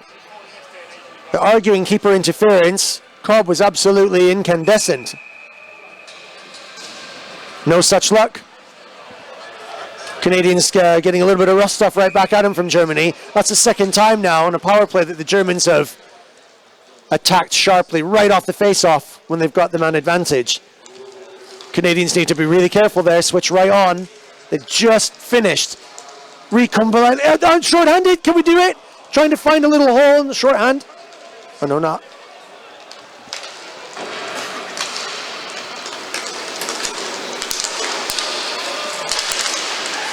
Oh. Sorry, my bad. They're not short-handed because, of course, the goal meant that they're back 4-on-4. Hence the pressure reapplied. Oh, what's happening here?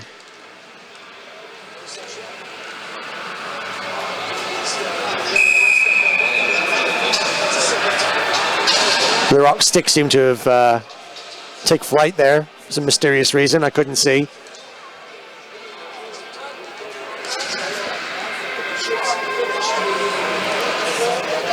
Canadians reapplying the pressure that they need. 9:55 left. God, have we been here for days?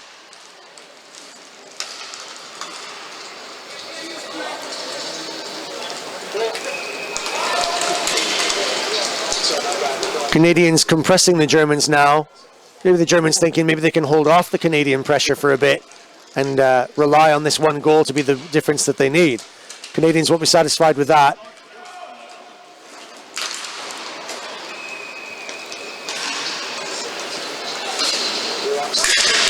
Nice little stick dig. He's got some space. Try to sort of sneak right through a little tiny gap between defender and keeper. But sticks on floor prevented that. Too many obstacles. Not a check. Tried to get around the player there.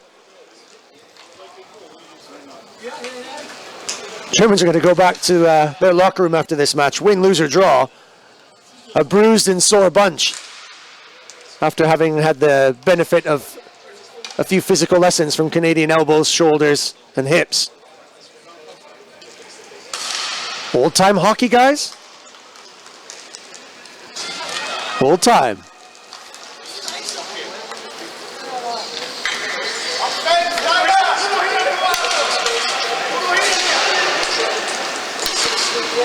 Moving forward now, dangerously looking for the tip. Patience! Oh, the puck trickled through the bottom end.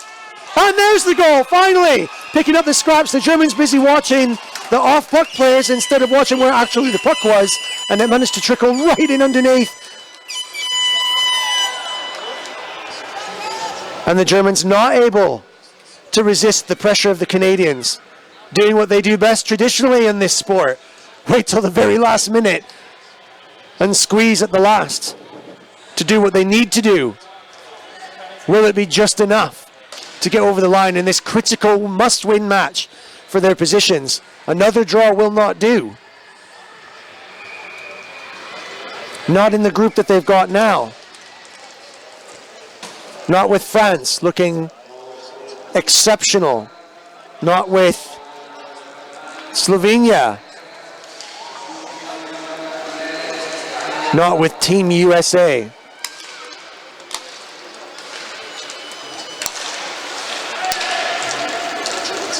Germans having a spell of possession here with 4 on. Well defended. Loose puck though, he managed to hold on to it. Well defended.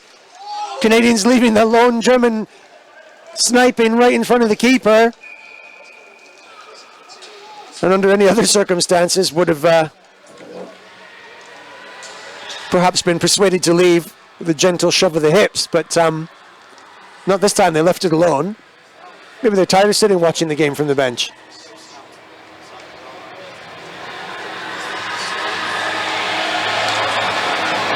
Cobb taking a little break here. He looks like he's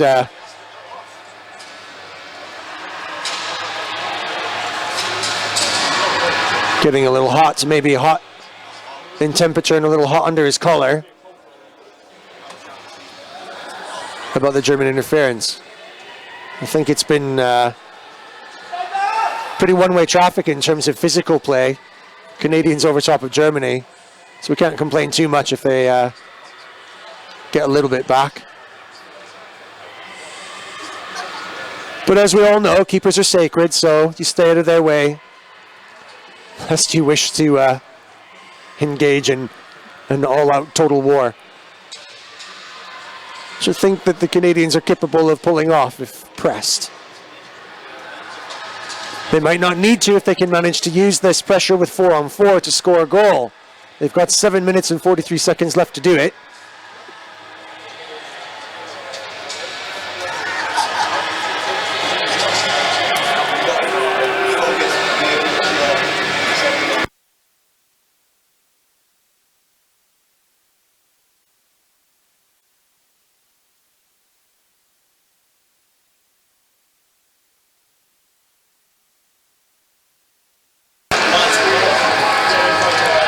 Another dangerous face-off in the Canadian side.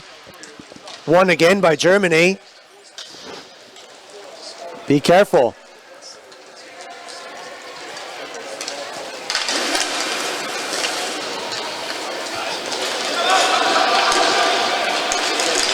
Germany trying to stick handle through the neutral zone. Not quite at it the way the Canadians are. And no one's getting through, but there's some space now. Good, behind the back pass. Trying to find a gap, the keeper shut that door.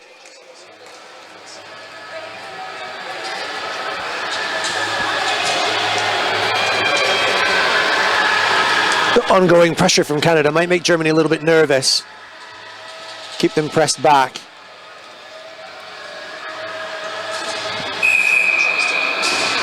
Their elbows, hips, and sticks might make the Germans nervous as well, too. They're under solid attack here on all fronts. But are defending well. Still 3-3, 6:56 left in the second period.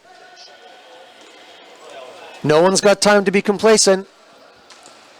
Someone's got to step up now. Who's it going to be? Could be Larocque. Stick handling through. Just trying to put the brakes on.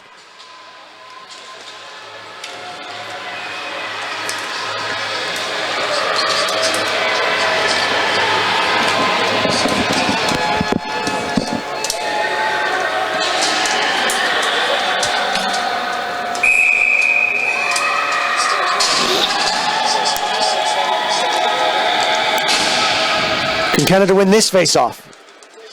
Ooh, luckily, puck just sort of fell but then lost again. Can't quite make the most of these face-offs, but the puck sets loose at the top, fakes a shot, tries to dip it through.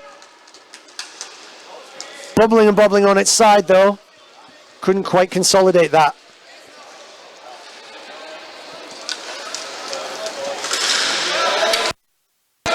Canada regain possession. Hunsey going for a bit of a stretch. He's got the legs. Looking for behind the pass. Or no, he didn't. Oh, waited.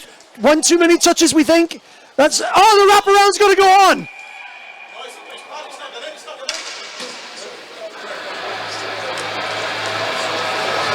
Hunsey just had enough patience. He had the gap. Was going for the wraparound after one too many passes crossing in front of the crease. That just couldn't get enough stretch on it, and the puck just slid off the blade of the backhand of his stick, and it ended up going straight into the keeper's pads, and he sat on it and compressed it, and that was it. Again, Canadians struggling to really make the most of these face-offs in the attacking zone.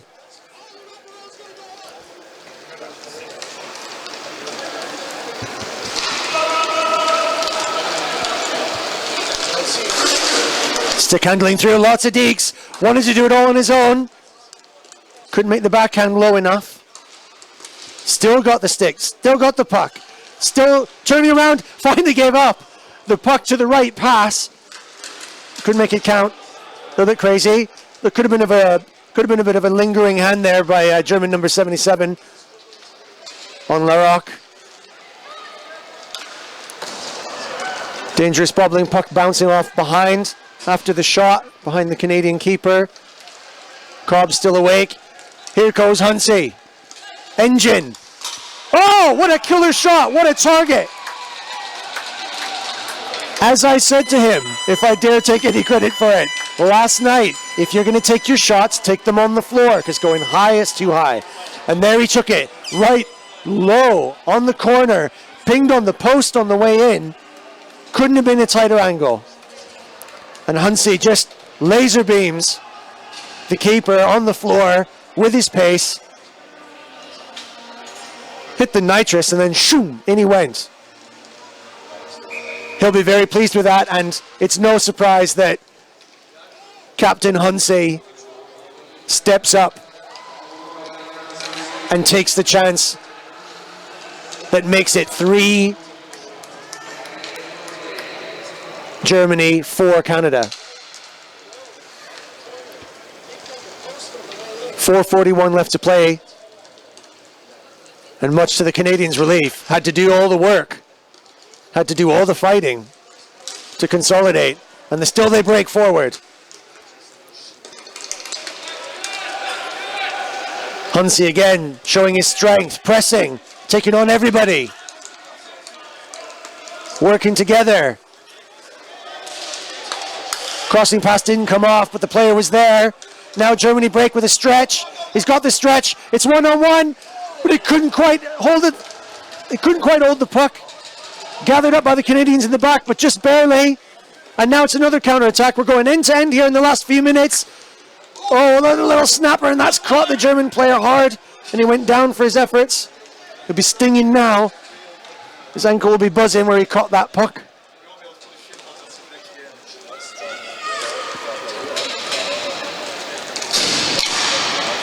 Fresh legs exchanged for maybe what might be the last shift of the game.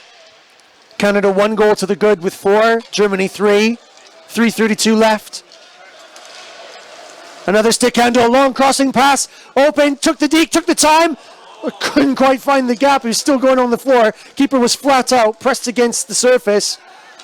Hunsey using his strength, pressing. Couldn't hold, he's still got a smile on his face. He doesn't mind a bit of that. He's tired now though, straight back to the bench. Now going forward with some pace, but not worried. Didn't want to go on his own. Corbin is wisely, professionally turned around. That's an unlucky pass, got caught off the turn of the boards. Slap shot, dangerous centering pass there. The slap shot just went high and into the net behind the keeper.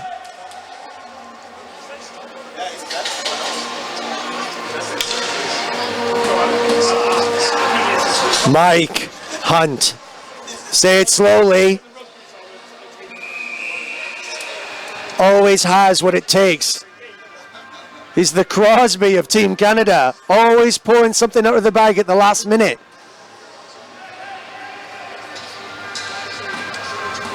He's the go-to guy to step up when it's really hitting the fan. And he's done it again today.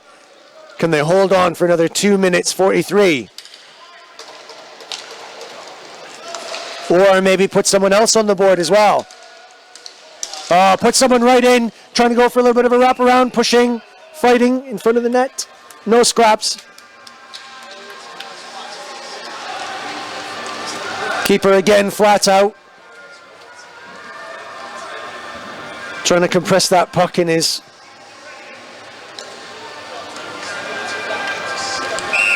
considerable gut.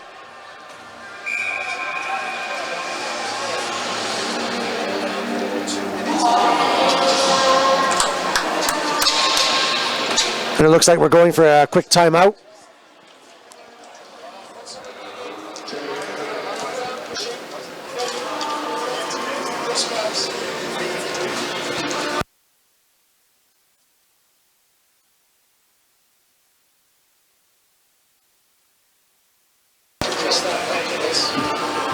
Looks like we're having a referee's timeout. Looks like they're a little bit tired out there. They might be a bit knackered themselves.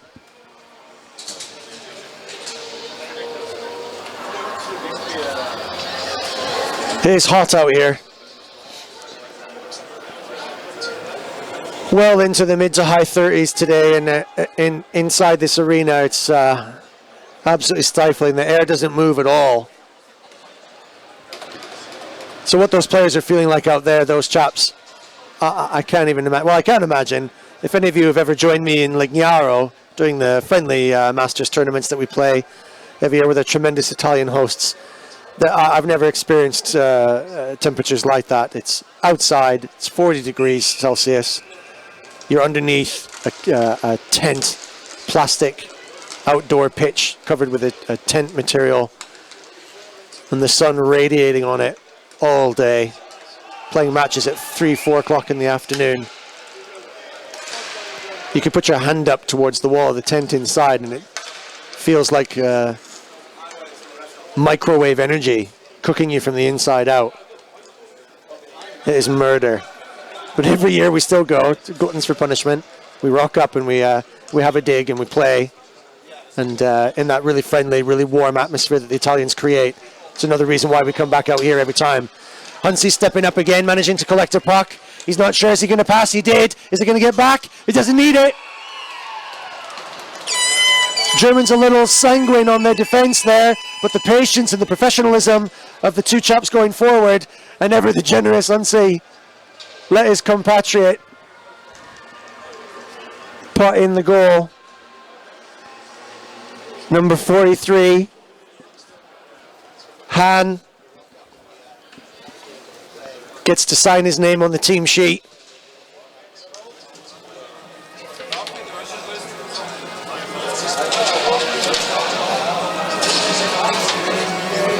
And now the Canadians have done enough with 1 minute 50 left to settle and to put some points on the board. They desperately needed points to move themselves up after their 2 draws earlier on.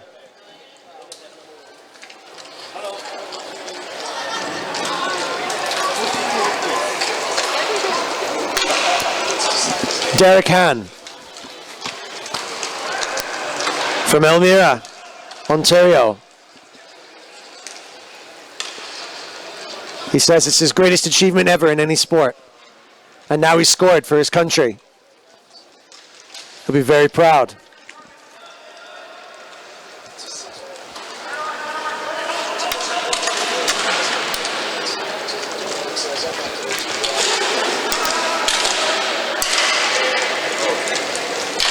Canada really stretching now. Could be dangerous. Who else is going to sign the team sheet? Whoa! Killer wrister. Couldn't quite pull it off. They're quite happy to sit and kill the game. Clock stops at 49 seconds left. Canada 2 goals to the good at 5-3 in this ever-extending match of interesting drama, brutal, punishing scraps, fights, elbows, knees, heads, helmets trapped in nets. It's all happened here. And the Canadians, as is their heritage in times of struggle, doing exactly what they need to do to survive and thrive under pressure from this German side, who are proving themselves to be very strong competitors. Talented at the face-off in the opposition zone, scoring twice like that against this Canadian side. The clock winds down. Han, the goal scorer, happy to pass back and eke the clock out for the last 10 seconds. Might just take another little shot here, just to speculate. 4 seconds to go. Oh, cheeky. Went for the little rebound off the skate, but one's enough. That'll do. Jobs are good in Canada. You did just enough. Hunsey steps up and shows why he wears the letter C on his jersey. He does it in plenty of other places too, off of the pitch. I've met him and spoken to him many times. He's an impressive figure and a bold personality. He seems to extend that equally well on the dance floor. And when it needs to happen, he makes it happen.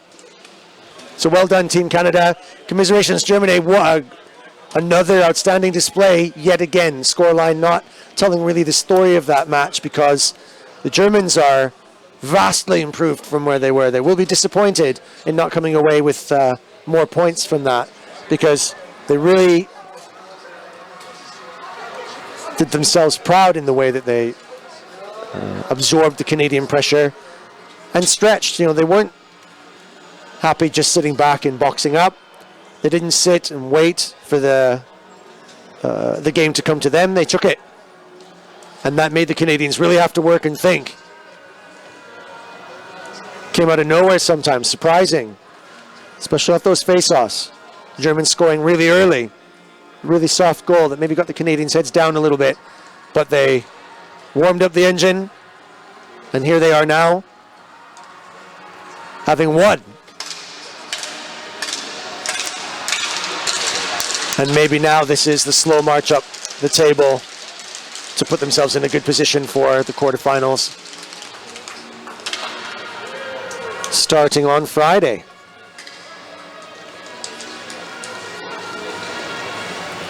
Thanks everyone for joining me if you've been here with me on our live stream for the next few days. The production crew at Lepis Hockey, Lepis Hockey on YouTube. Much appreciated for coming and helping us out and setting this up today. And then we'll be looking forward to X Zone Multimedia coming back with the sort of the full package of replays and so on and so forth for the finals, semis and finals on the Saturday and the closing ceremonies. Hopefully my voice will last out till then. I'm going to take a break now, and we're planning on looking at USA and Slovakia at 4 o'clock local time, so 1600 USA Slovakia. Might try to reconvene for Canada Slovakia at 1730 local if we can, and then late into the evening GB versus Hungary.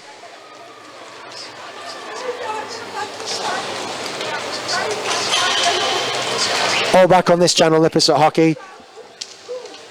Thanks to Canadians if you got up and have been watching this over your breakfast, or if you've been at work and hiding your phone in your lap while pretending to do some spreadsheets.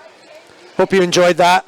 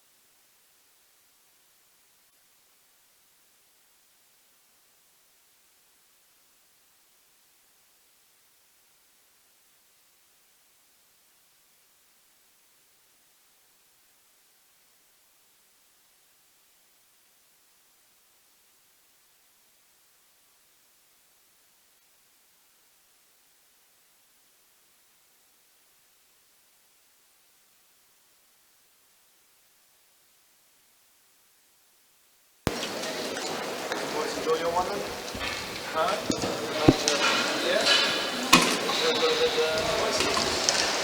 not really.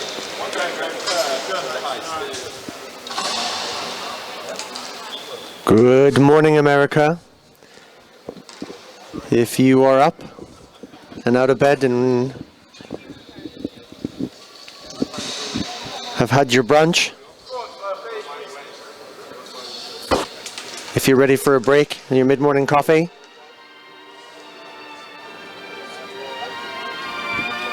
you might want to get ready.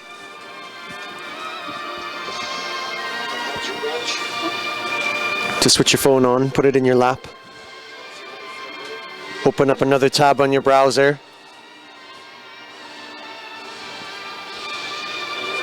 but just do the sensible thing. You Americans don't have enough holidays as it is anyway. Take a break. Don't work so hard. Call in sick.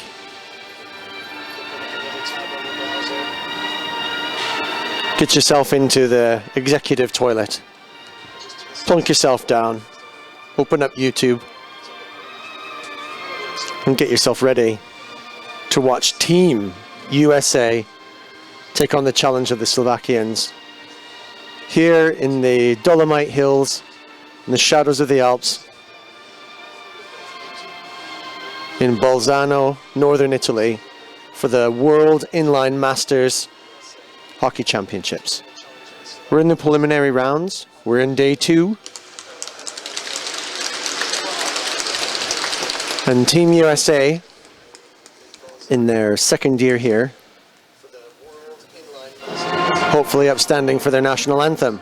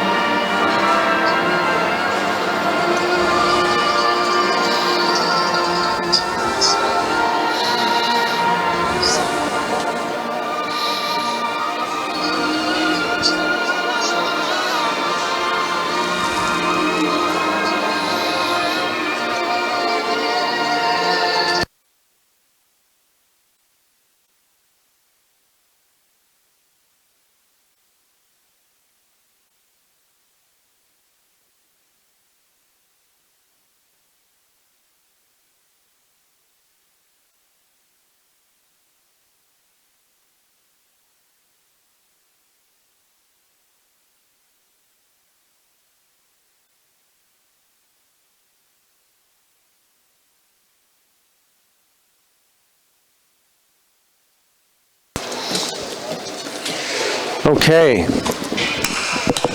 fellow hockey fans, East Coast to West in the United States, Canada, if you're watching still, after the Canadians turn around a tough match against Germany earlier on.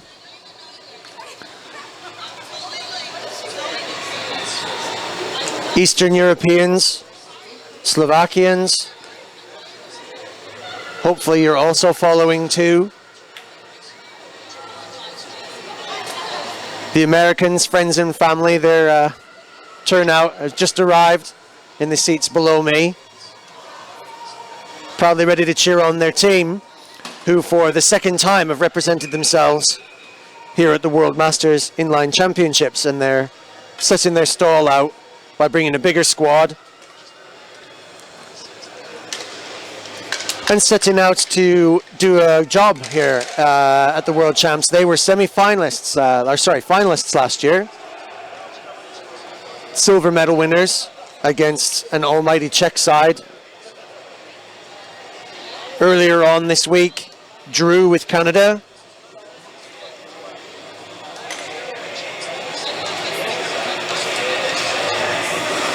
So that classic grudge match not really turning up the result that either of them expected. Or wanted, for that matter.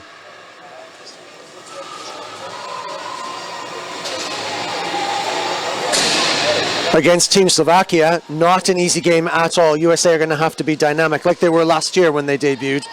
And they were dynamic. In fact, that was the feature of their game that allowed them to progress maybe further than people expected on their debut. Let's see if they've still got that electric pace that quickness, and that sharpness, now added with a little bit of experience, pushing forward to challenge the Slovakian team, who will be organized, technical, and sharp. Not at all the lesser of the two brothers in the former Czechoslovakia. These guys are a solid ice hockey pedigree team. I've played against many of these players before and been on the brunt end in the GB team of double-figure score drubbings. Americans looking strong already. Lots of possession, taking chances and testing the keeper.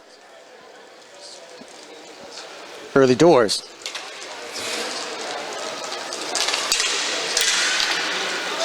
All the cobwebs have blown off now, so we're expecting to see teams playing in this style that you would expect. So I'm looking at the Americans thinking that they should be pressing forward, really high forecheck, good skaters, really pressing forward, lots of individual stick handlers. I'm looking for organization from the Slovakian team, lots of passing, and plenty of movement, building through the neutral zone and building up into dangerous formations around the goal. Americans seem to be, in this early opening minute, dominating possession on the puck and not rushing forward at all. This is quite an organized American side now. Passes coming off quite good. Magnets all faithfully installed inside the sticks. And apart from this, just one little drifting pass seemed to be helping the puck stick. So, looks good for the Americans, not in a rush. Testing the Slovakians, seeing what they've got in their locker.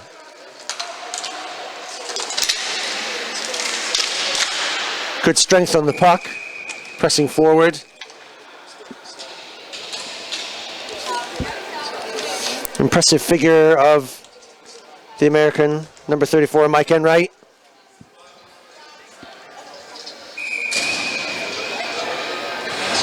Couldn't get taken off the puck there as he pressed in.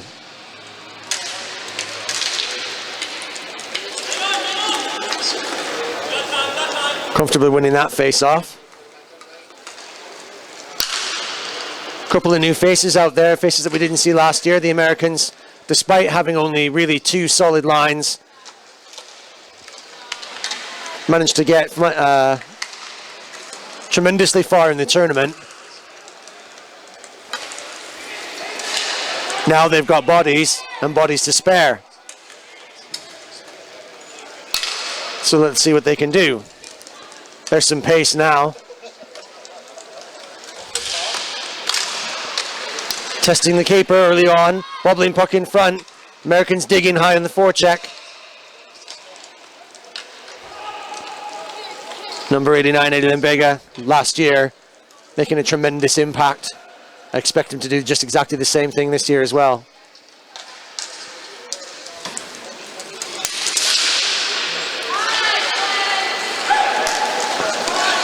Slovakians taking possession of the puck now for a little while. Although being pressed. Wanting to stick handle, the Americans not letting them get away with it.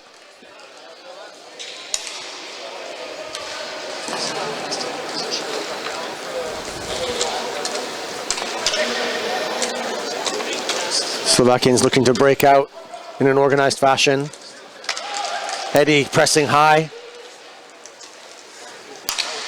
And here goes the Slovakians passing game. You'll see them tic-tac-toe, try and push through. Ooh, tried to take on too many. Three Americans absolutely shut that door. Little shot to test the keeper. Pete, and I'm going to struggle to pronounce this name without having heard it first. I'm going to have a little stab at it. Pinetsky? Forgive me, Pete, if I didn't get that quite right. You'll have time to think about it as you're standing there. Your players seem to have the dominant possession of the puck as it bobbles in front of the keeper. Couldn't shut it down. And surely not. Out of nowhere. The puck floating in the air managed just to what? Drift in the wind? Over the shoulder? That's an unexpected goal, a little soft, just like the goal that we saw Germany versus Canada. The first goal kind of coming out of the thick of nowhere, drifting in softly underneath the keeper's pad early doors. Same thing with the Americans now, scoring unexpectedly with a bobbling puck on its way back down from the stratosphere.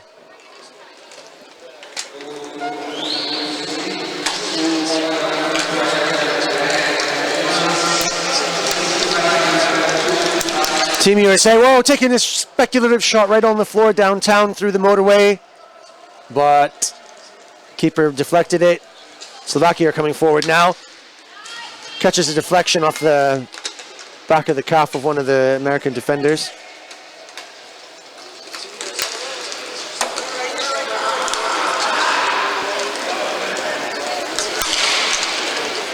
Scott Labita, number 77. He likes to skate and skate fast at people.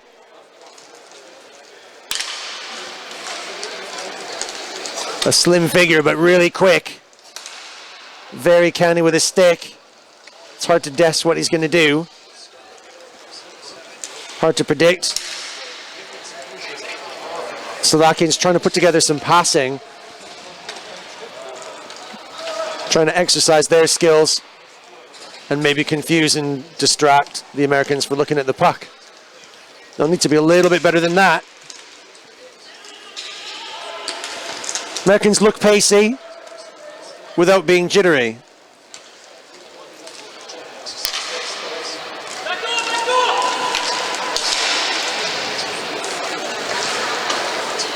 Labita rolling around in front of the net, trying to keep some pressure on this forecheck. Americans play a nice high forecheck and really keep the pressure on. That's going to make the Slovakians a job to try and put together their passing game. Try and emulate their Czech brothers and sisters, but not if they're constantly being harassed. And just like that, Americans pick up loose puck, have a stab at it, bobbles, have another one. Slovaks managed to pull out their fat out of the fire. And going forward, still 3-on-3. Oh, and then his colleagues drifted off. Slap shot from downtown. And Big Pete scoops up. There's a couple of little words being spoken by a couple of gentlemen at the center of the dance floor. I don't like the smell of your cologne. I don't like the smell of yours. I've always used Bost for men. I prefer Calvin Klein. What are you going to make of it?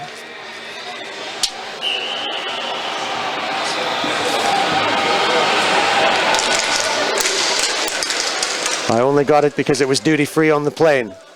A lot of the Americans arriving only just recently, missing out the early preliminary matches.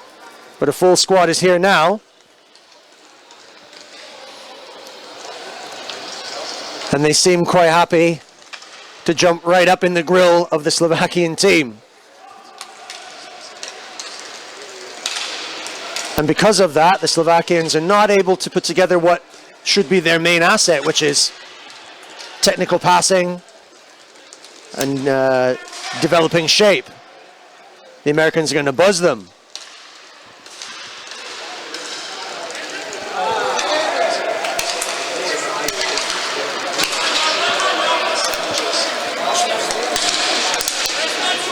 And taking their time at the back, messing around, playing with the puck, trying to generate some speed. And here goes one. Tried the crossing pass, but just went through skates instead of stick. And that high forecheck benefiting the possession of the Americans yet again. Slovakia tried to clear, coughed it up, luckily. Just took a deflection. Dangerous.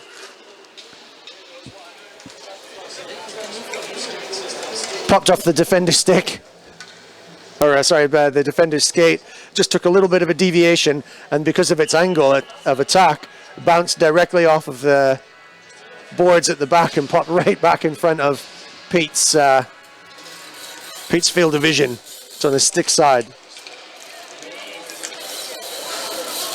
And then the American player just had a little word.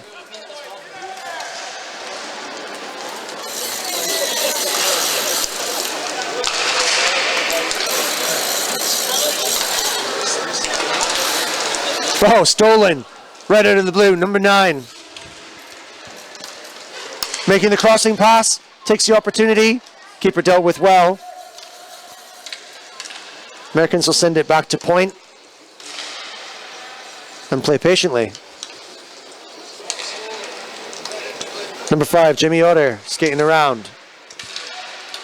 Holding on his possession. Oh, a little breakthrough. Patience. Took his time.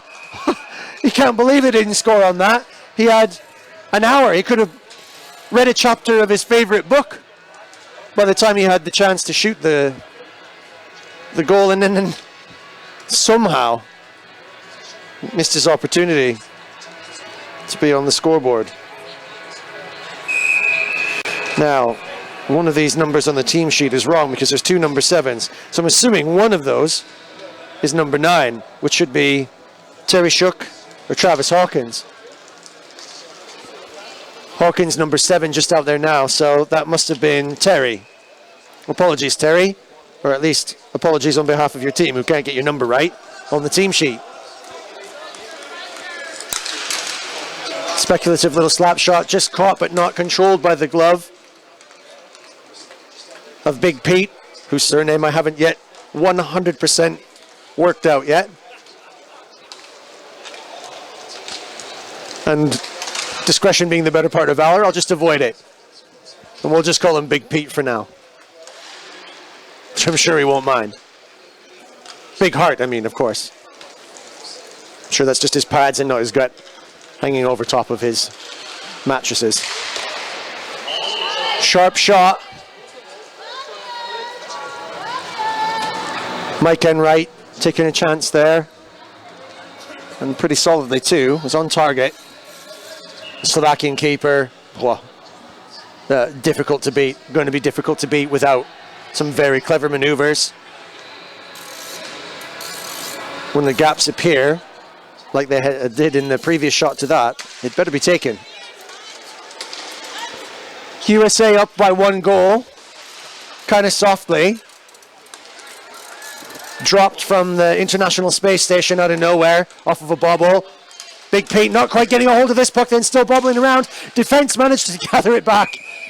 That was scrappy in front of the goal.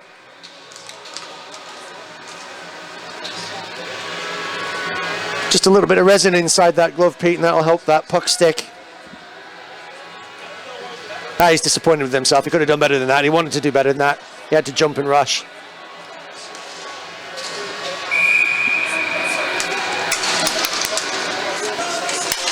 Slovaks winning the face-off in the end. Very dangerous. Floating puck. And a little bit of niggle in front of the goal. You know, everyone's doing their job, trying to clear the space. The Slovakians are big units. I've been compressed by 1 or 2 of them into the boards. Oh, that was a hell of a slap shot. Absolutely smashing into the chest plate of Big Pete. Bounced off and then cleared luckily away as the American pace manages to scoop up any scraps and then take it forward at pace. Americans coming in 1, 2, 3, but just running into a little bit of traffic and then can't quite escape. Then it's coughed up. Slovakia on his own. Does he pass? Does he shoot? Nice little toe drag, but just goes wide. The Americans on the counter. Could be end to end this. They'll go. Took his time to stick handle. The keeper solid. Interfered with a little bit. It just pulls his net back onto its moorings. And another counterattack. Strong slap shot takes deflection. No threat. Big Pete not worried. Puck sticks to the floor. Players keep going. A little bit of compression into the boards there, but that's fair. Shoulder to shoulder. And then puck's coughed up. That high forward. Is he going to pass? He's looking for it. Didn't want to take it on himself, but does the wrister anyway. Deflected off the keeper and goes in behind. Slovaks try and turn some passing in.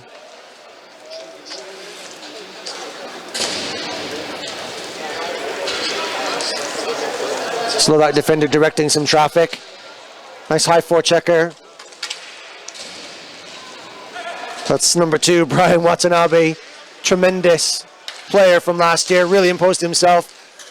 Slovakians taking shots now, getting more aggressive. Here comes a big breakout. Watanabe going forward, wanting to stick handle, making the crossing passes. That one was a little bit behind instead of in front and could have made a big chance.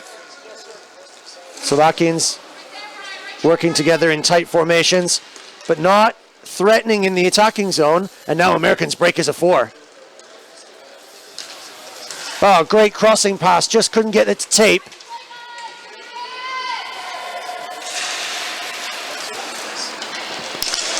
Pressing, number 9, stick handling skills.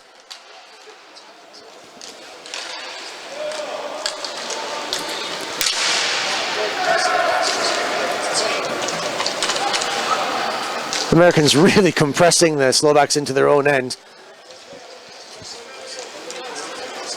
They'll get chances like that. Slovaks just slowly rolling the bus forward, trying to get as close to the keeper as possible to confuse, but Big Pete didn't even look like he bent down for that.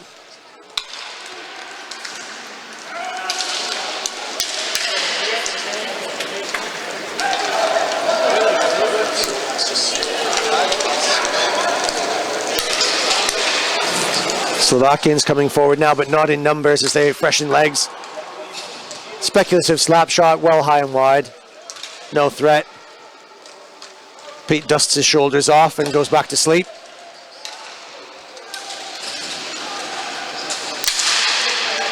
And the Americans keep on forechecking.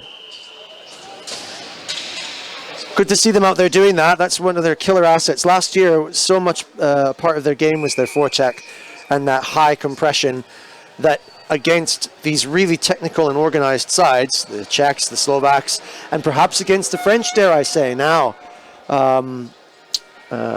Canada, France earlier on was tight.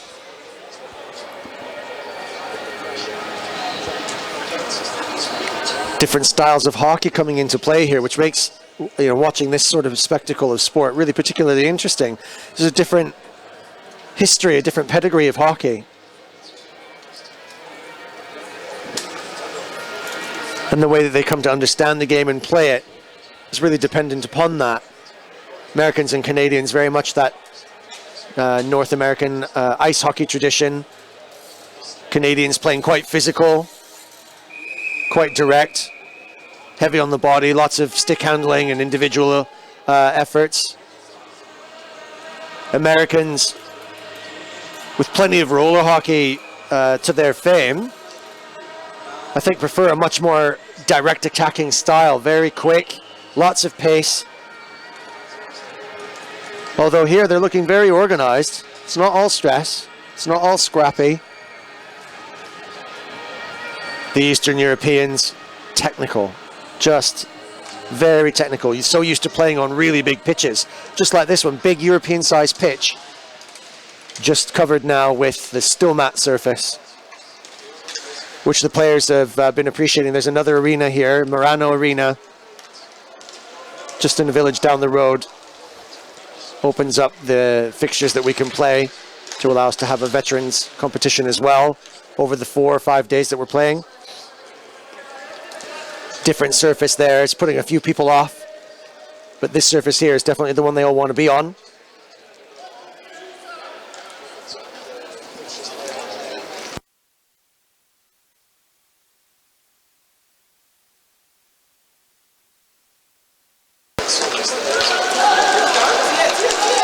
Slovakia going forward dangerously.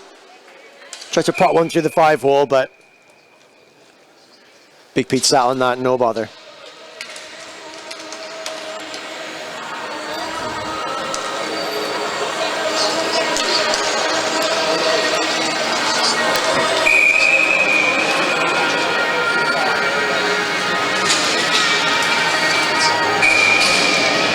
Eddie's back out on the pitch and decides to take the face off.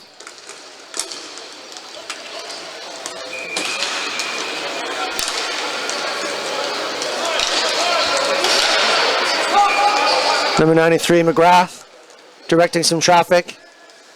trying not to get mesmerized by the cycling that the Slovakians do so well. But they seem to be cycling up high. They're in the neutral zone and not penetrating any further. So they're just not getting that, maybe a little bit of pace that they need to penetrate deeper. The score is USA 1, Slovakia 0. 6 minutes left to play in the first period. It's going quickly.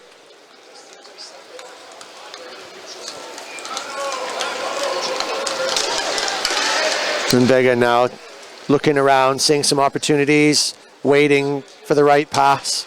Decides to go back and use discretion as the better part of valor.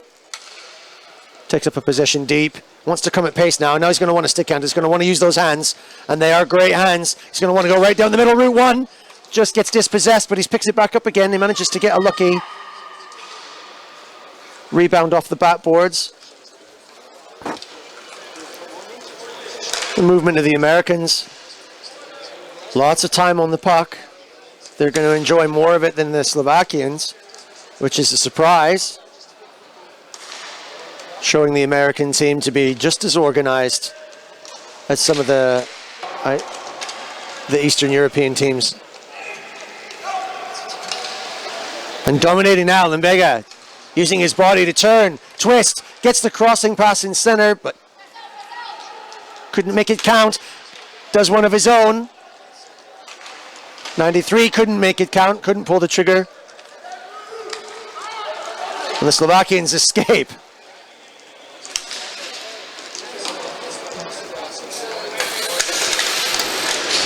Good stick check by the American defender. Just to disrupt the flow. The Slovakians just not penetrating, not being accurate in the attacking areas. Seem to be more concerned about getting fresh legs on. Watanabe, there he goes. Skates pumping, legs throwing, and a tremendous wrister. Wicked. Down low, through the pads. Very, very difficult to defend against. Had the benefit of a screen from the Slovakian players. They were coming through to try and defend him. But he just moves his body, wiggles around back and forth, puts them on the wrong foot.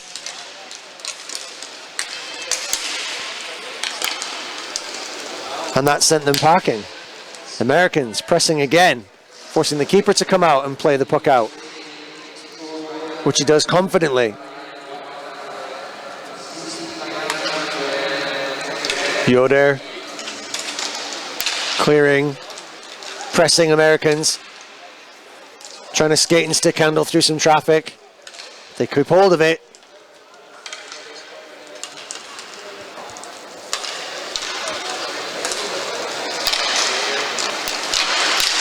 Oh, absolute classic patience.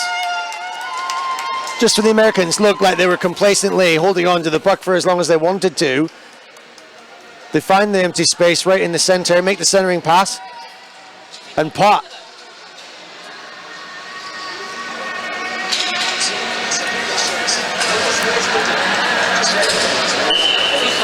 Americans are going to be dangerous on the attack. A couple of the Canadian players have come up to watch this match. They know that at some point it's likely that they're going to face this American team and have to do something about them. What can they do? Looking every bit as technical as France. Looking every bit as organized as Czech. Looking every bit as quick as the Swiss. Looks like they've got the full package.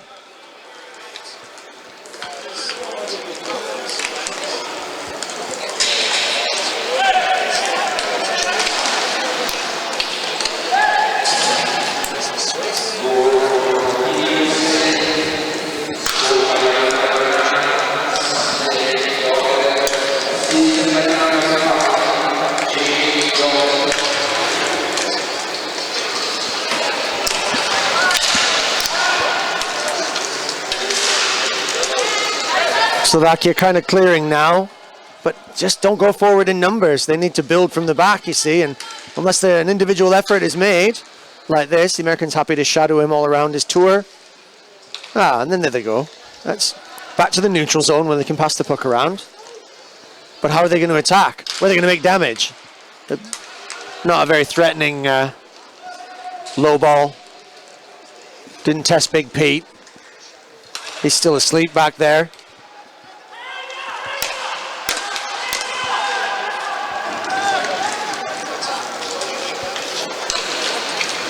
Helping out, letting the team know that they've only got a couple minutes left. Nice little wrister, 34 there. Trying to find a little gap. Slovakian keeper pretty good. Enright maybe teeing himself up for another wrister. That went wide, wasn't threatening. Good shape, the American team. Always got options. They can recognize when they need to come off a little bit and then give it to a strong stick handler, a super skater, but that one just got caught between the trees. Slovakia finally breaking forward, took the shot and maybe could have benefited from another pass. If they had, that could have been a goal.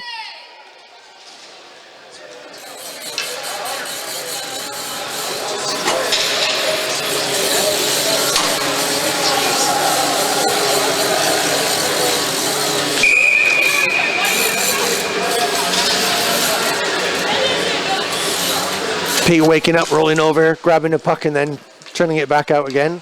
Slap shot from downtown. Ooh, hit somebody on the way in. And fell well for the Americans. 26, Mears. Going forward, crossing pass. Attacked at pace. Bounces out, number 22, the Slovakians wanting to attack, but he's on his own again. Can we put something together? Not if we're going to pass to our backhand. Shut down. The Americans in good position. The American defenders knowing where to put themselves. Mr. Mears taking his time. Happy to see out this first period. There are 3 goals to the good. Nothing on the scoreboard yet for the Slovakian team. Not really threatened very seriously. Struggled to break things out of their own end. And coughing up occasionally. Threatening. Puck still not quite there yet. And the Americans trying to do something fancy as we count down 30 seconds left. And there's a stretch. Americans on the stretch play. Nice little backhand pass. Can he make it count? But he had to go for the backhand because he was coming at it too quickly. And the puck flying up over the shoulders. But Americans don't need to press too hard. Just keeping the pressure on. Keeping the Slovakians honest. And off of the puck. And seeing out the end of this first period. Last few seconds left. America 3, Slovakia 0 as we go to the interval. Much to consider, the Canadians. What are they seeing out there now? Team USA, it's organized, sharp. Big Mike says he's going to have a little chat with me later. He'll tell me what he's planning on doing about this side, who's obviously got pace, obviously had a plan to organize, and then most effectively, that high forecheck, pressing, taking all the wind out of any Slovakian attack, killing it dead in the neutral zone. Slovakians struggling to penetrate with only 1 or 2 players going deep in on the goal, and they're not the same sort of level of passing there. Will the Czechs be the same? Will France be the same? Will the Americans have the benefit of getting on the puck there at their best when they've got possession?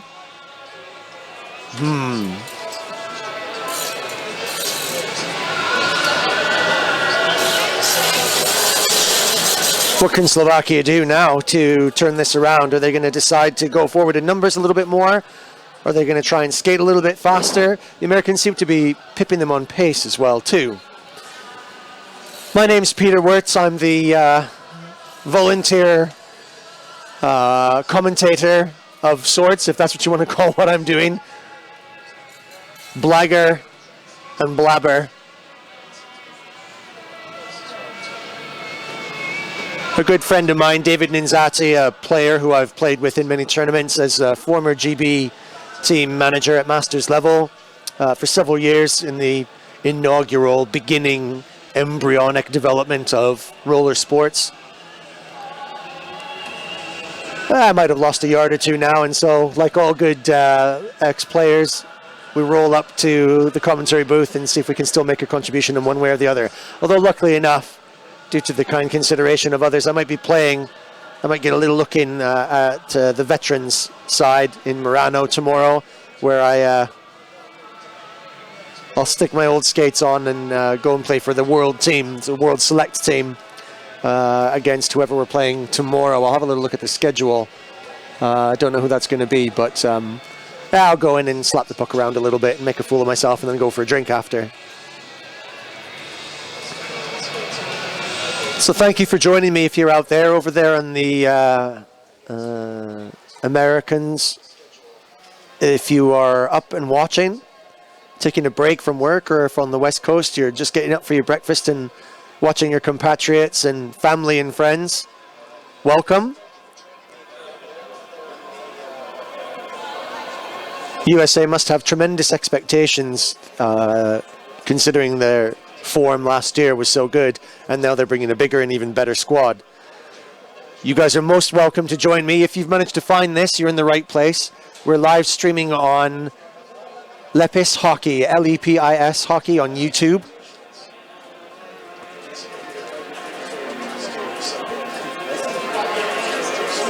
I'm on Facebook. My name's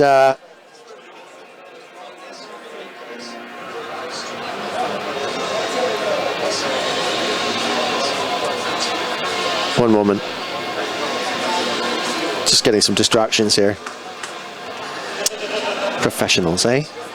Can't get the staff. Sorry, I was saying I was on Facebook. I'm on Facebook.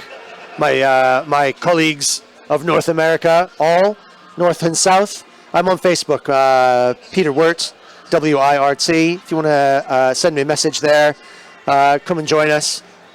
Send you a few choice behind-the-scenes pics, information, anything else I can do. Try and get some scores and results to you as we do this thing out here. All volunteers, all friends and family, the people that we can call on to do us a favor. Almost impossible to imagine anywhere else being able to do something at this size, at this level, with no money. We are cashless. It's goodwill and goodwill alone that floats this entire boat, and we are all the much the richer for it. In fact, because what ends up happening is we work together, and that on the pitch and off of it as well is a tremendous testament to the spirit of the way that we play this game and what we can achieve.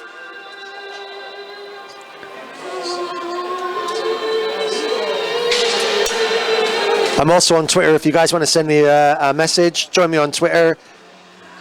Pete Wirt, W-I-R-T, at @IOnInline. All one word. Send me a message. Let me know you're out there, just in case I'm sitting here talking to myself in this, what can only be described as an aluminium shed, perched atop one of the, in the sort of the press tribune, perched sort of on top of the first tier of this quite spectacular Palo Hondo Arena, home of the Foxes of Bolzano, famous team up here, their semi-pro team, and the home of many Italian IIHF world champions, including Stefan Zisser, who is our host, organizer, and local hockey hero, multi-world championship winning hockey player for Italy. And the Bolzano Foxes, and a tremendous gentleman. It's a fantastic hotel up here. Erble, E-R-B-L-E. It's stayed there one night last year, and it's just spectacular. If you get a chance, do come out and see it and spend some time with us here in Italy, especially during the World Championships. You can come watch in person and join us in the crowd. The American girls are in front of me here, waving their flags and supporting their team with gusto. I'm not sure what that is that she's wearing on her head. but seems to be in the appropriate colors.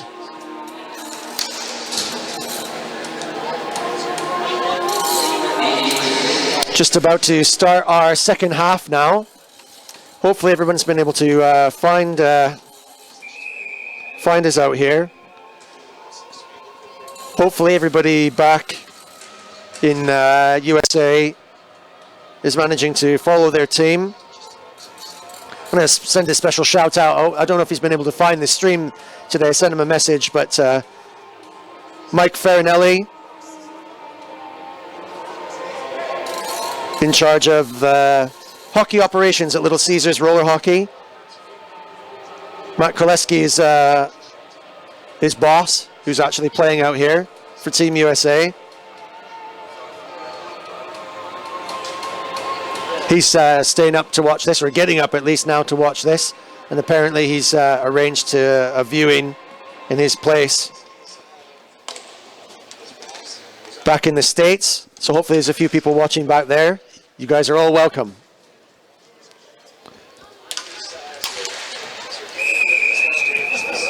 Just struggling to get things up and rolling here in the second period. Team USA up by 3 goals. Slovakia nothing, not even being able really to break out of their own end.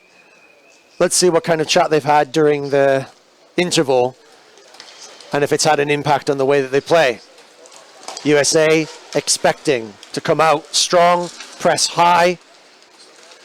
A little bit of extra energy in their legs with this good score line. And here they come. Speculative little shot in. Loose puck still circling around. And the USA team hunting. Number 5, Jamie Yoder, taking a few opportunities to dab loose pucks in. Nothing too penetrating though, nothing too definitive. Slovakians with a little chance here, trying to look for a tip. Didn't quite get it. Big Pete gathers, he's come out for the second half, so this is Big Pete's game. Penechki? Penechki. Penechki. Penike. My apologies, sincere.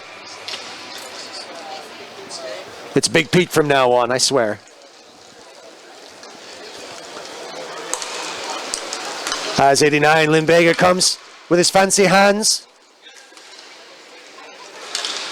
Wonder if he plays piano. He must do. He'd be like Elton John, this chap.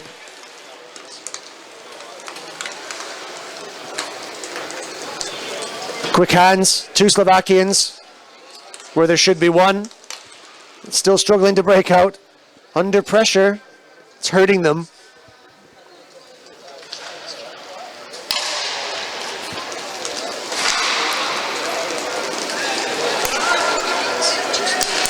Mears, crossing, missed the target. Maybe a bit too much heat on it. Slovakia in possession in their own end. Stressed.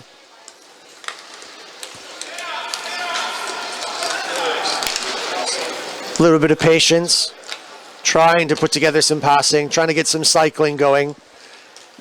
They have a similar pattern to the Czechs, expectantly. They just don't seem to quite get it going. They don't have the same pace, the same accuracy or sharpness. It looks the same, but it just doesn't quite come off. Ooh, Big Pete having a big stretch out.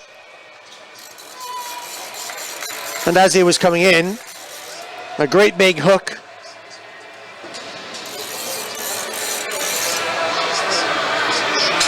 From number 26, Mears doing his job and pulling him right back.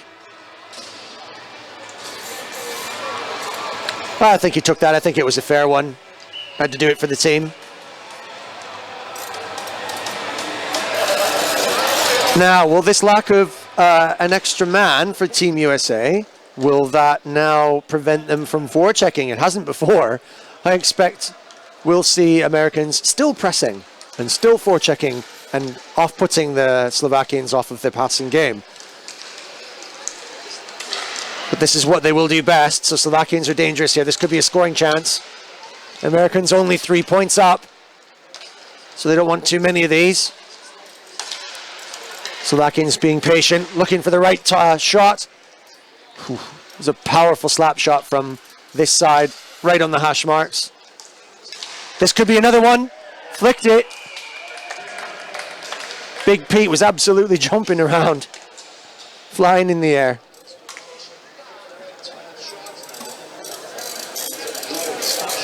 How did he save that?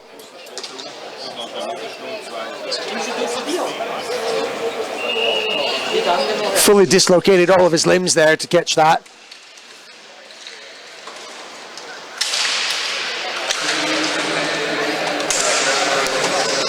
Good pressure. A little bit of physical. Nothing too much. The refs like it. I like it. Good to see the Americans playing it strong.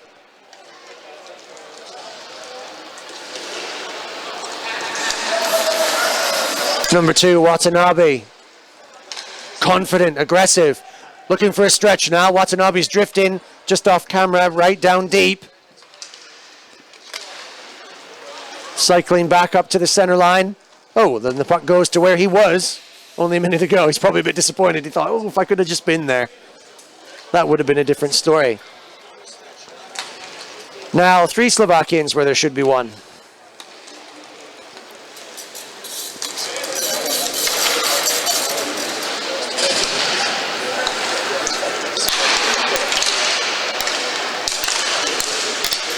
$40 left in the power play. 15 minutes left in the second period. Just looking for a little gap there. Maybe just tried to find one between Pete's legs, but couldn't. Mattresses are on the floor. Gap shut.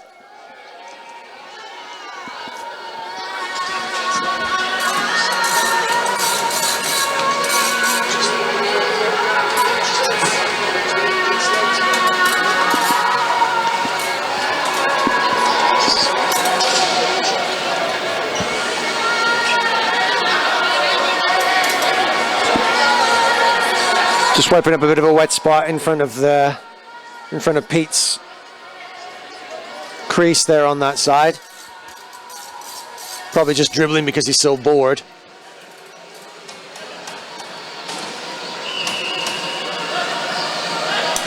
He did have to make one really big save though. If he's going to make one save, it might as well have been the biggest one. Did the full windmill and did the business.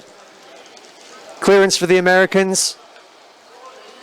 And Slovakia do not make the power play count. Only 14 seconds left.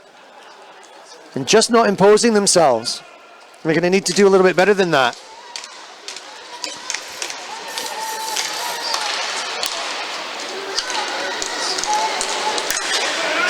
And there it is. There's the imposition of the Americans. Man comes off the bench. Here he comes. What's he going to do? He's got all the deke. Couldn't quite find the gap. Excellent keeper and excellent save. And now, bless their hearts,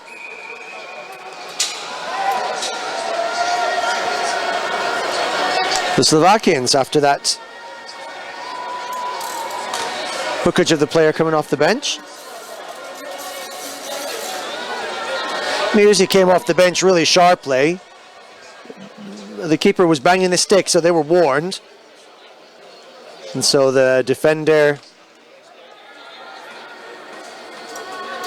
turned quickly, gave him a big hook. And we're going to double up the penalty, so it looks like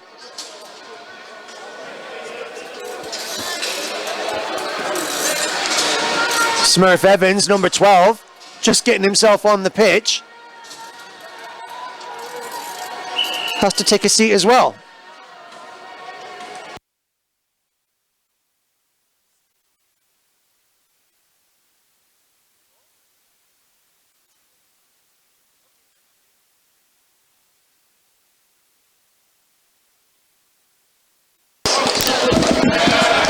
Just taking a minute there to confirm the actual penalty. So we've got 2 minutes concurrently, one for Czech and one for USA for hooking and the slash.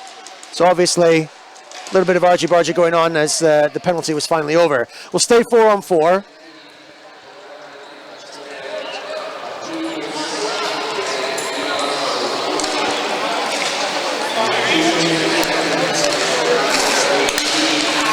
Glenn Evans, number 12, sitting in, it's only just got on. Well, at least we'll have fresh legs for later.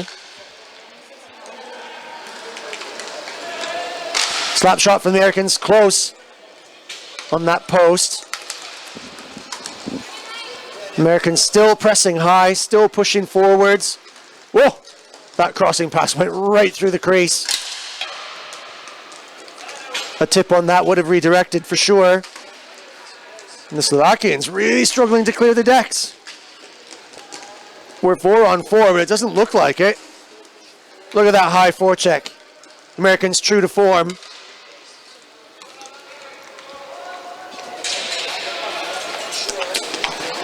Scott Labida pressing in dangerous positions. Look at him parked right up in front of that net.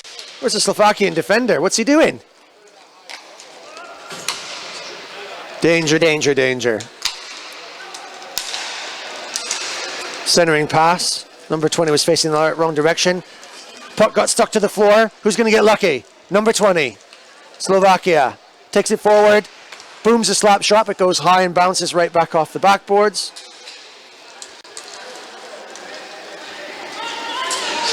Enright, number 34, consolidates for the Americans, holds on to their position. Crosses the pass. Musi, 26. Waits till all the fresh legs are out. Little bit of energy now. Pushing forward. Tries to sneak one through the motorway. Doesn't make it. Americans digging right out. Another shot down on the floor. Route 1. Didn't make it. Americans unpicking their own rebounds. Limbega shot. Rebound. No dice. Little bit of traffic congestion just in front of the face-off circles as everyone's busy cycling in the same space. It's good hockey. Americans' patience when in possession. Crossing pass, opportunity. Man in the crease, couldn't get the pass away. Puck coughed up. High forechecker. Limbega tried to make the pass, didn't want to take the opportunity. Puck was bobbling on its edge. No one was absolutely 100% certain which or who wanted to go.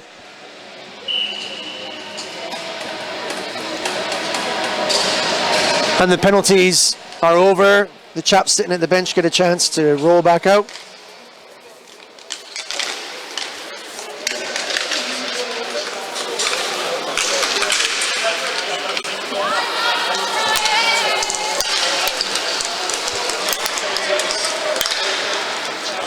Smurfy now finally getting some handle on the puck.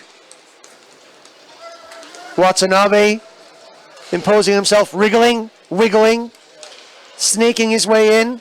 There he goes. In a position. Keepers were high in the crease there. That was a real big old window that was open. Just managed to shut it now. Tipping. It's in front. Tries the backhand. It floated on the crease but didn't go anywhere. Slovakians absolutely lucky that that didn't turn into a goal. The Americans had every chance.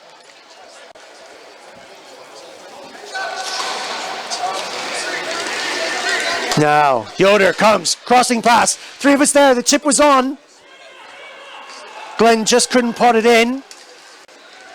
He's got it now again. Still, that high forecheck, turning up so many pucks. Slovakians defending like they don't know where to go. Evans, oh, left it, well left it. Watanabe circling around, looking for someone in the crease. Now the Americans have drifted out. He's going to have to do it on his own. Glenn Evans has got it high. Oh! Not called a goal. Pinged the post. Thought it was in and out.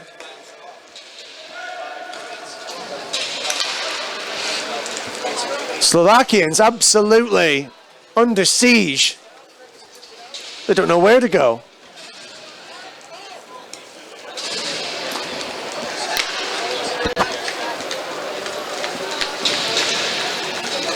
Just taking a breather now with some time on the puck. Americans have taken their chance. Slovakians look like they're trying to stretch play. They're going to play her really, really deep. But the American defender well up for that. He's on the right side of him. So Americans looking very professional here. Slovakians maybe trying to throw a little bit of a dice here and then send a stretch, but the Americans are up for it.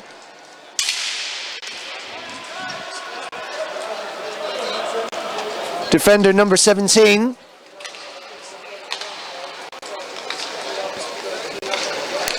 It's not on the team sheet. Ah, okay. It's not a 7, it's a 17. Terry Shook. There you go. Struggling with our numbers, Team USA. Okay. On the team sheet, not correct.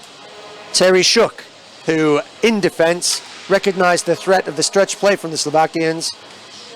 Put his stick out when the shot came in, tipped it wide. No stress. Team USA looking very strong here. Could have scored a dozen more times, but didn't. Just a bit of bad puck luck. USA 3, Slovakia 0. If you've just joined us, welcome to the hills of Bolzano. We're at a timeout. It's second half of the preliminary match in the red pool. USA versus Slovakia. Team USA looking very, very strong. Well in possession. Slovakia overwhelmed. Tired. It's hot. Extremely hot here in the valley of the Dolomiti, the Dolomite Alps in the north of Italy. It's steaming. So I can't imagine what it's like down on that pad. Absolutely oppressive. It's not slowing the Americans down though. Coming out and fulfilling every expectation of their pace, their skill, their stick handling. Really a very nifty outfit and very, very tricky to play. Difficult to defend against, and the Slovakians are really struggling. Lucky to be only 3 goals down. Number 7, Hawkins. Taking his time. Americans looking good, cycling. Taking their time. Still halfway to go in this second period.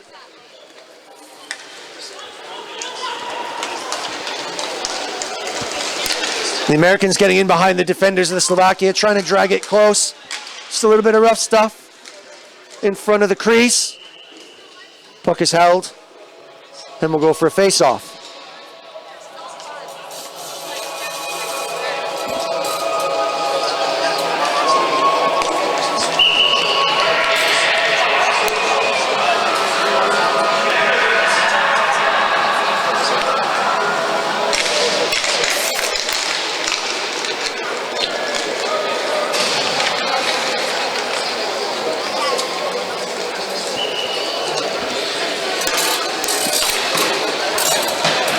Taking their time. The Americans now, they can waste it.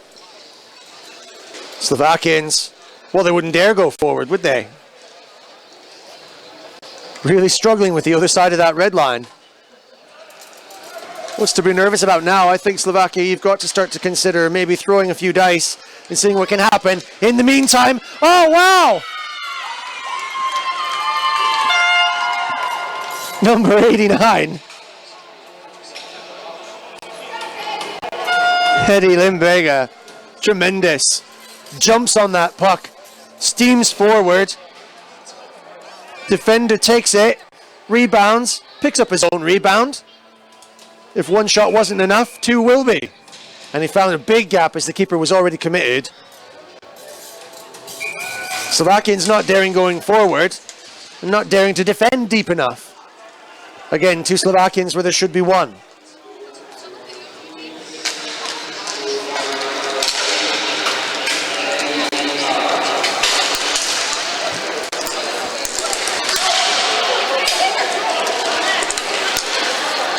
Americans looking even more technical as they're going forward. Spirits are high, looking good. likes to stick handle. Eddie wants to do it again. Mears in a position. Took his time, left it though. Oh, gets it back. Now the American team are working together. They want each other to score. That's a deadly combination when you're working for each other like that.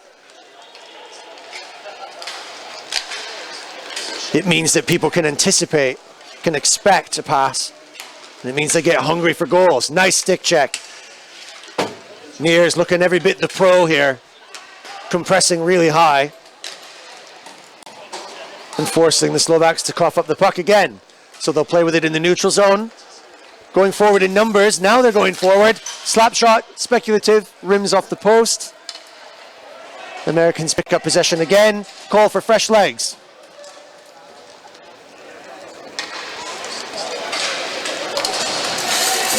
Not a slow block. Not a slow line for Team USA. So sure, these guys will be up and at him smartly. Nice clearing pass. Dangerous. Look at this. Gets caught in behind.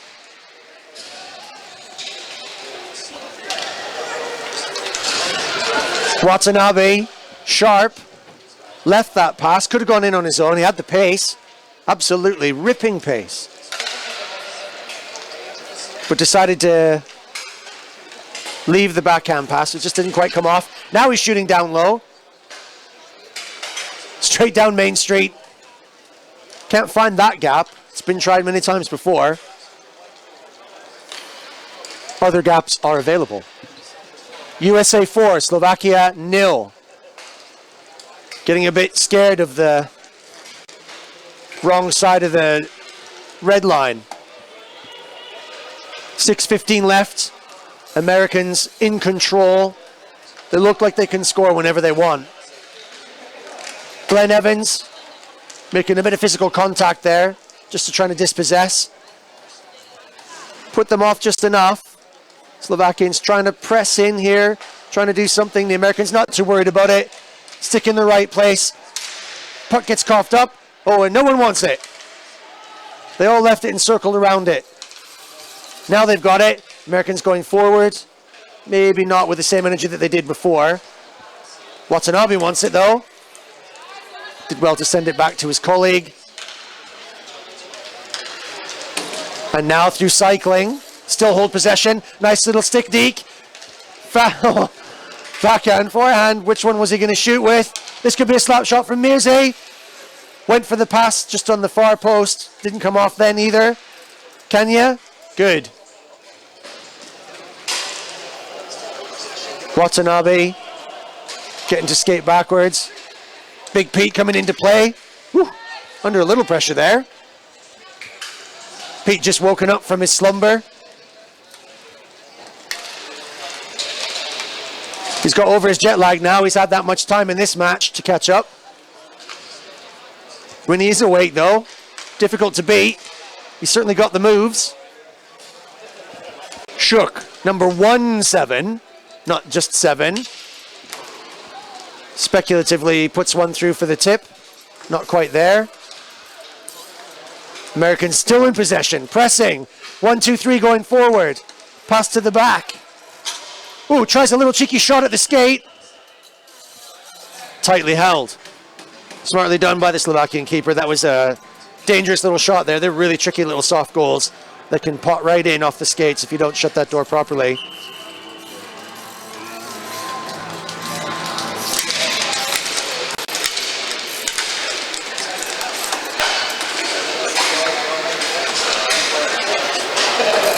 Lambida holding on to that puck after the face-off. Wasn't quite one. In a dangerous position. Up high. Ooh, could have first timed it maybe. Take the risk at this stage. He's going to get another pass here. Oh, he doesn't. Patience. Oh, he had the backside but didn't unleash it. Could see that the keeper knew what was going on. Keeper still on the floor shutting that door. Not anyone, letting anyone from this side take a shot. And back up on his feet. Whew. Slid that puck in. But Americans absolutely full pressure. 3-on-3 up in this attacking zone. The Slovaks trying a stretch play. Number 22, the only Slovakian player to have ever wandered that far up past the red line.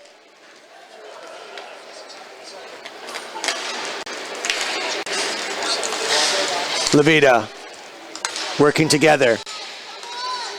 Shook. Pressing now as a 3. Puck caught in the skates, turned over. Slovakia come on. Only is a 2. Slovakians want to go back to the bench more. Is that going to be a hooking call? Ooh, I think he played for that a little bit more. Number 34.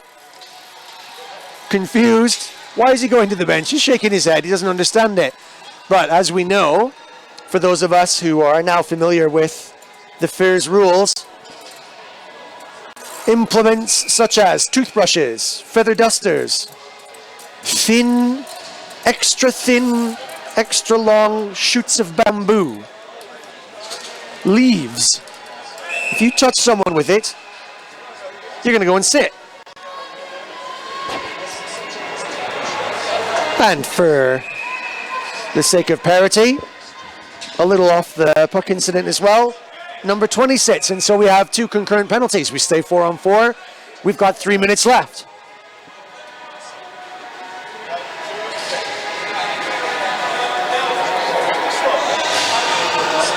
Unfortunately, I don't have the benefit, just as it stands right now, of full replay or particular media service. I'm just watching the feed, just like you guys are, a little bit delayed, so I get the benefit of seeing and hearing what has happened a little bit after it does, again. But I didn't see what the incident was. And I'm still not 100% sure myself why we've got 2 Slovakian players sitting down watching the game. And then right as well for the Americans. We stay 4-on-4 though for the concurrence.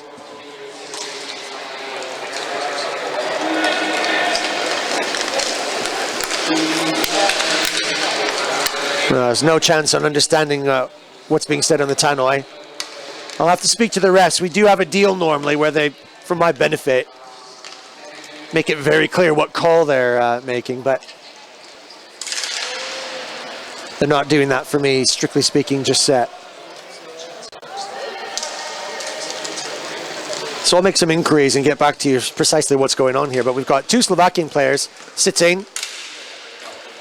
There was obviously some hooking going on the play, and then some other things going on off for them to be sitting there. And right, guilty of the major hook, although it was probably more of a stick trapped in the armpit. Slovakians trying to make us an effort. And with all that extra rest, he's had Big Pete managing to cast some shapes and make another save. The Slovakian team, exhausted. He's having a word with the ref and having a little bit of a relaxing lounge in front of the crease where he landed and stayed there for a bit. It's absolutely steaming hot down there. So they'll be thanking their lucky stars. There's only 1 minute, 51 seconds left. USA 4-0 up. Tremendous job they've done out there. Now looking very dangerous. France have got to consider what they're going to be able to do to break these guys down.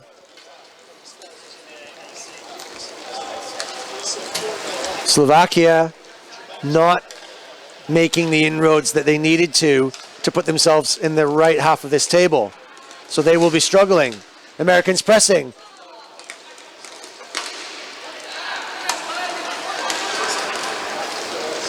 Slovakians going forward, but not in numbers. Trying the centering pass. Threw it up there. Big Pete bats it down. Americans back in possession. And happy to take their time going forward. Watanabe, woo, passing his colleague some air and leaving the puck right where it was.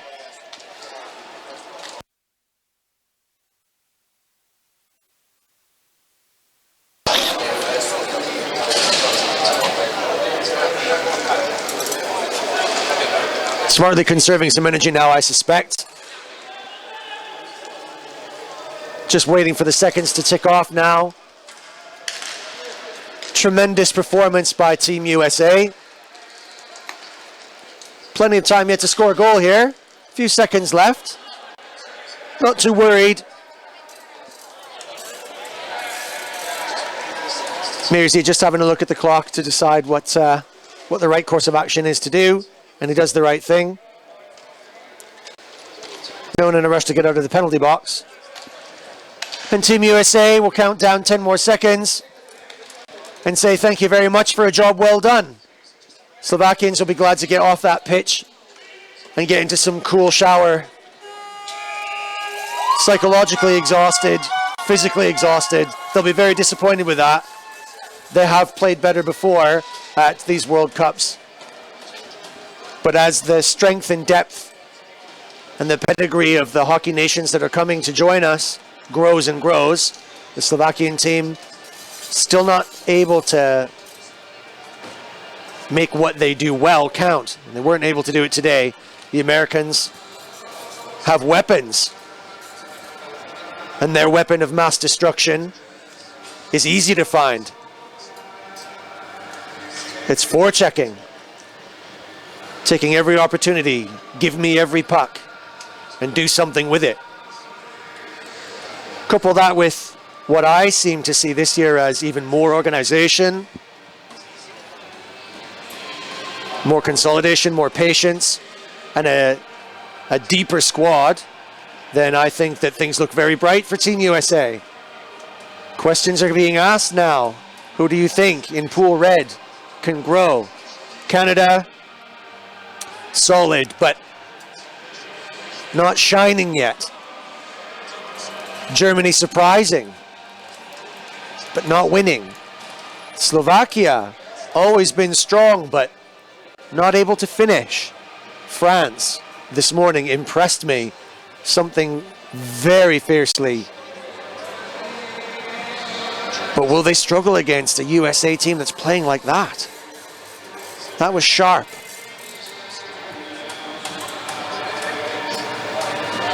Well, thanks for joining me, ladies and gents, if you guys are here. Spread the word if you can.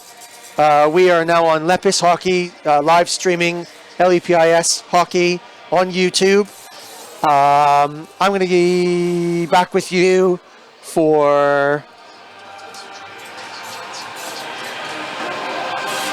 certainly Canada, Slovenia at 5:30, which brings us to about 15 minutes. So let me take a little break and we'll watch Canadians and Slovenians. Canada's second opportunity today to raise themselves up this table. And then I'll finish off my casting today with Hungary versus GB. And I'll do that at 7 o'clock local time, 1900 hours GMT +1. So if you want to join us then, that would be really great. We're on Lepis Hockey on YouTube live today, tomorrow, and Friday. And my thanks to the producers of that, who are local volunteers, a couple of chaps with a camera to borrow, who willingly spent all of their free time, got some time off of work, blagged it, set up the camera, set up the streaming. I've got my ISDN mixer here. You know, just stealing, begging, borrowing bits of kit from work, etc., and setting me up here. I'm on Facebook as Pete Wirt, W-I-R-T. Come find me, or on Twitter, Pete Wirt at Ion Inline, and send me some messages. Let me know you're out there and you can find the stream and you're enjoying the casting that we're doing here and enjoying this fantastic effort of these old-timers still kicking it on the dance floor like they should be and setting an example for the younger generations of how to play and how to play well. Long may they run. I'll join you guys in a bit. I'll go and take a break. And thanks for being out there if you are, and thanks for supporting Inline.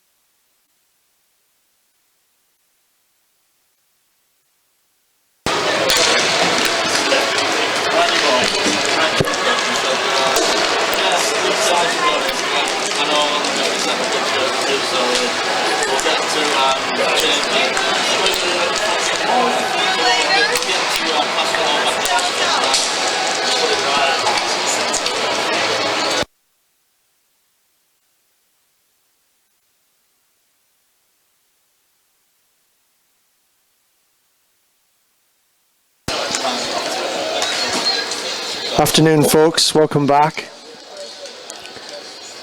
Hope a few of you are still here and managing to cling on desperately in hopes of catching a little bit more hockey.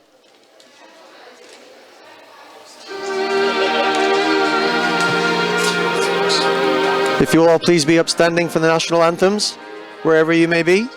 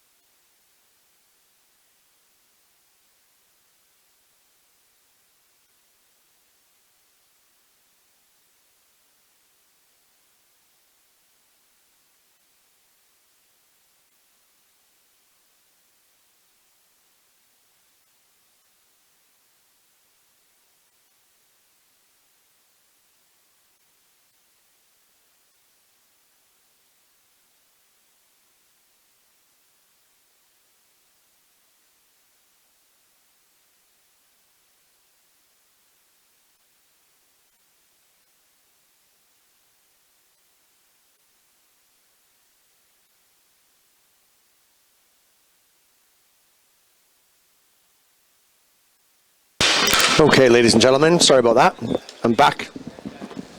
Just needed to clear a few of the pipes.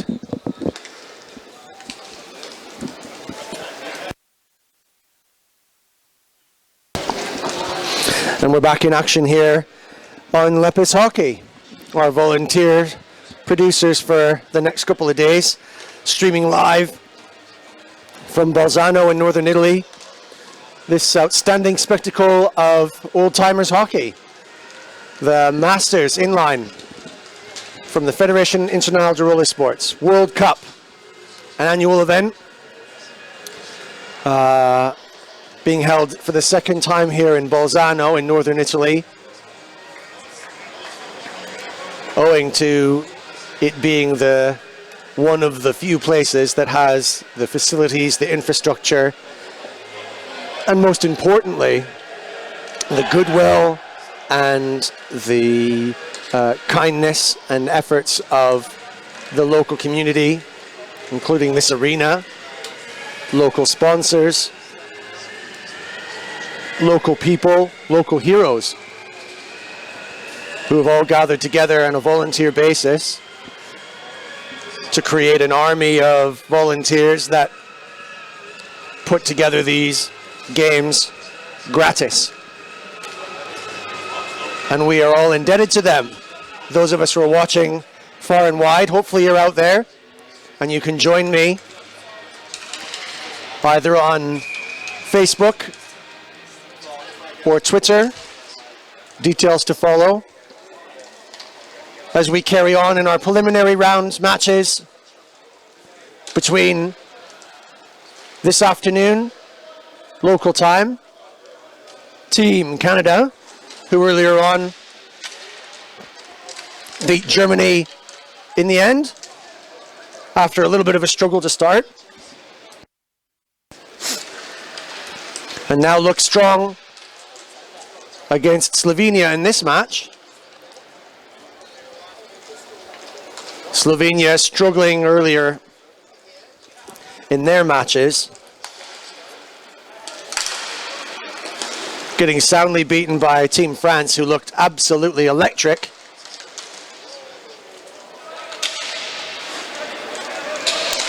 Both of these teams having played now, it's a matter of how much energy do they have left. The temperature here in this early part of the summer in this part of the world is, I don't know, how do we describe it? Oppressively stifling. I don't know if that quite gives you a flavor of what it feels like in this box. My own box up here in the shed, perched precariously on top of the stands, or in the box of the Palo Onda Arena in Bolzano, where the air is still and heavy. And depending on what your personal opinion is on the smell of hockey kit, rather fruity. I know a number of people who have said to me, without a word of a lie, just looking me straight in the face and said, I like it. In the way that some people like the smell of petrol or gas at a gas station. I'm not one of them, but I guess there are out there. If you want that smell and like it, get yourself over here. With 12 teams, plus more, wandering in and out with their bags, and every bit of kit drying everywhere. Canada on a little bit of pressure here. Pressing in. Testing the Slovakian keeper early, putting a lot of pressure earlier on. Yeah, come on, have a little whiff of it here. You'd be most welcome. You certainly get your fill of it. I'm stuck here in this box, but don't let me for 1 second let you think that it's a hardship. Someone said to me earlier on, it was in fact Ian Parsons, who's just now in front of me, said you seem to be enjoying yourself, and I couldn't say that I wasn't, in fact. It's no big ask to come and watch my compatriots, fellow players, ex-teammates come and stretch themselves to this epic level of competition and still really represent their countries and their skills so very well. Canada absorbing the first little bit of pressure from the Slovenian team. Mike on the stretch, takes a shot but goes right to the navel of the Slovenian keeper.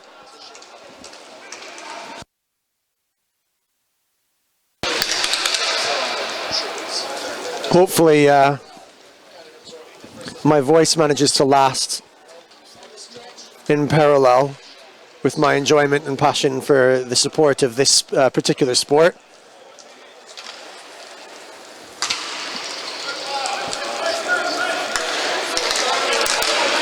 It might just.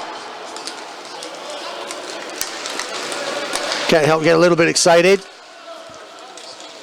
I've got a little bit of a divided loyalty. Canada going forward smartly. Good consolidated passing. Attacking dangerously, Canada now. Can't pretend to get a little bit excited. I've got divided loyalties. The ex-GB manager, managed Team GB for years. Right from the year dot, the very start, the inaugural Masters, when Alain Blanchet, P.Y. Gerbeau, and many others. David Ninzati then played too.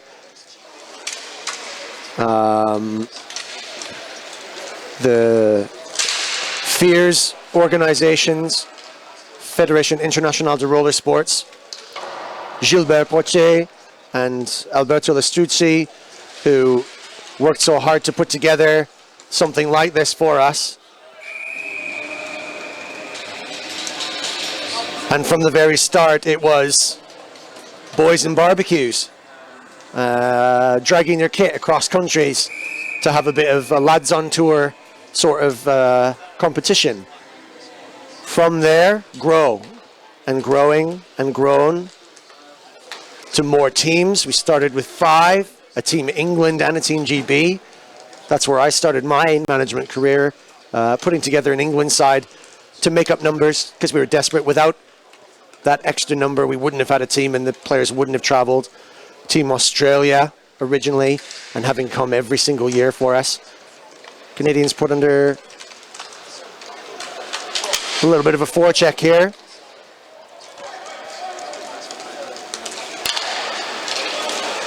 Slovakia now going forward on a counter.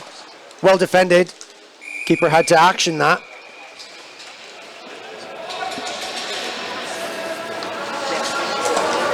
And so now here what you see before you, you might think is a large professional, national, international governing body organization with all of the sundry support team, staff, and bottomless pits of money from international associations. Nothing of the sort. Oh no! The Slovakians, after that face-off, caught a little bit of a funny tip and just tumbled the puck almost underneath the pad. Again, Team Canada getting an unexpected soft goal scored from a far angle, well high of the face-off circle, just catching a stick redirected downwards, bouncing off of the stick down to the actual pad and then tumbling under. Team captain Michael Hunt rolling back to the keeper saying, hey, nothing you could do about that. Don't worry about those. Second time that's happened. Team Canada started their last match exactly the same way. Just a little unlucky soft goal. And hopefully everyone's switched up and switched on and mindful of those little tricks that can sometimes just catch you off guard.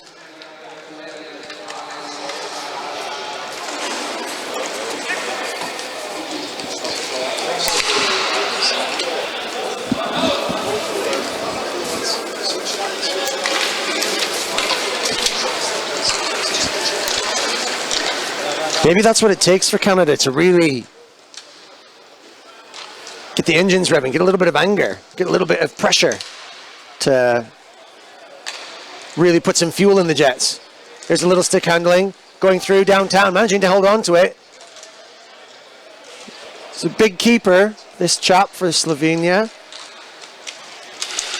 Oh, loose puck. Just couldn't put his puck on it, captain.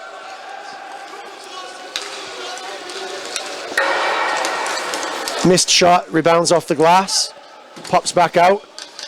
Not being really well dealt with there. Hand number 43. Could have made more of that and got rid. Now Canada break forward as a 3. They always look dangerous when they're breaking. Captain's on the inside, breaking through. All got stuck on one side there though. Captain still in a deadly position out front. Can he get the pass through? Took a tip off the Slovenian defender. And Slovenian get to clear. Moving out. Stick handling. Deflection off the keeper. Slovenian players. Number 43 still got a handle on it. Oh, it's another loose puck. Very dangerous. Gotta be wise to those, Canada. Slovenia are poachers. Zinger of a wrister. Keeper deals with. And maybe not happy, just having a good look at number 9. Like it's really, really staring him down. Don't know what the issue was. He was just there trying to pick up the afterbirth of that little shot. So someone's got to do it. Just doing his job. Bless him.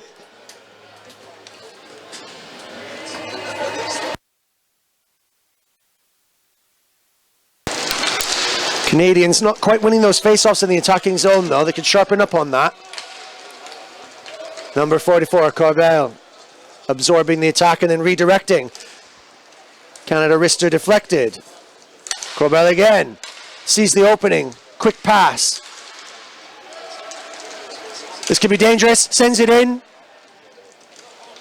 Deflected the keeper too quickly to really make anything of it. Corbel mops up at the point. Turns one. Ooh, someone caught that puck on the ankle somewhere. That'll sting. Corbel still holding on to the puck, taking his time. Passing around at the back now in the neutral zone. Canada just looking for openings, trying to stretch the Slovenians' box out. Turning around. Good possession, good stick handling. Trying to change the direction. Another speculative shot. Slovenian keeper's pads doing a lot of work here, but the rebounds are just coming straight back to Canada, which is good. Corbell almost winding up, makes the space, doesn't like it, sends it back. Canadians need to keep their wheels moving now. You've got to keep their wheels moving. You've got to stretch. You've got to move the Slovenians out of their shape. It's just too many trees in that forest. Tries to wing it through, but that's gone well wide. Slovenian blocker there, sticking right proudly of the goal.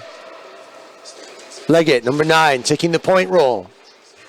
Trying to dive in the corner. 2 Canadians together. Larocque. Number 14 turning around, looking for a backhand wraparound, and catches it. It was only a matter of time, really. The Canadians were just looking deadly around that zone. Moving it efficiently, being patient. Went for the wraparound, and then cheekily just passed it out.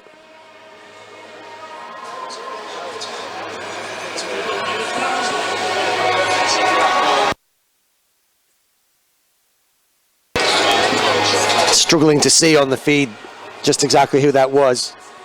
Camera's a little bit rough today. I think we've got some junior camera work going on here.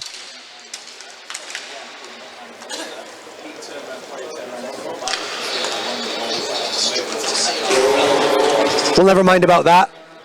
I'll call what I see.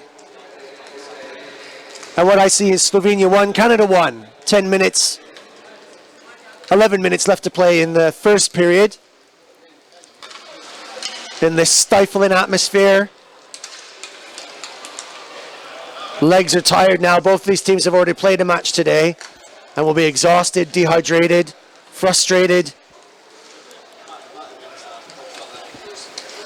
Both of these teams need to do some work in these preliminaries to start putting themselves in the right positions so they break well for the quarters.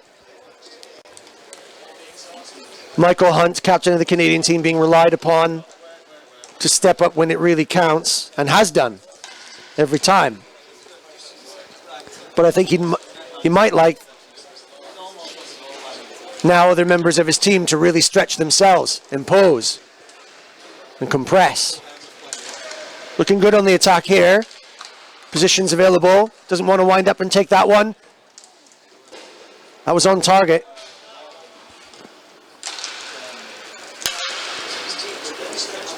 Canadian cycling, looking more organized.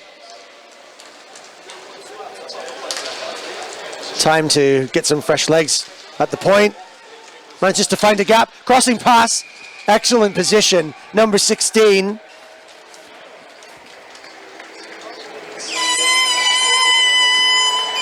Ross Carey. Absolutely potted right in the spot. Just waited for that. Little tip. Extended his stick. Right on the back post. Classic. Page 6. The standard attacking rulebook.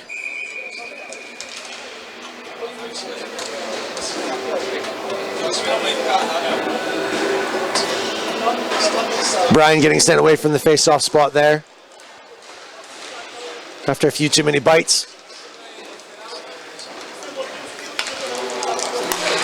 Okay, so Team Canada go up now. That'll relax the shoulders a little bit. They know this is really important.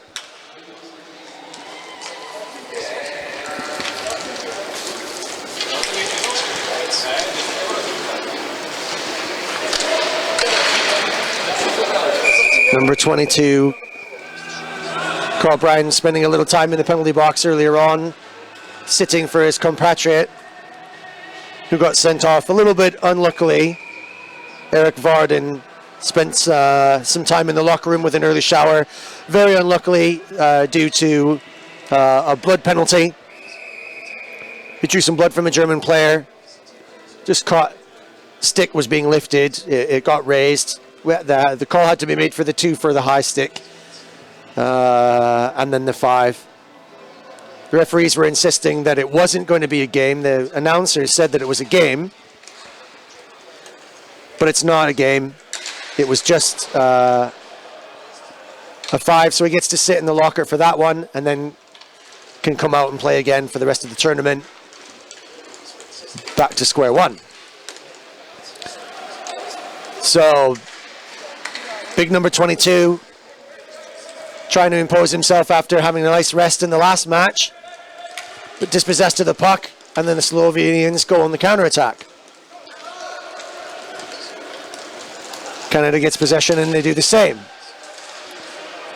Stretching forward, holding possession in the corner, looking for the right person to send it to. Goes way out across the ice, and then back to the center. Ice. Where am I? One day maybe, eh? One day. Whoa, nice little deacon jump. Let the energy of the puck do the work. A little bit of an unintentional there. The referee's going to call that. Were they just out of control? They were just sort of floating a little bit loose. Oversteer on the front tires. Might be a little bit harsh.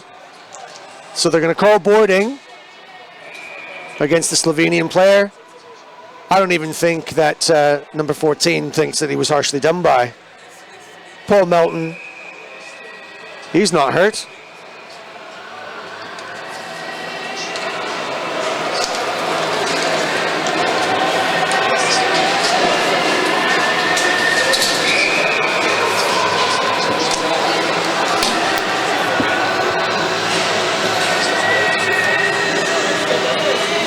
He's out there now, setting himself up in a stealthy position, right in front of the goal, acting as the screen. Point to side, Corbell directing traffic up at the top.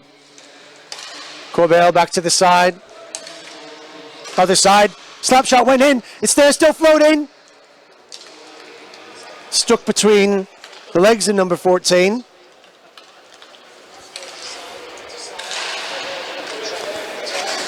Melton didn't quite be able to kick it to his stick so he can make it count. Canadians remain in possession with the power play. Doesn't like anything he sees yet. Need to get cooking.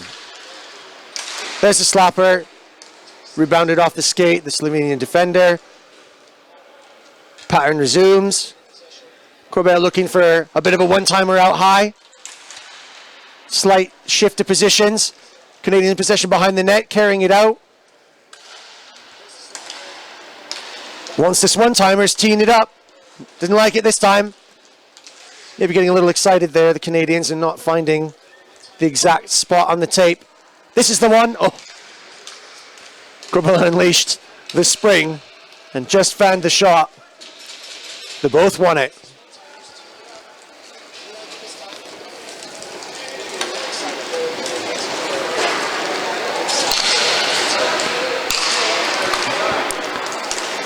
What's he going to do? 21 seconds left in the power play. Number 9 Liggett decides to go for some bit of a rest and a glass of water.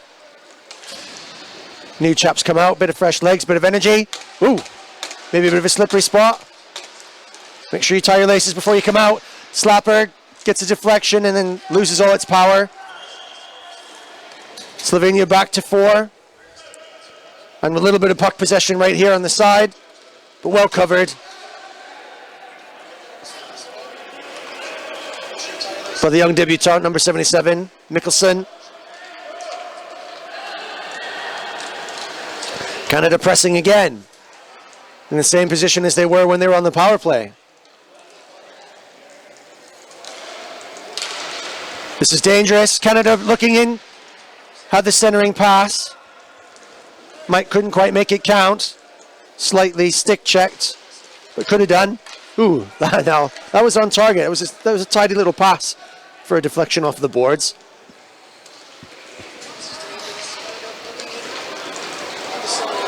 .43, Han. Taking his time. Setting up some shape. Decides for the pass. Captain Hunt. Spitting it out. Players available. Canadians poaching, all buzzing around like wasps around the jam jar, but just not quite picking off any of the ripe fruits.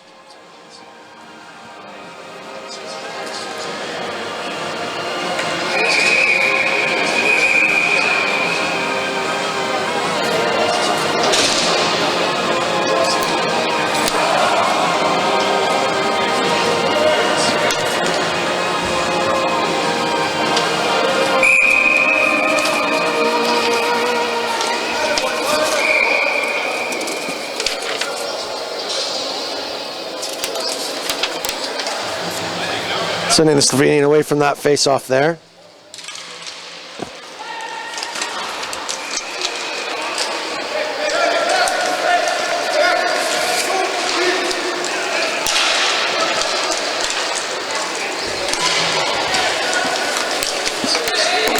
Ooh, some pressure here.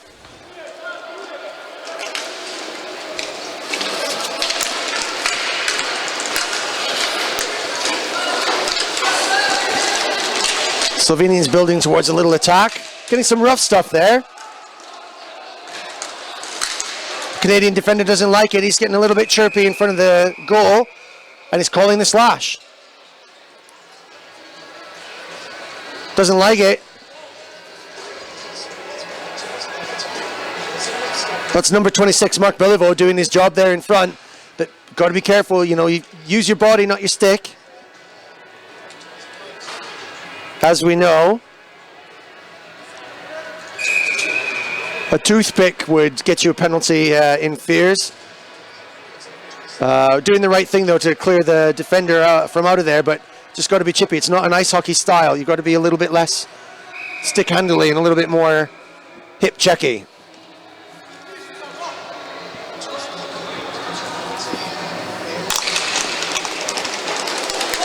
So Slovenia go on the power play.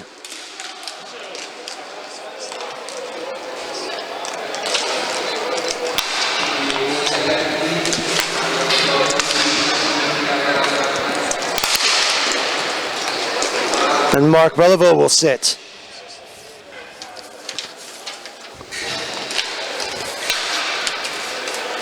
And watch his teammates play. Slovenia taking up the shape. Dangerous shot. And possessed by the Canadians. Having to work a little bit extra hard while Mark watches. Now Mark was very kind. Sorry, Ryan. No, wait a minute.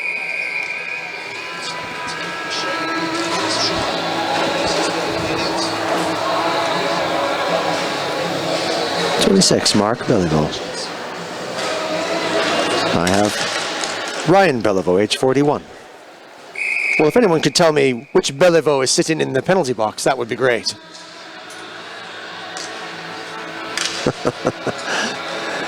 But no one tell you that the administration in this lovely little family-run organization was anything less than spectacular. Now, this is a bit like a workman blaming his tools here. But I can only go on what I've got in front of me. So Mr. Beliveau, whoever he is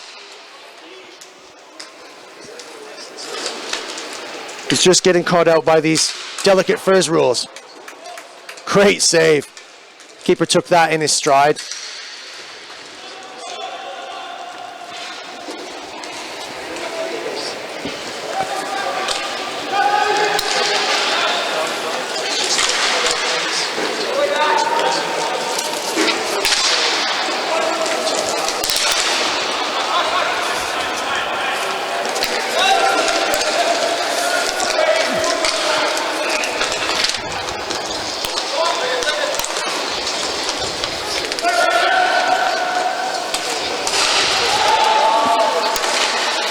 Canada a little short-handed here, putting some pressure on. Stick handling right in front. Still got it. Oh, the backhand could have done.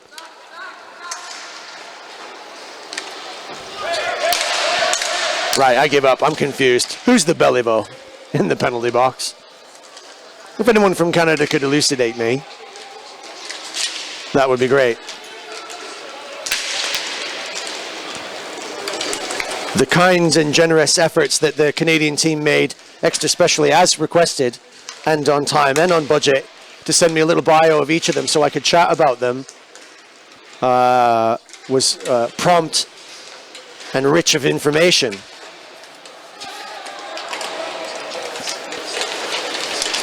So I have here Mr. Beliveau Ryan.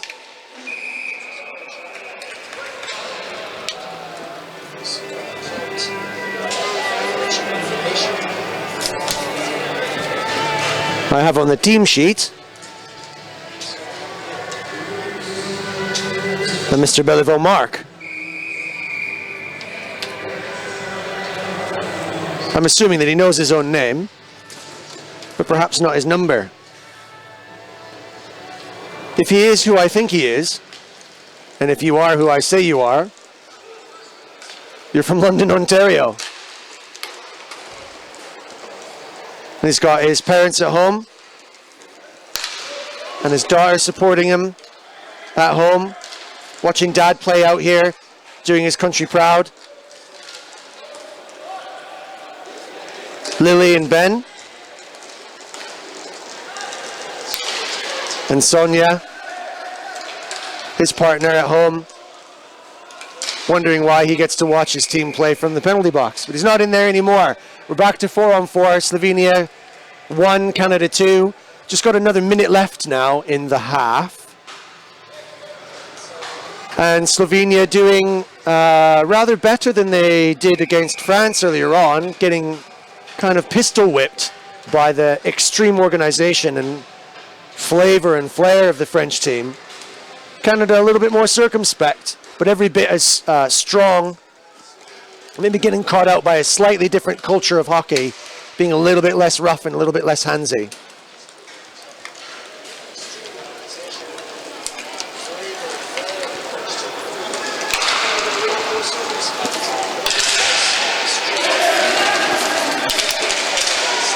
Okay, Ryan, back out in that point defense.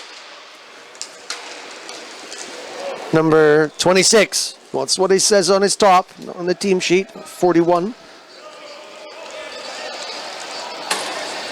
Maybe they got his age mixed up with his number.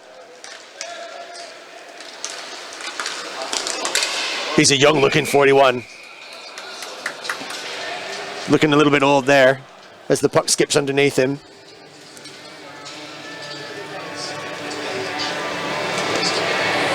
Well, my apologies. I do my best.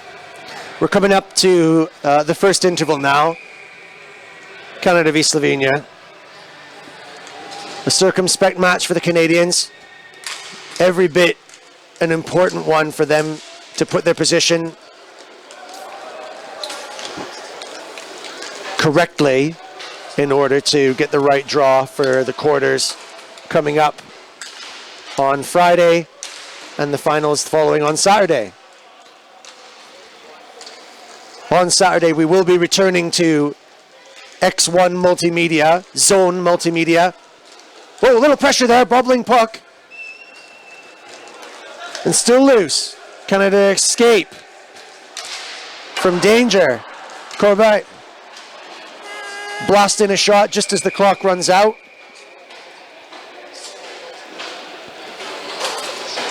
And the Canadian keeper, Servos.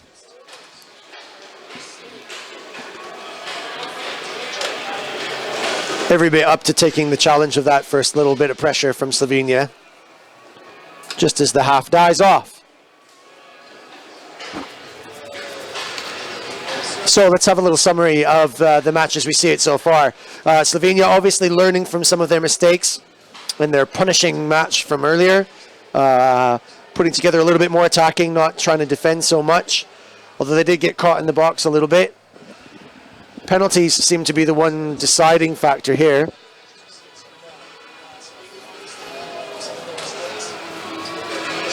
Canada look confident, solid, but a little vulnerable from time to time.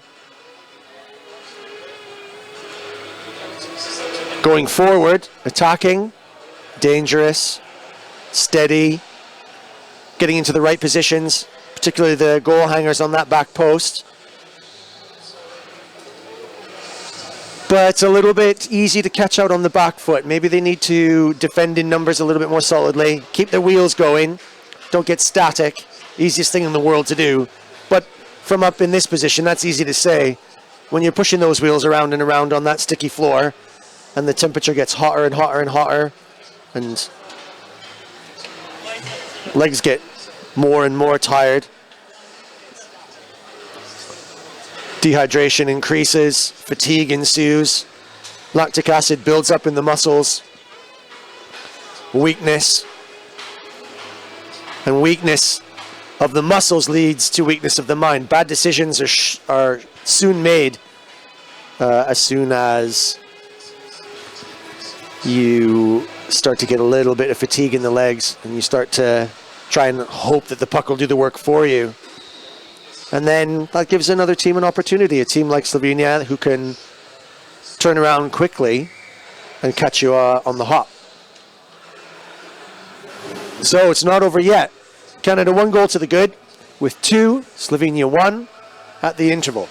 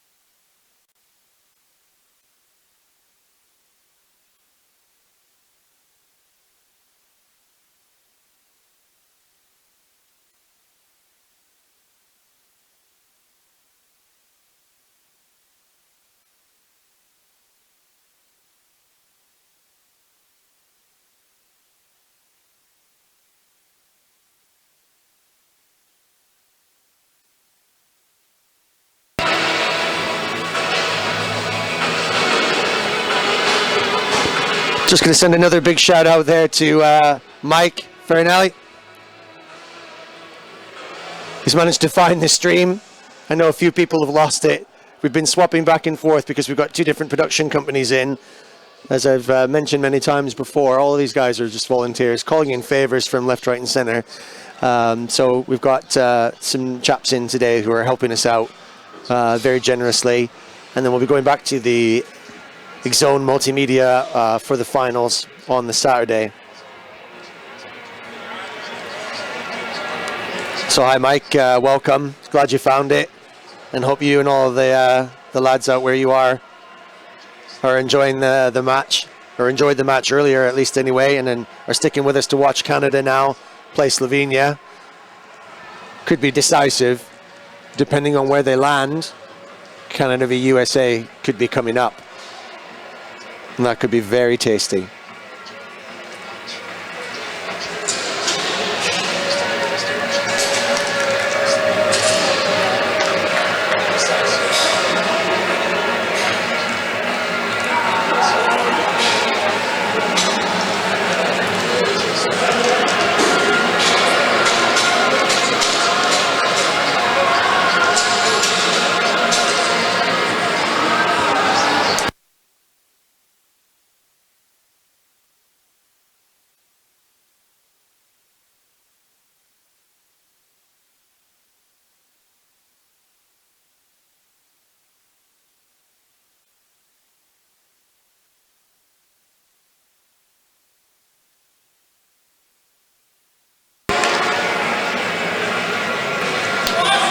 Players just coming back out from the locker room.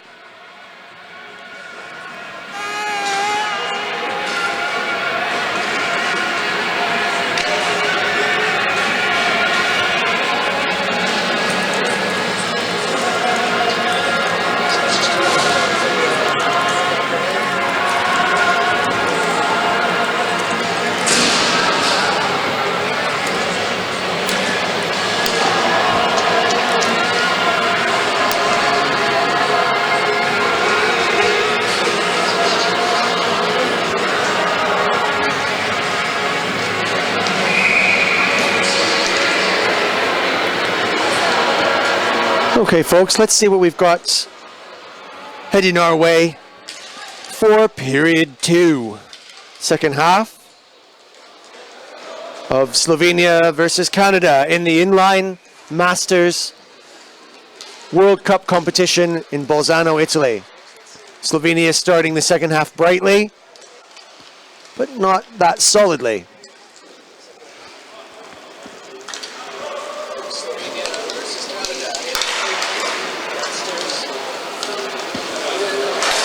Slovenia kind of falling back now into position. Maybe a little bit worried about the pressure that Canada can put on. Could have got a tip there. Team Canada in deadly positions. Puck bounces off the boards in behind, but set loose. And Slovenia trying to go on a counter-attack. It's kind of a one-on-one. He's got support. Tip the stick into the net.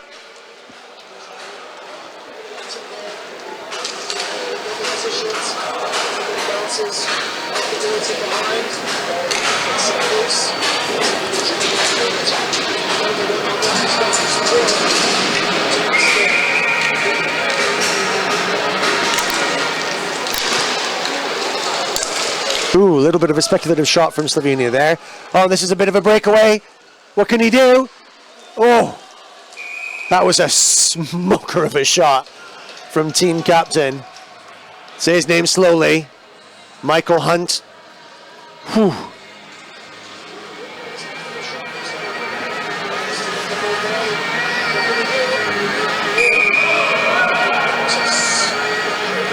That is going to leave a mark.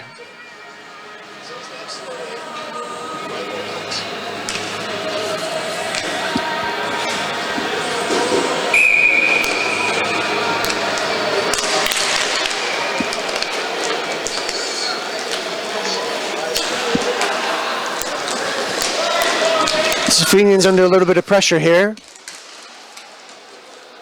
Trying to break out of their own zone. Canadians forechecking high and keeping them in.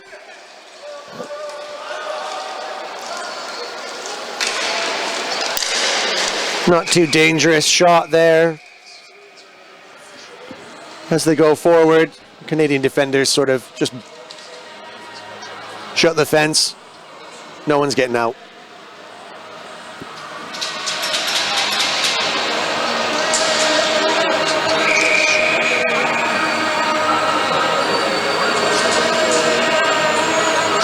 Couple of players to watch for on the Slovenian team who could potentially make a difference. If we have a little look out for them. The Slovenian captain very kindly came up to my booth earlier on and provided me with a little bit of bio on a couple of his key players. So I'm very appreciative of that for him. So just have a little look out and see if these guys are stepping up and making a difference for the Slovenian team. They're only 1 goal behind, so there's still plenty in it. See if these guys can step up now. Ales Fadiga, number 10. Prolific goal scorer for Slovenia. Oh, a little bit of push in the back there. He's going to get sent for that. That's definite. Now, is he apologizing or is he arguing? There's definitely a little push in the back. It was cheeky. He's been warned once before. He sat for that.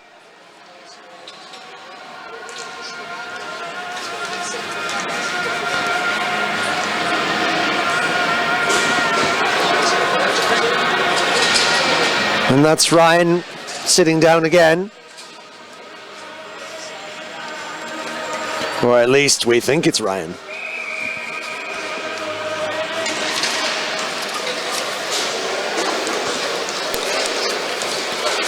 Ryan playing a little bit of old-time hockey there, getting a bit of the rough stuff going. In front of the goal, that was a little bit harsh. He was just doing his job there. But needs to use his body, not his hands.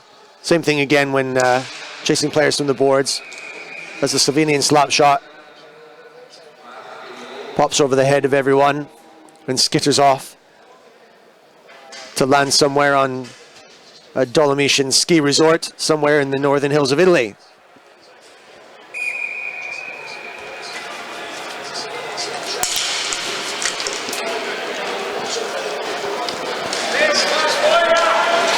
Slovenia on the power play. 17 minutes to play in the second half. Canada have only got 1 goal to the good.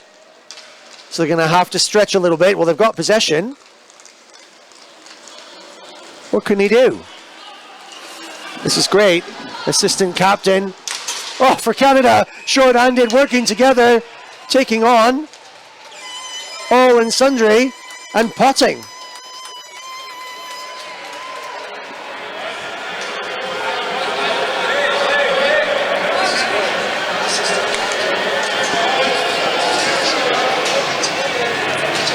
Danny Larocque doing all the work, taking everyone for a ride, holding possession. His outstanding stick handling skills. He's so strong on the puck, just couldn't be dispossessed.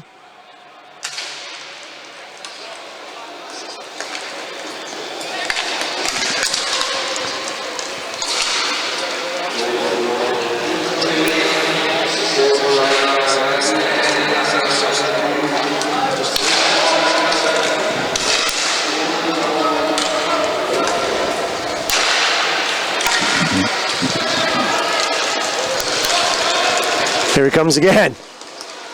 Oh, deadly.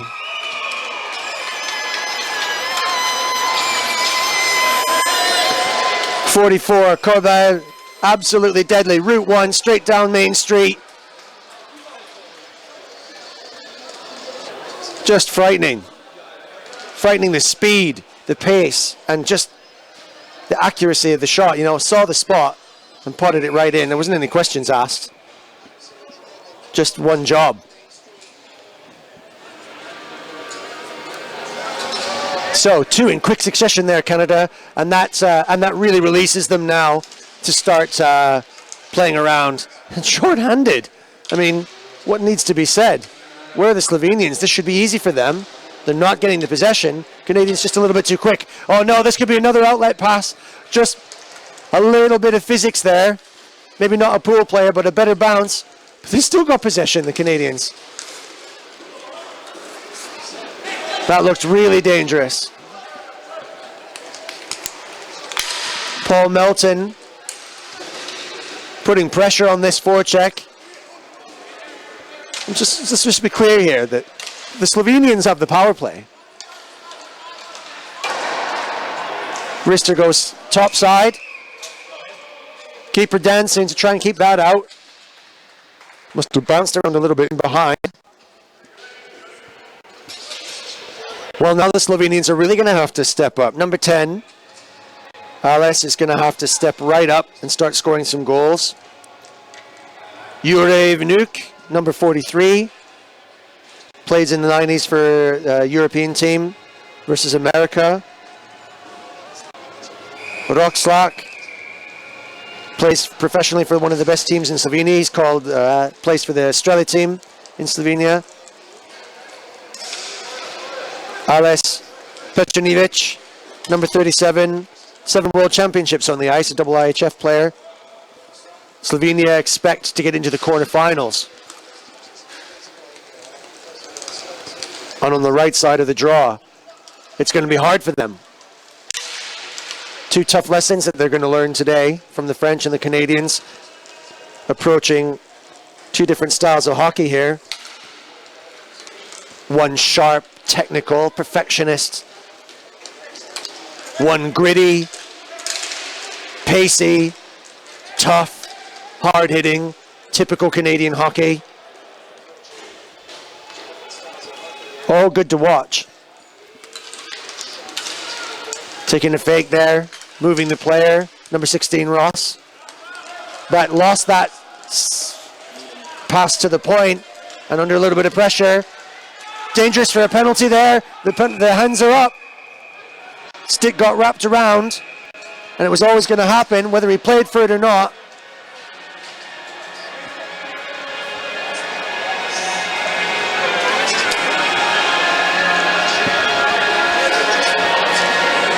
So far for me, for the Slovenian team, number 43.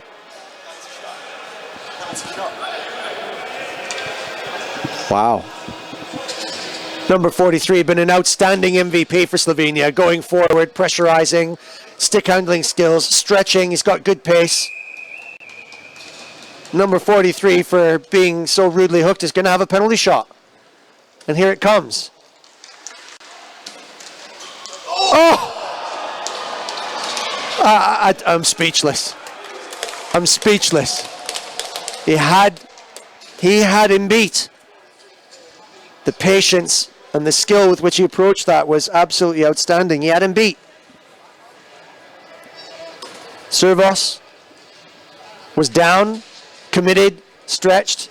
He turned, and just as the last second, pitched that puck just too high and used the post for target practice instead of the net. Oh, that was a big chance.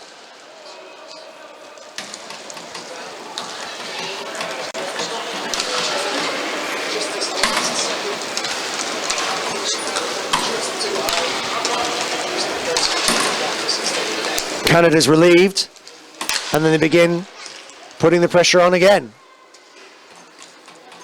Michael trying to get that puck to sit down for him. Asked it politely, and it seemed to have complied. Canadians maybe a little bit too relaxed now. Michael trying to go through all the traffic. Brushing off sticks, gloves, and various other paraphernalia to bang through. Number 43, Han, trying to do the same thing, but a little bit higher up. Leggett consolidating at the point position, taking them all back and trying to open up some space in the Slovenian box. Michael trying the stick handle again. Not quite coming off. Maybe a little bit too low on pace. He was just rolling there. And there's Han, hungry. He wants this. Oh, he did the pass as well. He could have taken the shot, but made the pass to the short side. The Slovenian keeper not very happy that the net's off its moorings and there was no call. I think the Canadians are complaining that they got pushed into the goal and wanted the whistle straight away.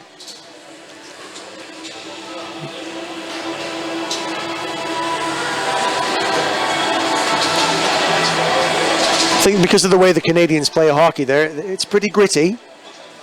And roller sports at this level and in this organization is a pretty softly approach. It's a lot more skill-based and technique rather than a bit of grit and a bit of muscle. So when the Canadians bring that, it's, it looks a little bit rough.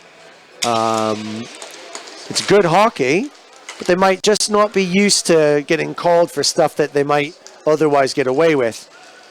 Slovenians probably unexpectedly getting roughed up by the more physical presence of the Canadians. And that's a feature of their game that makes it count for them. They may occasionally spend some time in the penalty box for it, but so far it hasn't been too punishing.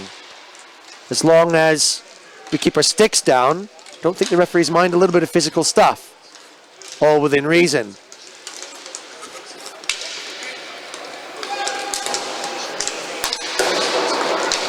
Canadians have a chance to make this power play count.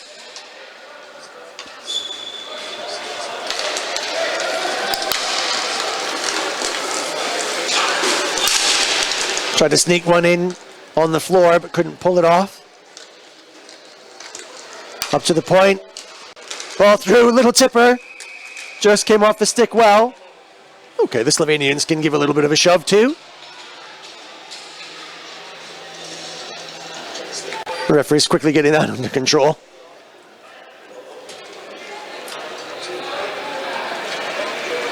And just a little respectful discussion. Leading with their gloves.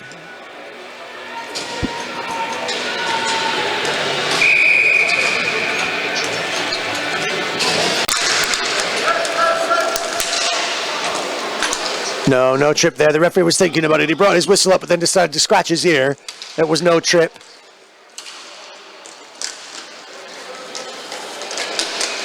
Ooh, just a little poke check. Caused the puck to cough up, and then the sort of half pass to his colleague at the point wasn't quite right. Well, that was a dangerous little attempt. This could be bad. Which way is it going to go? 3-on-2. Canadians up, does the pass. Michael teed that up just nicely, but couldn't make it count. Strong keeper for Slovenia. I mean, even more difficult to beat, despite that Outstanding effort. Mike with a no-look pass.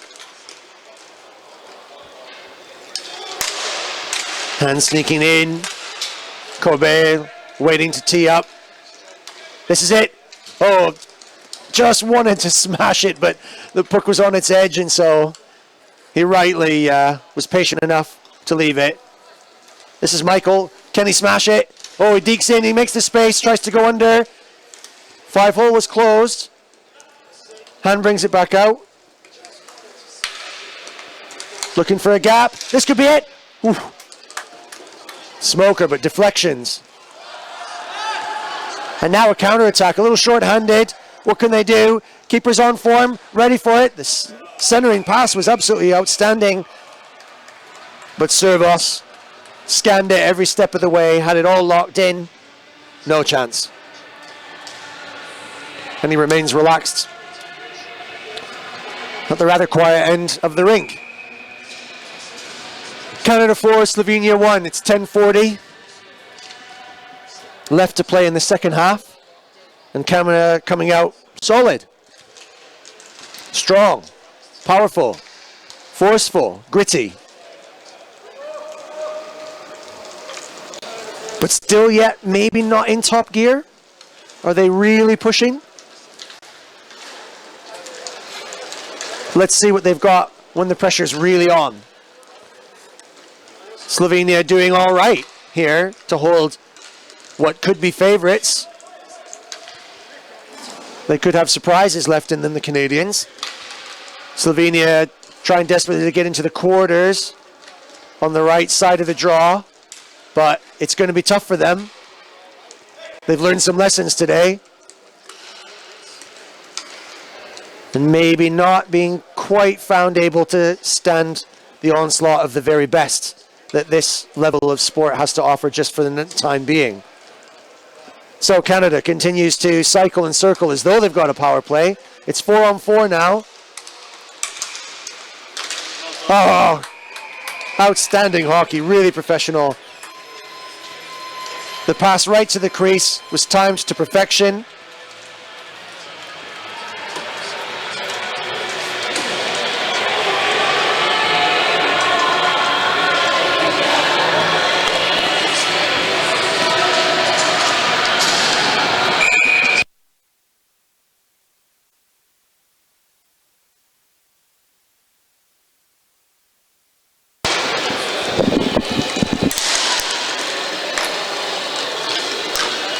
Great effort, that really professional Canada.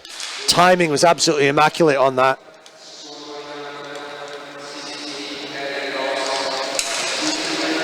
Number 16, Kerry Ross, putting in there nicely. Just putting his stick right where it needed to be.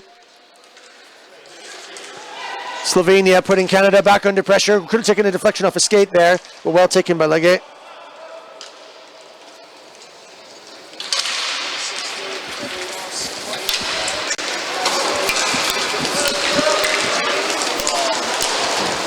Canada stretching as well too.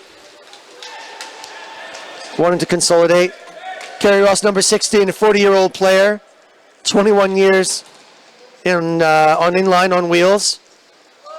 He's got a couple of sons at home, Karsten and Colton. Just watched their dad score for their country and must be amazingly proud. Looks like Canada are still breaking on, still fishing.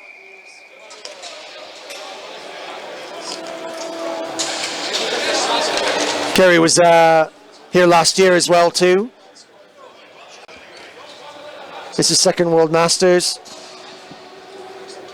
He said in his little bio to me that he's found playing for Team Canada an absolutely amazing experience, meeting everyone from all around the world, and to compete against the best is what this sport is all about.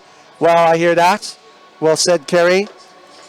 Representing Canada has been a great honor and a highlight of his roller hockey career. Well, I wonder if he's just put the icing on the cake there with that tidy little tip in. He's now got his name forever in the record books as a goal scorer for Team Canada. I bet the boys are very proud.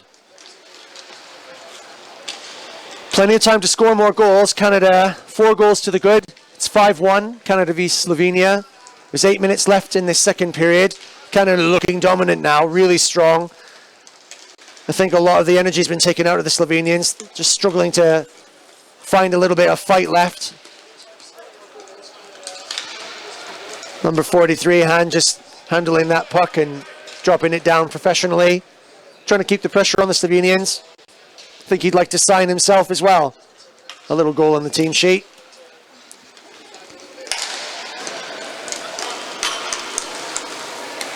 Captain's puck now. Tries the wrap around. Cheeky. Door is shut.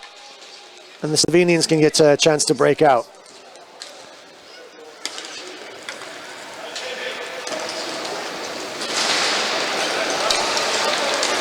Slovenia dangerous still. They could still score. Number 43, Han, looking like every bit a full court player, covering every bit of the rink, forward and back. Wants to sign his name. Looks like he's going to put the pressure on to do it. Got a little bit blocked out. Oh, that crossing pass by any other means could have done. And it looks like the Slovenians are going to get to sit again. Canadians have pulled their keeper. They're going to go out on 5. I think it was likely a lot of little stick checks and little poke checks that the Canadian player was getting as he was coming around. I'm telling you, we're going to learn it eventually. No toucho sticko.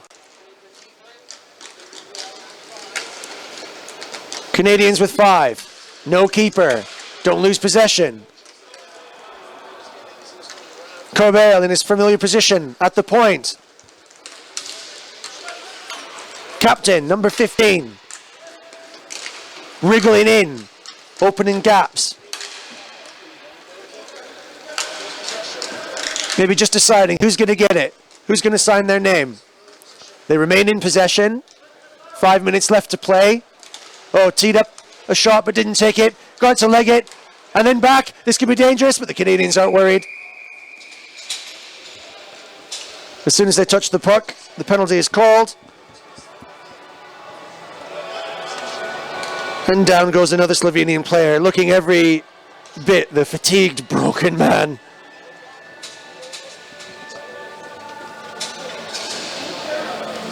Panic, number 66. Exhausted, frustrated.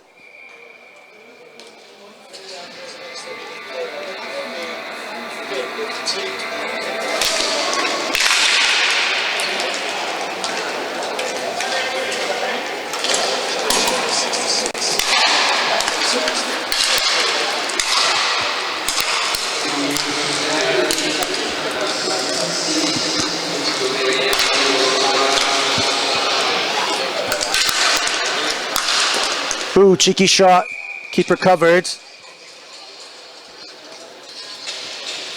It's all just been a little bit too much for Slovenia. They're knackered. Lost a little bit of their heart. Punishing lesson from the French. Another punishing lesson from Canada. And now Canada's starting to look like real contenders. Warming up nicely. A little bit of confusion on the bench there. Corbell trying to direct some traffic from way back at home. Don't know what he's doing. Bench is still open.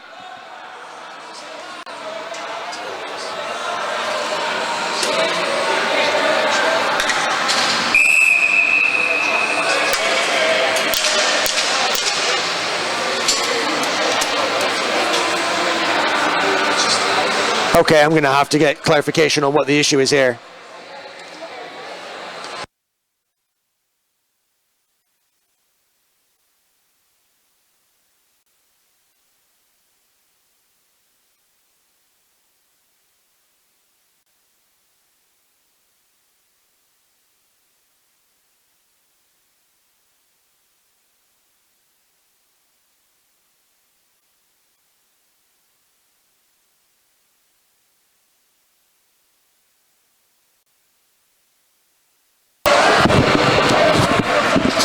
Just had a little quick consultation with one of my GB colleagues here who's close with me to the commentary booth. Just to clarify, it looks as though there was some confusion over who can and who can't call a timeout. The bench, Team Canada bench, called for the timeout. The claim from the referee is you can't do that.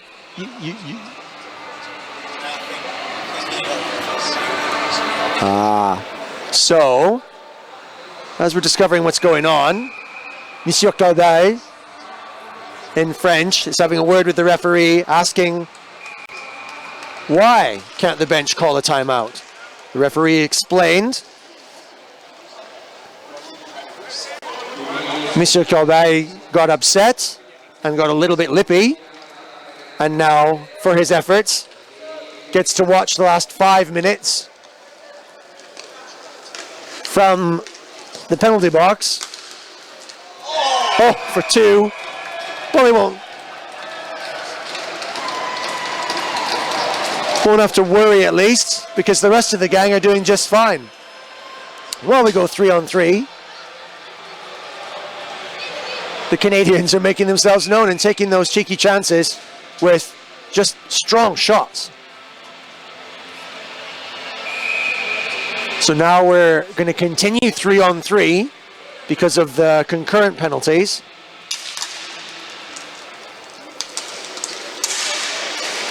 Canada have 6, Slovenia have 1.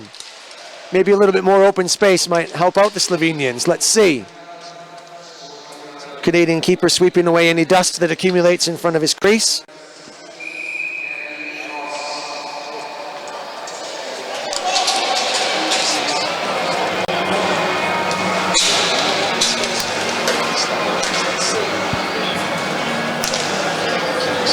And it looks as though now we have a timeout properly called. Oh no.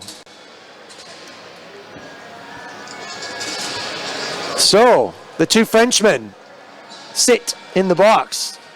Larocque and Corbeil. What conversation are they having in there? Slovenia will go 3-on-2. Oh no, sorry, 3-on-3.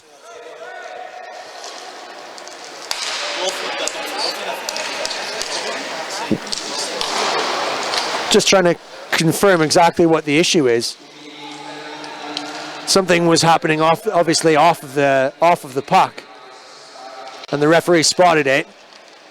And now Larocque gets to sit with his companion Corbeil, and we've got Panic and Staric in the bench for Slovenia, and now they'll stay 3-on-3.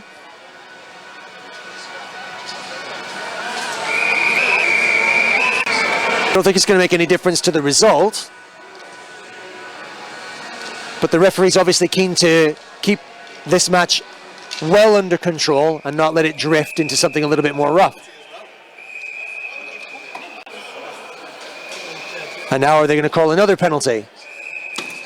Either for A, delay of game for trapping the puck and not rolling off, or B, for Hunsey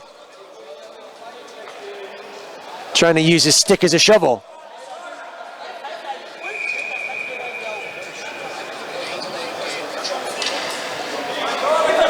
Rumors are that this could be a delay of game. Is it just an old man who was struggling to get up, or was he being crafty? I wonder. Look, we've all been there. I've fallen on the floor and couldn't get up. I mean, admittedly, I had some friends to help me. Not up, I mean down. The friends I speak of are Talisker, Ugadal, a lovely little drop. If they'd like to sponsor me, I'd be most happy to help promote their fine single malts. We've got another Slovenian on the floor, twisting his back. Tell you what, this game is a game of violent attrition.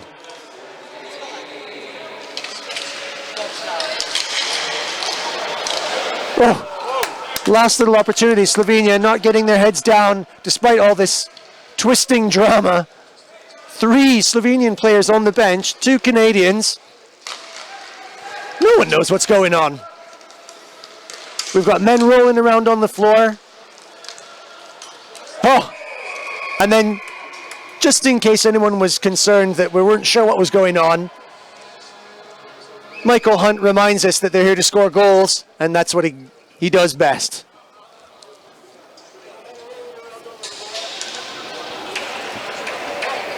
So, one player released from the box, making a little bit room on the Slovenian penalty bench. Staric and Vinuk still sitting. Kobail in the rock. Discussing the finer points.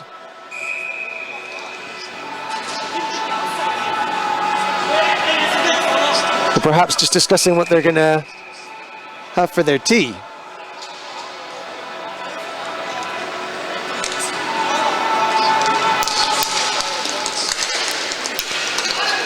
Three on three out on the pitch. There's only 3 minutes left to play.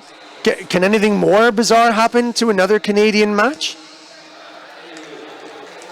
The controversy, wherever they go, is it because of the style of play, or does it just kind of follow them around now? I don't know. A little bit of tugging there, a little bit of pulling, a little bit of shirt pulling. Yeah, the Canadians are playing gritty, playing rough. Slovenians don't like it. If they chip back, they're going to get it. And it looks like everyone's got it good.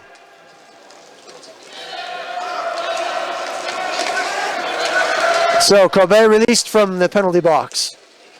And Canadians go for 2 minutes and 44 seconds. And just in time, too, to deflect that little speculative shot. Canadians with 4 could be dangerous here. 7-1 to Canada.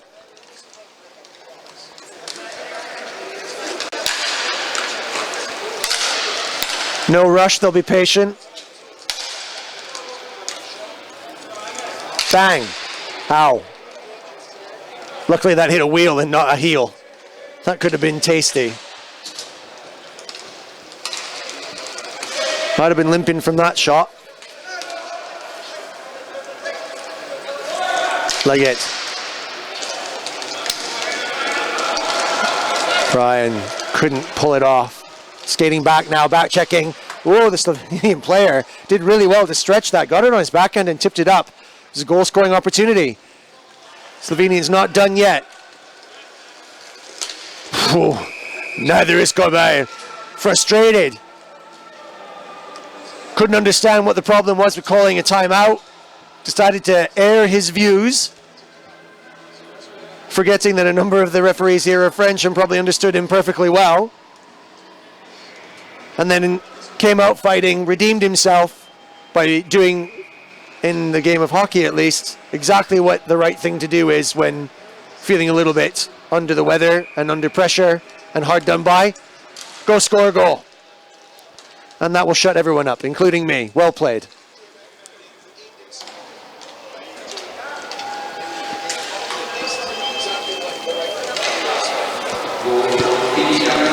Canada go 8, Slovenia 1. And mercifully for them, we think, oh, look at this danger. 2 times danger.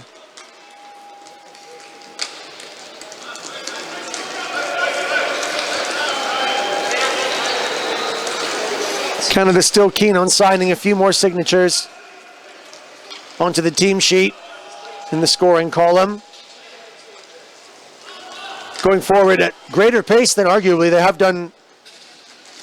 Showing a little bit of fitness here. This could be dangerous. So accurate. Look at that. Tell you what, he has got that Main Street median line dialed in. Will he try it against another team?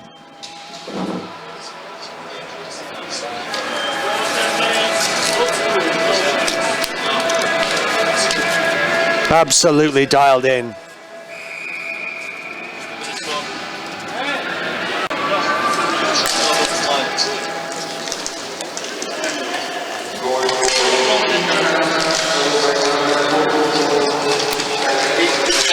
A prolific goal scorer for Canada, number 44.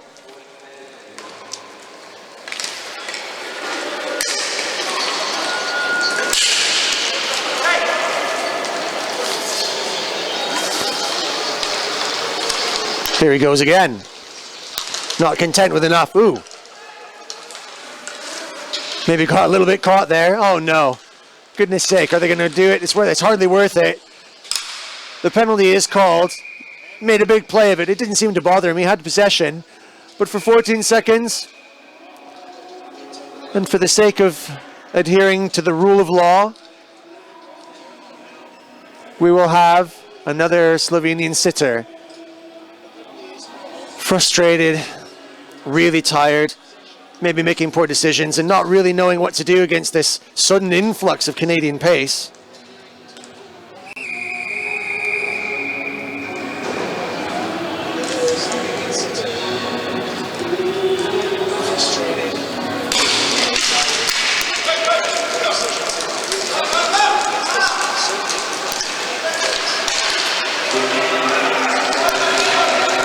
And now stretching. Slovenians maybe trying to commit some forward before the buzzer goes. Oh, cheeky, unnecessary.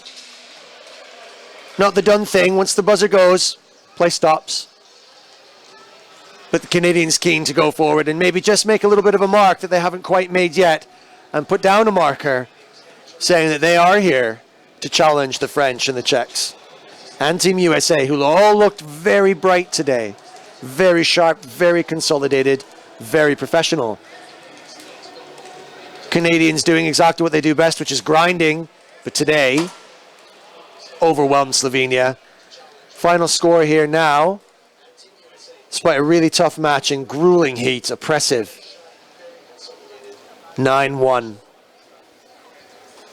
Canadians doing exactly what they do best, which is grinding today. Overwhelmed Slovenia.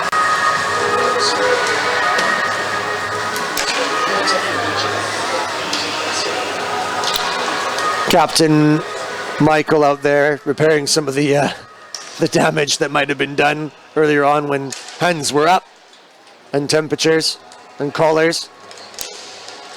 But an impressive display of how important it is to put your sticks and your gloves down after the end of the match and appreciate what a tough job it is to come out there and put your body on the line like these chaps do, and bodies that are well past their best, if I do say so myself. And that's not to cast any dispersions upon these fine figures of gentlemen out here. Mine certainly is as well too. But these chaps are absolutely killing themselves out there in this heat.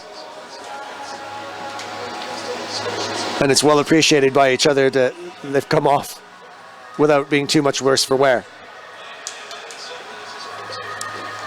One of the things I like about hockey the most is the fact that it takes such a respect for your fellow player, knowing that the pace and the strength and the power with which we play has every potential to cause some pretty serious injury, and as much as possible they're always careful to play right up to, but within, the rules and the lines.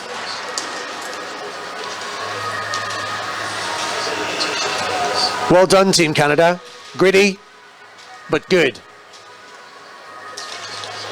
Slovenia, keep your heads up. It's not over yet for you. There's time yet, but you've learned some hard lessons today.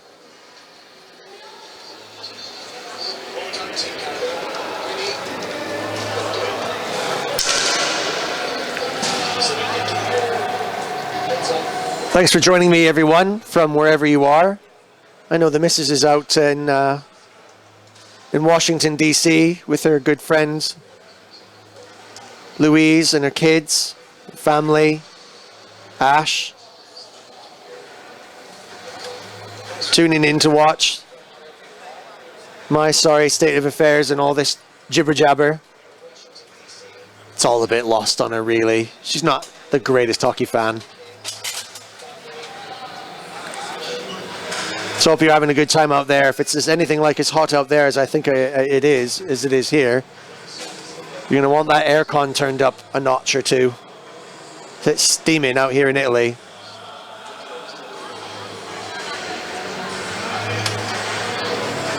So cheers to Karen for keeping me going with the WhatsApp messages.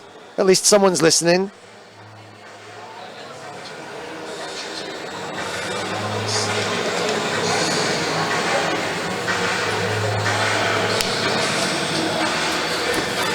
Thanks to Mike and the chaps if they were watching earlier on for the Team USA match. If they stuck around to watch this, they'll be worried now. Don't want to face Canada. Family and friends of the Canadians. Hopefully they got something out of that. I'm sure they enjoyed watching their team spread some scoring around.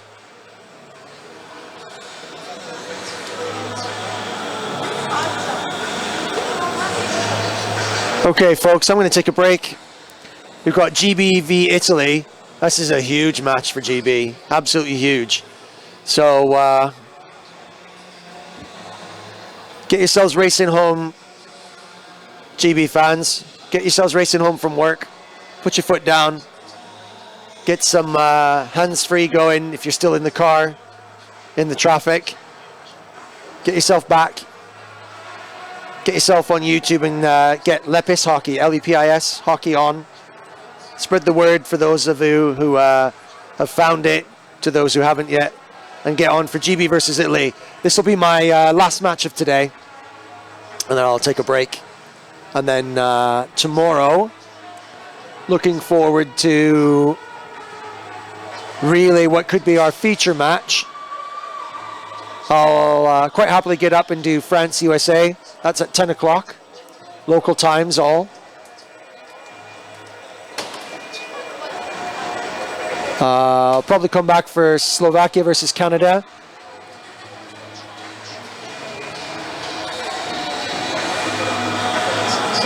Let me just double check my schedule here. Yeah, Slovakia, Canada at 2:30 tomorrow afternoon. And then we'll see. I might be going over to play for Team World on the other side, in the Murano Arena, and then just take my breaks and get my voice a rest for the quarters and semis coming up on Friday and Saturday. Thanks for joining me if you've been out there. It's been my pleasure. And I'm going to go and rest my voice. Ciao ragazzi. See you later.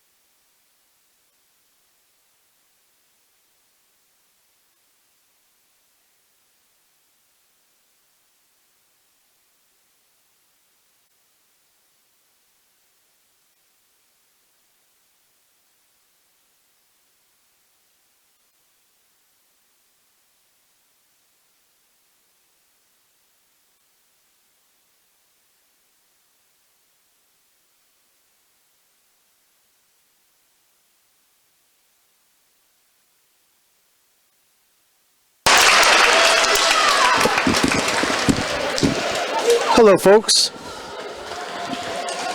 Now then, all the people on the little island who are watching in anticipation of GB meeting long-standing rivals, the Italians, perennial hosts of World Cups and Masters Championships, and always very, very tough competitors, but always very close too. When we played them in Barun the first time, we did really well and held them to 2 goals. That was Ricky Cooper's first outing as keeper for Team GB. That was a great result. I remember I had a bruise on the inside of my thigh. Now that bruise was as dirty and as nasty as a bruise as I've ever had. And that bruise was as a result of the puck reflecting and deflecting off of my other thigh, which had the even bigger bruise that I've ever had in my life. And thank God that it did that and not just a couple of inches higher, which would have left a rather cup-shaped mark all around my groinal area. The Italians are a really tough team. Passionate, as you might expect. Organized. Excellent in passing, but upsettable. They can be niggly, they can be tough. They can be harassing. We've got a big squad. But GB have been playing well and playing themselves into this tournament, so they'll have to be sharp. They'll have to be quick and catch the Italians off guard. So expect GB to come out very brightly first off. And hopefully catch some Italians off guard. Saying that, my divided loyalties will show here. A little bit of neutrality. It's not the BBC exactly, as I'm often reminded. Thank goodness for that. Some of the comments I've been making would have been summary dismissal. But the Italians, perennial competitors, but friends, hosts, and outstanding compatriots and lovers of this sport. It's difficult not to support them as certainly a favorite second or third team here. I'm neutral. Well, watch this. This is pretty quick. Oh no. How did that sneak through? Oh, danger.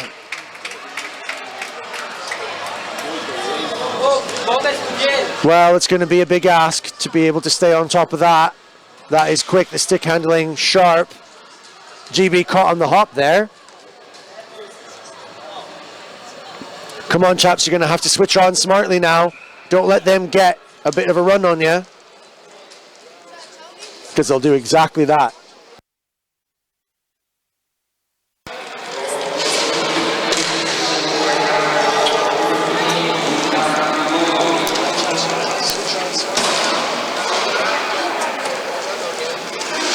If the Canadians are anything to go by, though, getting scored upon early doors with a soft goal can lead to bigger and better things, can lead to a big switch on. So what can these gents do then?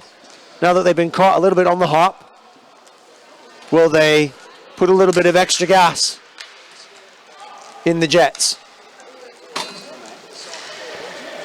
This is the GB line 1 out here now.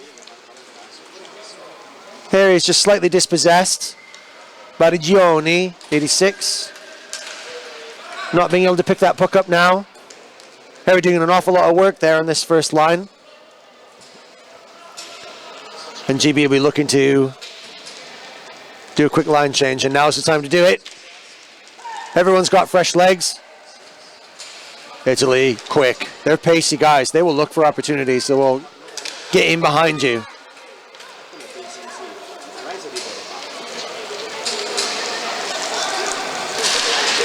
Welcome to all the UK fans. Oh, danger. Oh, great save. Keeper did enough to spread himself out and flatten himself down. Good effort. Another Italian on the stretch.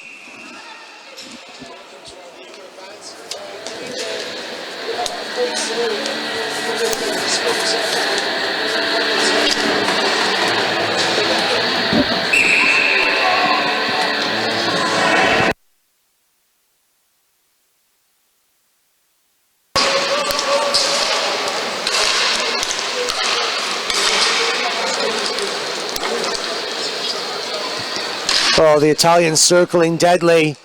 GB just a little bit stunned. Eyes are wide on the defense in this line too. Oh, great crossing pass to the center. Smartly taken. What can we do? Can we make the most of it? Oh, the centering pass just wasn't snapped upon.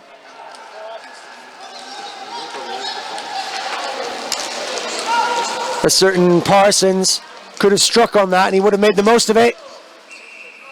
Great save by Cooper. Italians look very dangerous going forward. GB taking the risk and pushing themselves up. They are an attacking team, GB, and as I've said many times in the matches that we've played so far, they look very bright going forward. They've got a lot of threats in the attacking field. They move the puck really well. On this third line, oh, hang on. Referee might have just caught a chip there. Was it the puck that tipped up? Let's watch the feed, and I can give you some suggestions.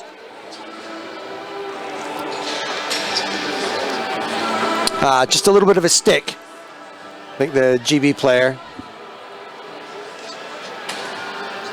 just swinging around in the aftermath of the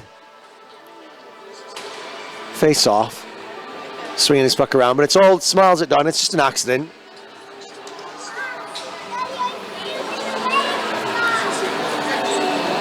He'll brush that off. A little bit of a hop to reset the computer, and we'll have another go. Will he rest or will be okay? He's had worse.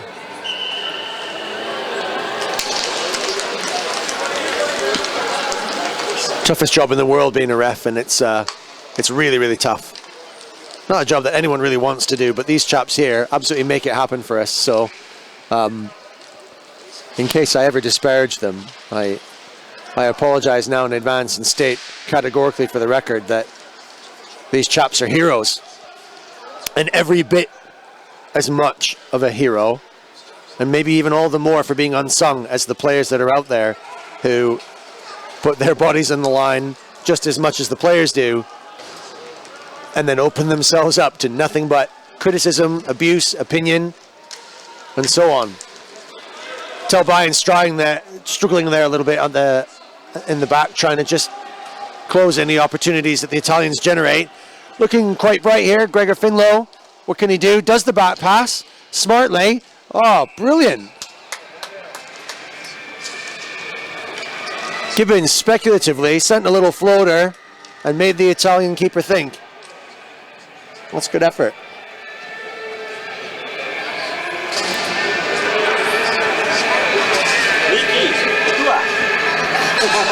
Team GB looking exceptionally good this year. The best team I've seen turn out really solid through three lines.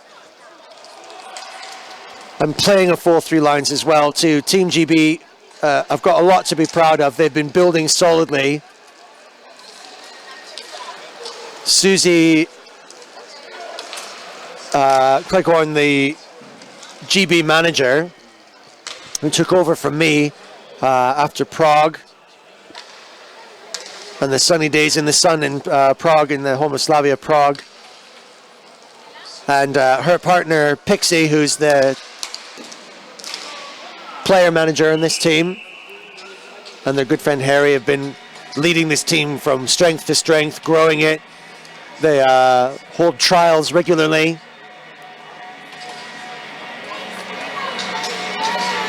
And have quite rightly done solid by turning up with a vet side as well this year.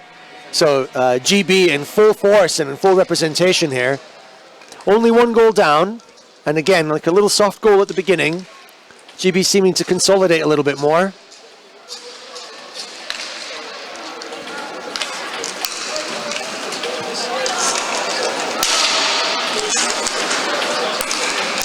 Italians wiggling around. Oh, dangerous floating puck in front.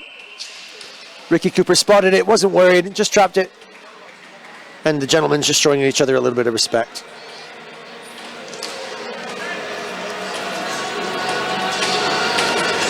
In front of Ricky Cooper.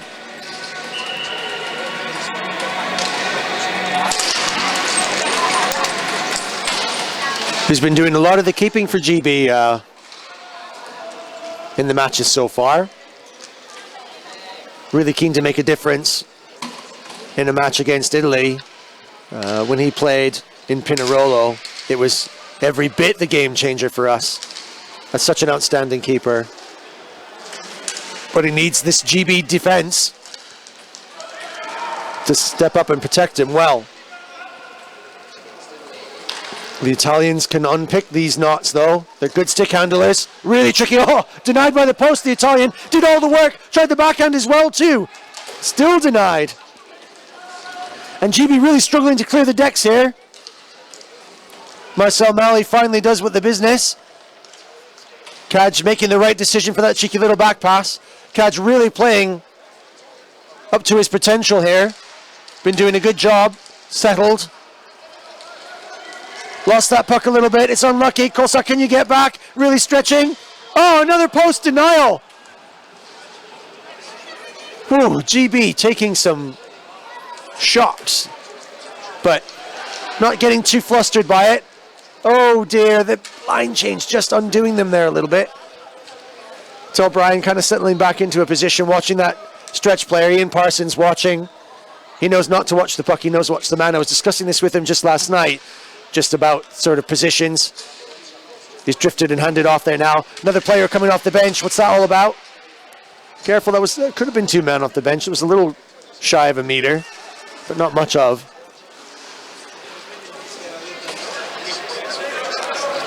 GB clear the decks. Dave Wright, who was just sat in front of me earlier on,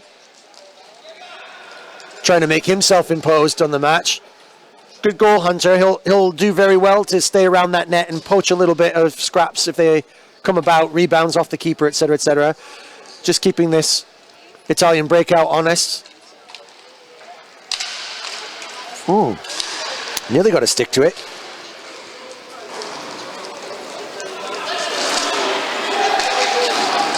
Okay, righty, can you do it?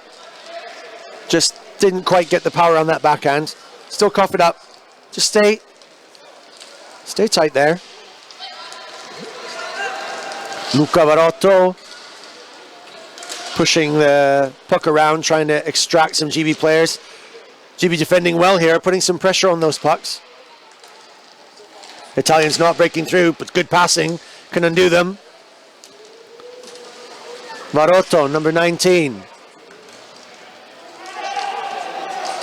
Cycling around. Under a lot of pressure. Let's say nothing of the American forecheck. Let's have a look at the Italian one.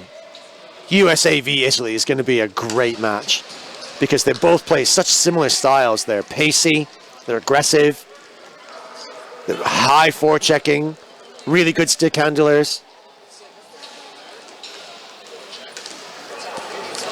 That really will be a matchup of talent. Now can GB go forward with our good man, Monroe Morris. Getting shut down on the side, but still holding the puck. He's getting it loose. Well, he's working hard, stretching. Just couldn't get a little bit of luck there. Gibbons coming back to defend the open player. Italian smart, playing up high. Is that going to be a slash? No, just a fair check. No hands go up. Monroe Morris has got to take the chance. Italians on the hop here, waiting for the penalty, drifting, crossing pass, but there was nobody there. Empty space in front. GB trying to get fresh legs on. Harry ended up back in, crossing pass. Cooper well saved. Oh, another backhand though, it was loose. People didn't pick it up. Harry wasn't watching carefully and the Italians scoop it and backhand it. Cooper had stood up expecting everything to be done and he just got caught on the hop. Watch out, GB.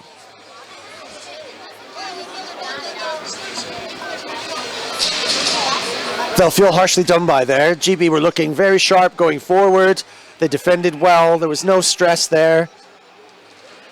Lots of pressure from the Italians, but they were picking the pucks. They were 1-to-1. They're marking them carefully. The Italians having to swap for the face-off here. Just caught in transition maybe, GB. Just not coming on the ice after fresh legs with all the lights on. Pixie and Gibbons working in the D.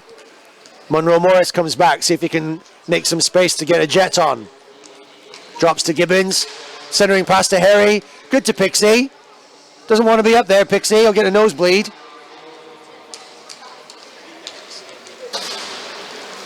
Pixie recovering from what was quite a serious addiction to morphine.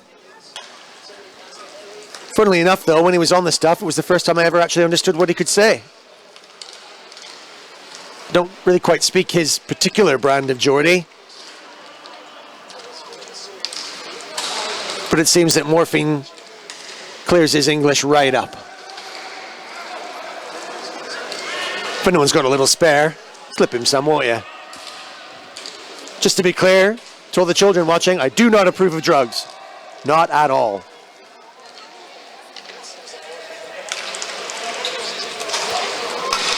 Nor do I approve of drinking during commentary. But I gotta do something to hydrate myself. It's been a long day. But a good day, hot day.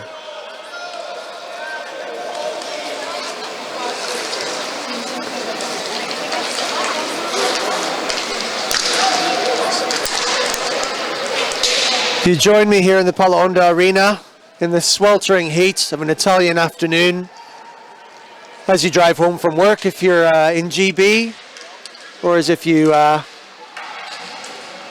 break for your lunch in the colonies of North America, or as you tuck the kids into bed and are listening to hockey across Europe. We're here in northern Italy for the Federation Internationale de Roller Sports FIRS Masters Inline World Cup as GB and their defense take on an organized, pacey, aggressive, hungry Italy. High forechecking. GB defense holding up. Speculative slap shot from way downtown. Not really coming off, but he's going to pick up his own rebound, number 25. Colestock not quite pulling it off there. And shouting for some fresh legs. Cadge defending well here. Taking a little bit of physical pressure. The Italians, very much like the Americans, high forechecking, physical play. Like to forecheck. Like to stick handle. Like to shoot. Like to wrist. But Marcel Mallet now on the puck. Likes to get angry, likes to get frustrated. And has got the capability of hunting out little drippy pucks like that. No issue there. He's got no problem with that. And nor should he. That's very viable. Luca Varotto, just maybe having a little word, just saying, hey, let's watch my keeper, but that's no problem. Dangerous though, Luca. Don't get Mallet riled. You won't like him when he's angry.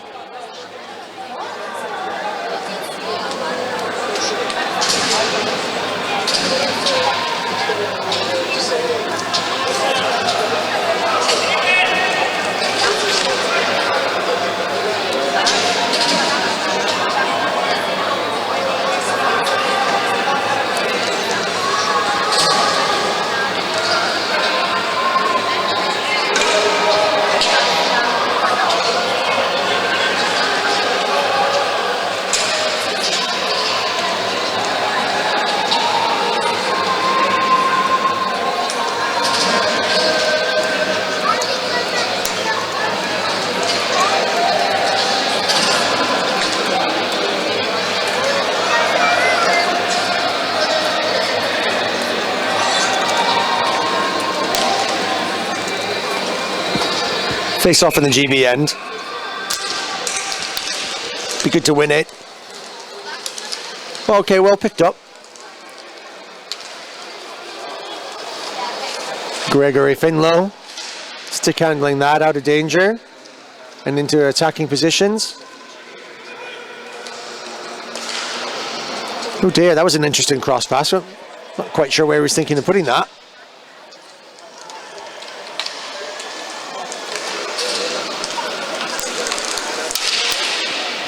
Well defended though.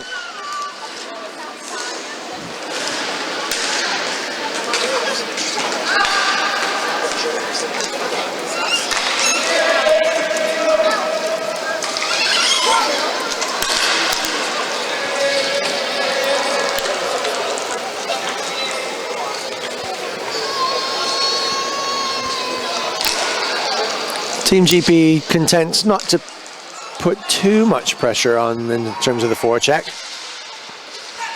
And the Italy team just settling a little bit, maybe not hunting quite so much for every little thing. Someone will get the wind up them and then do a dangerous pass like that. Oh, great sacrifice. Knew exactly what to do then, didn't he, Mr. Gibbons? And a nice little tip forward, smartly done. Monroe Morris knew what to do. Oh, Gibbons, just the pace of the Italians, you know, their back check is very quick. They're going to have to really get the jets going. Ooh, tipping puck. It's a little loose, though. Got to watch this. They're strong on the puck. Oh, deflections.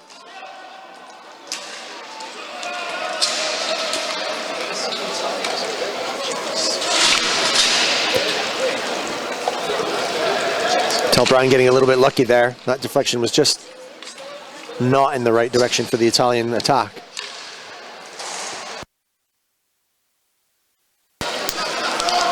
Harry looking for a little bit of outlet under a lot of pressure. Tried to give it away. That fell right. Get it over to Pixie. This is the right way to go. Okay. Pixie wants to look for Harry way up high.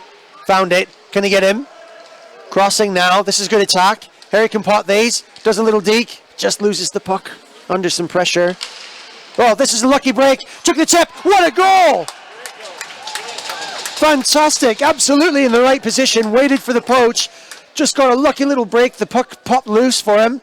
And Monroe Morris, the Welsh import,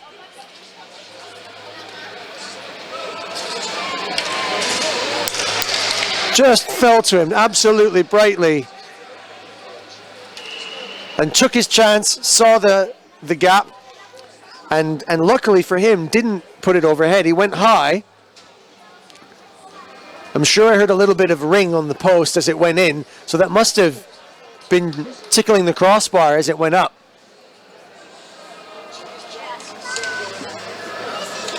And a smart time to call for a timeout.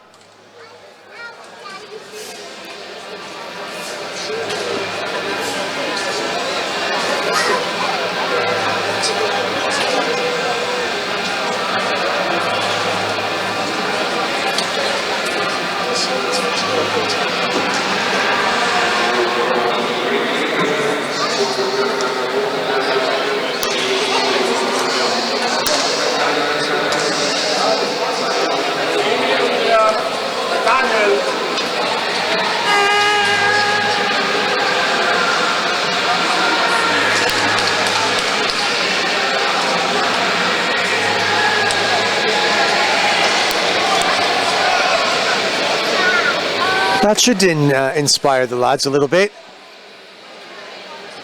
They're on the scoreboard now. Ricky Cooper going back to the bench during this brief timeout. There's no timeout on the scoreboard, so I'm assuming here that was a referee's timeout. The refs are taking a break, having a drink. It's hot out here, boys and girls. Really hot. David Ninzati just making sure that the refs are okay.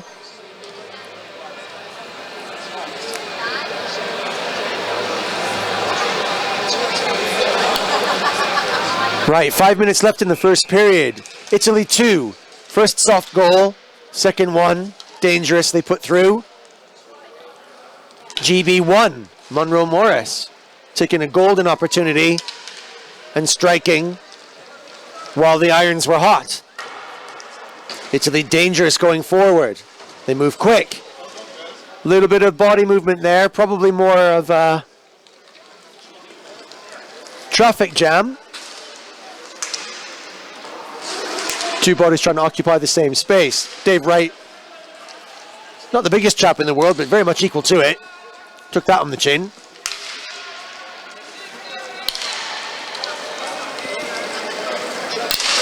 Italia moving the puck around steadily. Shape. Bit of a fan shot, that.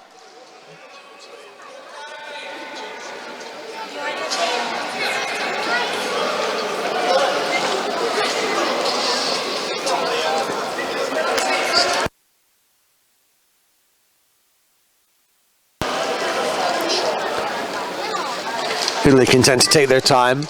Okay. Maybe keep them honest now, put a little bit of pressure on them. That's definitely the way to play the Italian team.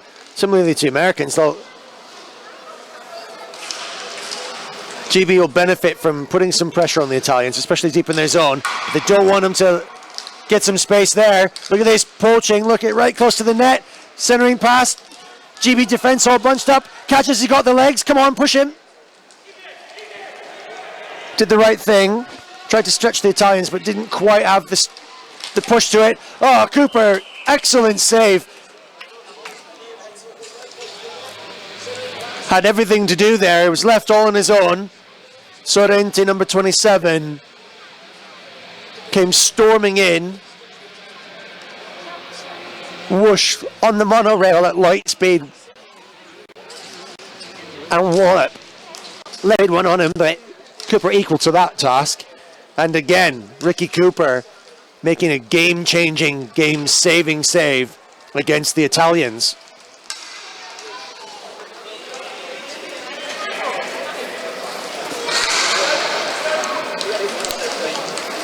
Had a great conversation with Ricky Cooper last night after the gala dinner about how he sees the GB outfit developing and how he contributes to it.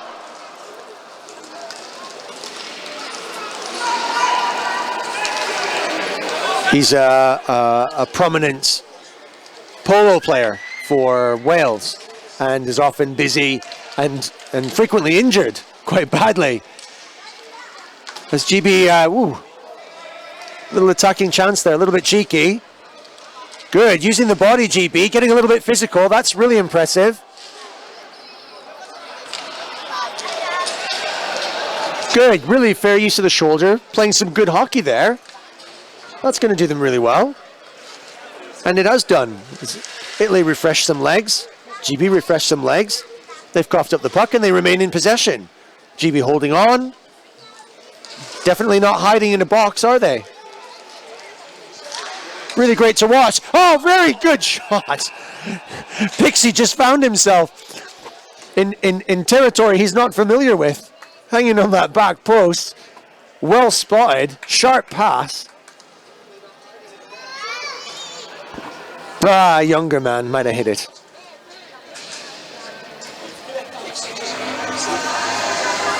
Maybe he's not had enough of his medication yet.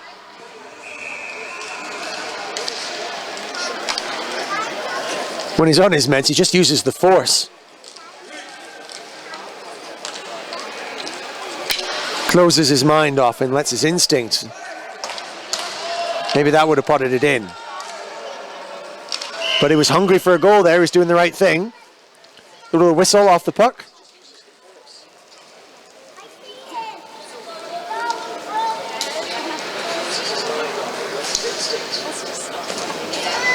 Can see what's happening. A little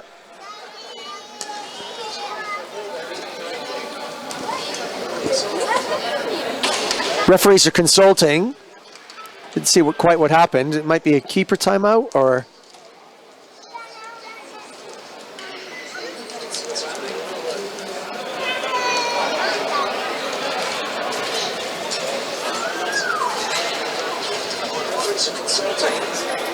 I had lunch with Stepan earlier on. He's the referee who got a lick to the chops there. I had lunch with him and I was talking to him about, very kindly asking him to make a clear signal so I knew what the call was there, but I'm not sure what that was. Might have been just referee timeout, lost sight of the puck. England taking advantage of this break and coming on strong. Holding on to possession. Maybe not taking their advantage there, coming back a little bit too deep. But wanting to reset, you know, sticking to the plan. I've played this plan before. It involves a little bit better passing than that. But look at this. Rightly forward. Ah! No, not a goal. Did he go in? What's the call? Lost control of his direction. He was coming straight at the keeper. Let me just watch on this feed now. Monroe coming in, potted it in, and then got maybe tripped from behind, crashed into the keeper, but the puck went in the hole.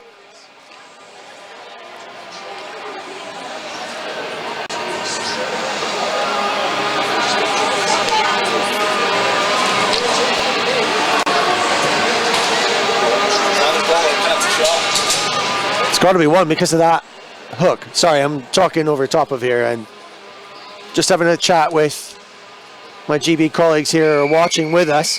There's a conversation here. It's going to be a goal or a penalty shot because of the way that the player was interfered with.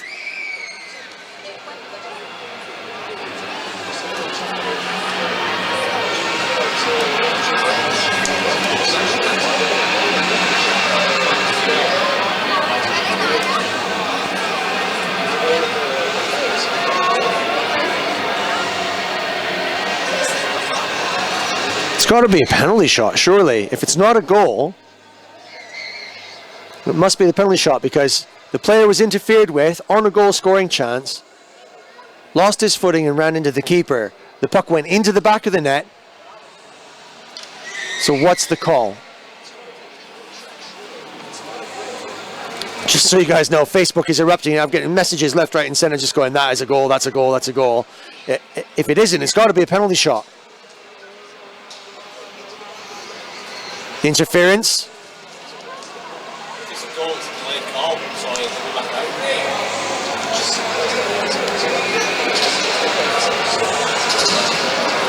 That's, I mean, that looked like interference. So Stepan's just made the interference sign. So if they're calling interference, then is it a penalty shot or a goal?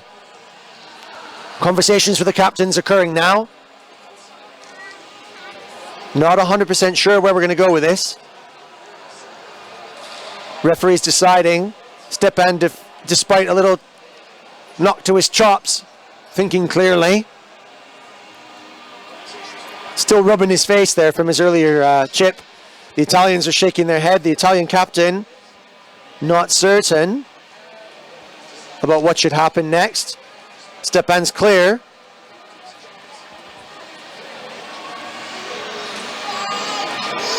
Perry and Kohlstock, captain and assistant captain, quite rightly, having the conversation with the referees. Stepan still explaining to the Italian.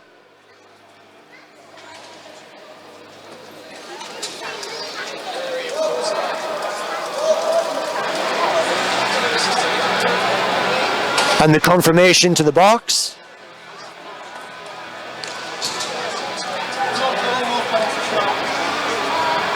And I think shock resounds. Shock is reverberating around the rink. No penalty shot, no goal. Nothing. Just a penalty for Piccoli. GB short-handed. Italians not wasting any time to deal with it.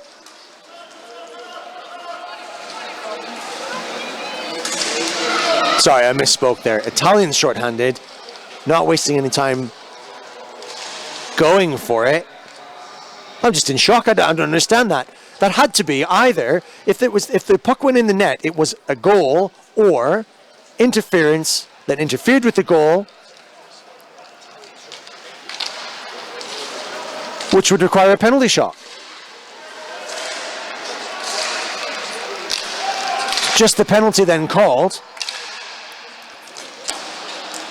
The only explanation I can come up with, perhaps, is that the whistle had gone before the goal went in.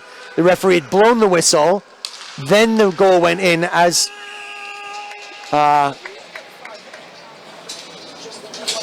yeah, maybe, I don't know.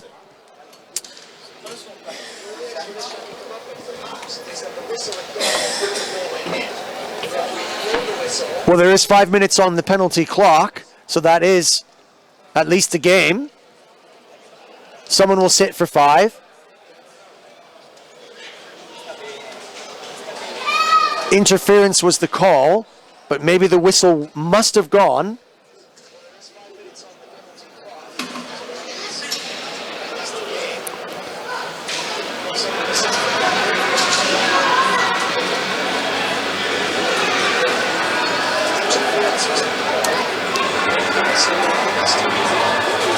Well, I know what I think should have happened, and I know what did happen. I don't know if those two things match up.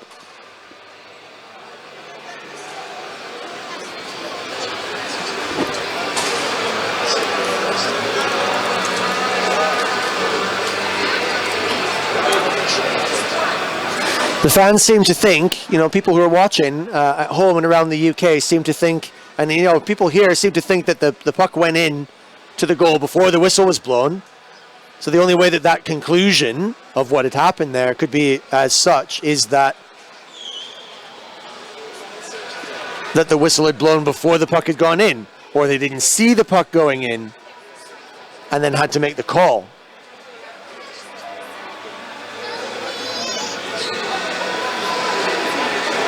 I've got a colleague just going down to the penalty box now in front of me just to see what the crack is, just to get a full confirmation, a definitive, as to why the call was made.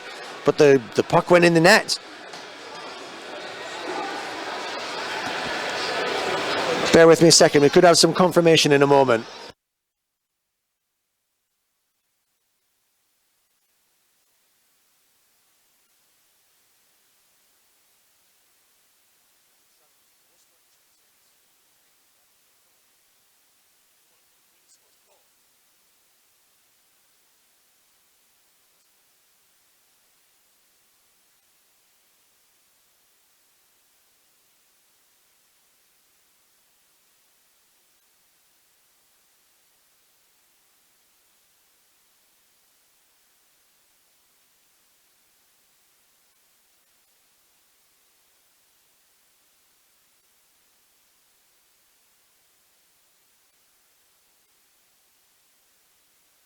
Okay, some interesting interpretations here. So, the consensus is, I've got members of the Italian team and the GB team in front of me having a political discussion about it. So the consensus is, generally speaking, and certainly from coming back from the referees, is that because of the proximity to the goal and because of the way that the shot came off, it wasn't actually interfering with the goal itself. And the goal went in after. So in fact, the penalty is, it's a 5-minute. So someone will sit for 5 on behalf of the Italians. I'm right in saying I think that a 5-minute penalty is an automatic game. So that player won't play again for this match, but will not be banned from any further matches later on.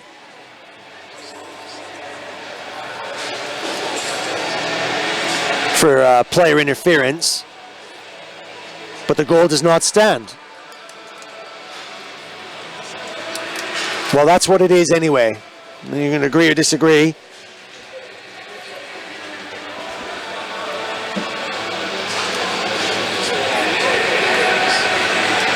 I was just talking a minute ago about the referees and saying that their job is a tough one. The referee that made the call is a gentleman that's well known to the hockey fraternity in the UK. Very well known indeed. And certainly at lunchtime when I spoke to him, he made it very clear that his understanding of the rules, even as they're presented here in terms of fares, is very broad. So if he's convinced of his interpretation of that, then I welcome any comments or suggestions from the fans who are watching. Hit me on Facebook, Peter Wirt, W-I-R-T, or come on to my Twitter, Pete Wirt at @IonInline, all one word. And let me know what you think that should have been, because It seems to me like it should have been either a goal or a penalty shot in the sequence of events that I saw. It seems to be a consensus, but the judgment is 5. The Italians won't be particularly happy with that. I mean, they might be lucky with getting away with not having a goal there, but not particularly happy.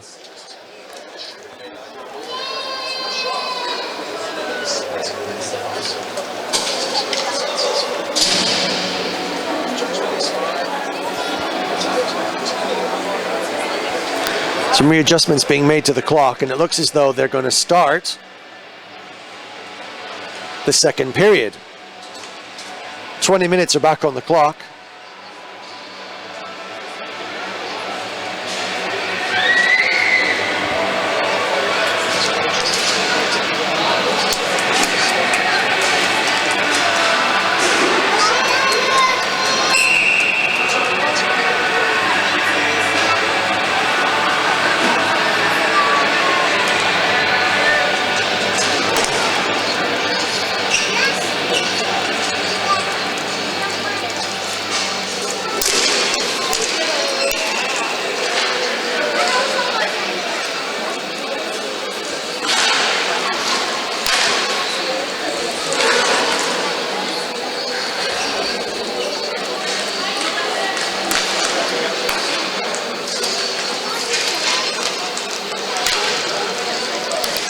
Well, this is a great opportunity for GB. And a settled side. Ooh, taking a zipper of a shot, going straight for the jugular vein there. Italian keeper scooping and possessing. GB have 3 minutes and 38 seconds of a power play to make good the goal that they were seemingly denied just now. And doing everything that they wanted to do against a sharp Italian side. GB really starting to warm up now and looking very, very good. Italy taking possession despite the fact that they're short-handed. GB maybe just backing off them a little bit, nervous. Cooper dealing with the little shots that come in. Now, GB should have a poacher there. Should be staying right high and let the 3-on-3 deal with it if they haven't got possession. So, GB need to dispossess. This happened to them before in matches where they weren't going and chasing. Come on, Harry, go and get that puck. You haven't got time to waste. Come on, GB, go and fetch. Come on, one guy, get the guns going. Got to get that, come on. Don't let their pace move you around. The Italians, well, I mean, this is very professional. They know exactly what to do. Stick handle until the time runs out. If they can do it, if GB are going to let them. Well, you got an extra man here, guys. Who's got fresh legs? Who's got the quickness?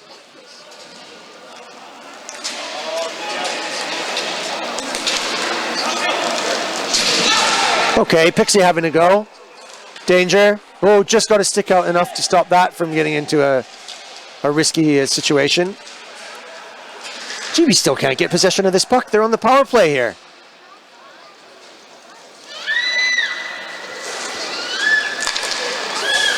This is what happens when you come against guys. Okay, now there's a little bit of a lucky break. What can he do? Oh, he took his time on the backhand.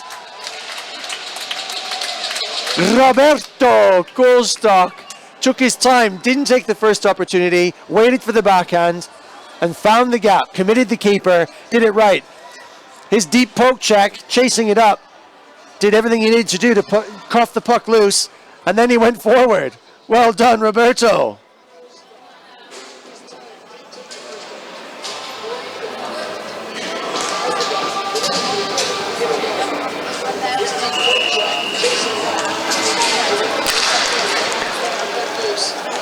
Wow, very good, GB.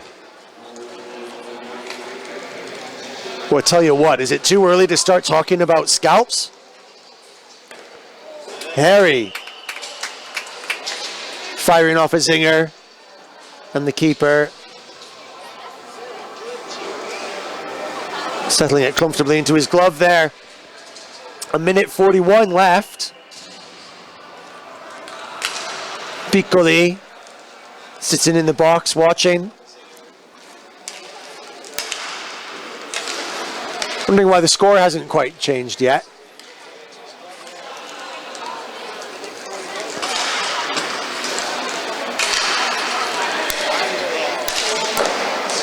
Oh, loose puck in front.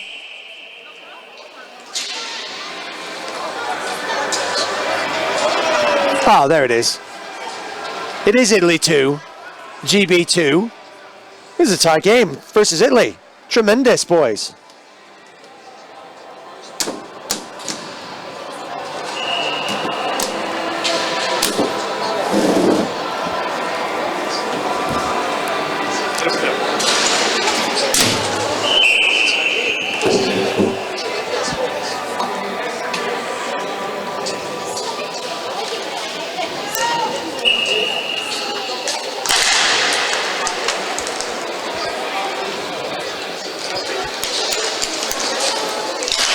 Oh, slap shot from Pixie. Almost found a gap. Keeper had to shut the door with his mattresses. A little bit of referee interference there, maybe playing into our favor. Gregor Finlow hunting around. The fans in the stadium are calling for a forecheck. They need to know that someone on GB is hungrier than the Italians are. Go and get them. 41 seconds left in their man advantage. They've managed to equalize. They still get the bonus because it was a long penalty. So what are they going to do? Pixie now taking it on. Just stretched Marcel Malley a little bit too far, but he's got the stick. Oh, slithering pass.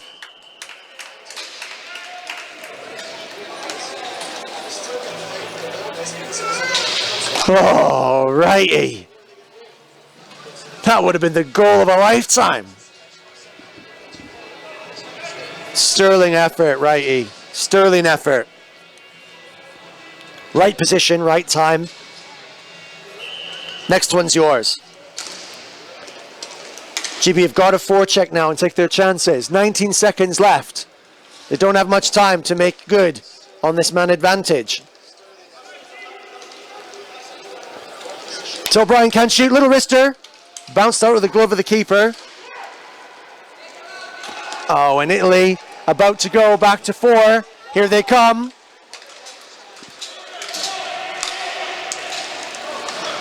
And now GB have got to be sharp, not to get caught on the hop here. Stick handling through, dropping the puck, trying to find the gap. Cooper collected. I'm not sure what part of his body he did.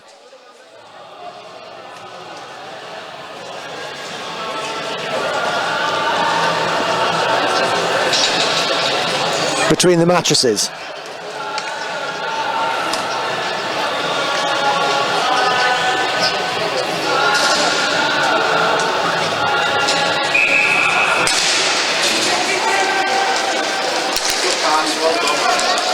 That's a great clearing pass. Monroe Morris did well to take it, magnetized. Oh, dear me, where was the cross? Just a little bit sloppy. Pixie up for that though, went to collect it. What are we going to do to consolidate? Gibbons there. Harry's on it. Try to find Pixie lurking around in front of the crease. Gibbons circling. Got some space to move forward. Need someone in that goal position. Not quite there. Harry waiting for a pass. Found it.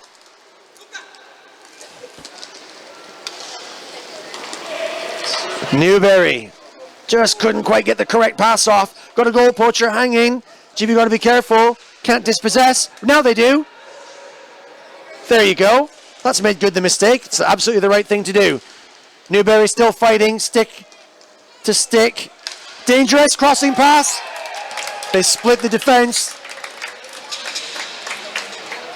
And just when we thought that GB had got that defensive positioning licked, they just get caught puck watching again and just get a little bit mesmerized by the movement of these fast teams and don't watch that hanging player and interfering with him, taking the pass out of the equation.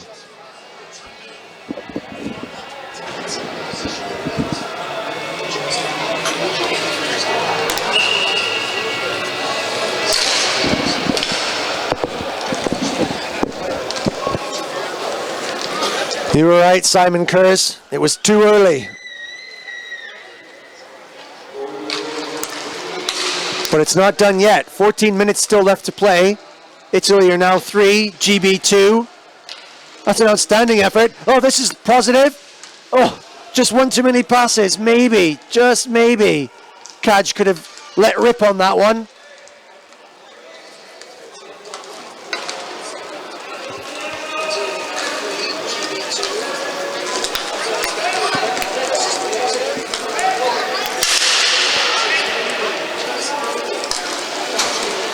Malley forechecking. Oh, that's a lucky tip. This could be dangerous. Can Ricky Cooper do it? He cannot. Too much to stretch it. Left Ricky too much to do. Really lucky tip.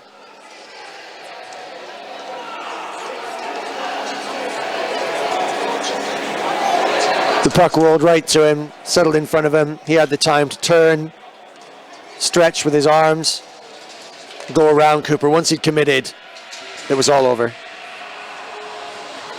That's a big ask for Coops.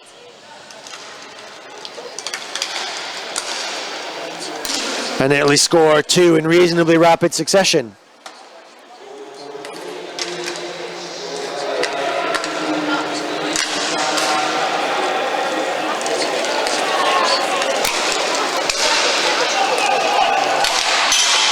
Post denied. Italy 4, GB 2. 13 and a bit minutes left. So there's lots of time. Can GB consolidate? Ooh, good crossing pass to Dave Wright. Ooh, dangerous clearance. That's going to set the pace running.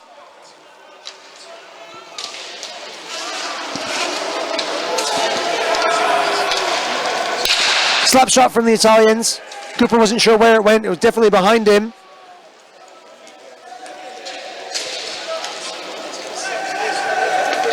This might not be the best of news, but GB Vets are struggling a little bit over in the Murano Arena. USA are doing a solid in Vets as well, and have managed to stretch past double figures all the way up to 11. GB Vets not quite yet ready to score. Oh, slap shot from Harry, just a little bit too high. We're hoping that this GB team does a little bit better. Oh, stick handling extraordinaire.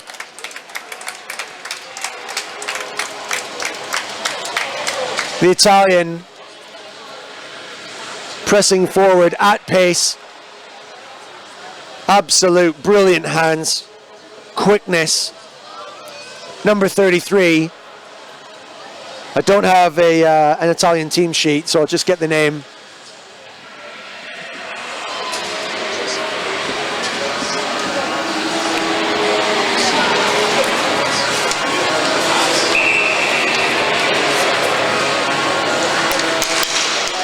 Let's have a look.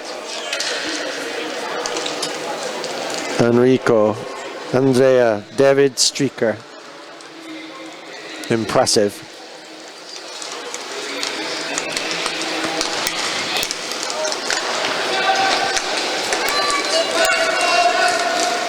Superb hands. Not really a lot of answers to that.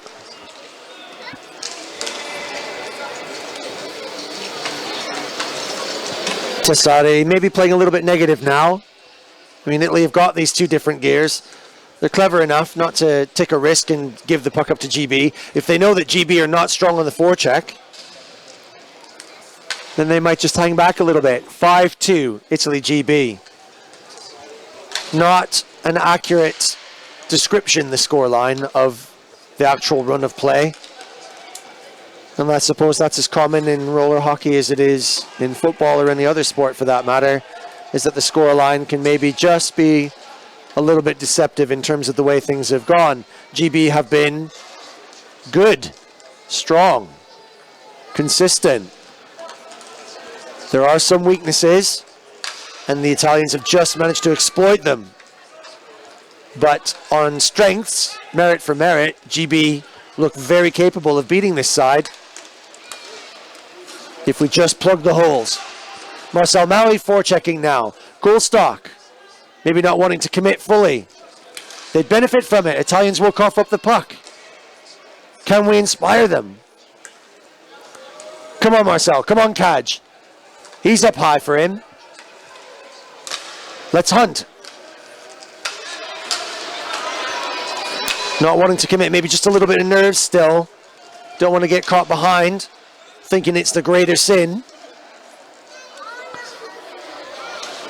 10 minutes left though, things are not over yet.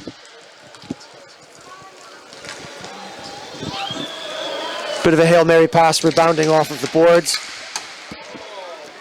Open spaces. GB have got to be careful when they're changing their lines to not let those Italian long players drift. That's a crossing pass, centering. That wrist shot was absolutely laser beam accurate. How did he find that gap? It was very tight. High, glove corner, just over Ricky's shoulder. That player was left wide open. Ricky just went down on his knees to try and seal the door closed down at the bottom end, and that left the gap. I mean, that was tight.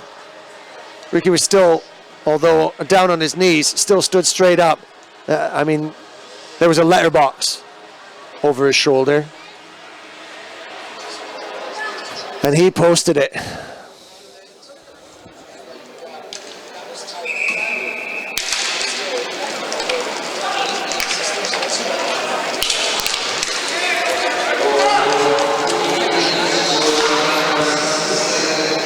Well, that'll be harsh on the GB team. They'll be disappointed with that because they played so well to start with. They looked every bit the match of Team Italy, but they're just getting caught. Maybe some of the little mistakes, and they're not big ones.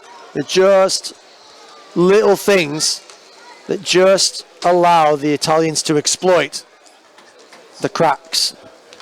Line changes, shape in the defense, watching that long player. Pace of the Italians telling. Good defense there. GB compressing. No whistle. Now what are we going to do? There is a penalty. GB waiting for the keeper to come out there. Oh, taking an early shot. Maybe could have made the more of that. And that finishes that. And an Italian player getting caught just a little bit off the puck there. Something off the holding. Holding against the captain of the Italian team, who's a little bit concerned as to how that was quite a holding call. Nevertheless, it's not a discussion, it's an instruction. So the team captain for Italy, Tessari, number 32, sits. Will GB forecheck now that they have a man advantage? 8 minutes, 42 left. Not impossible. Said that before once or twice. GB have got to do the forechecking here now. Harry's got to find himself in attacking positions. He's in the right spot there. Who's going to poach the goal? Looking for the tight spot around the net. Gibbons. Point for Parsons.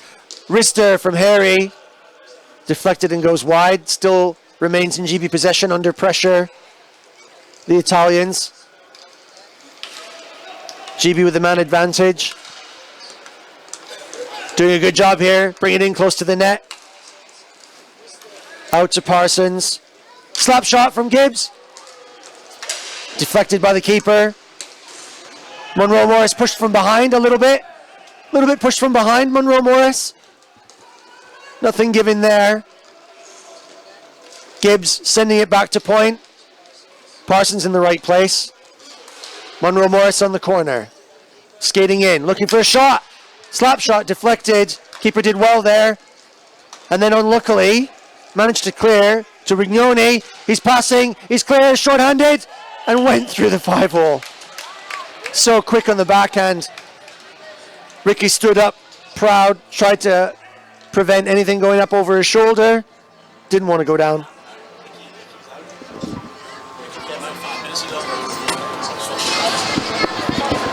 My bad. I didn't see Ricky get that swapped out. So we've got New keeper in. Well, that's a big ask. Dan Morris swapped in for Ricky Cooper.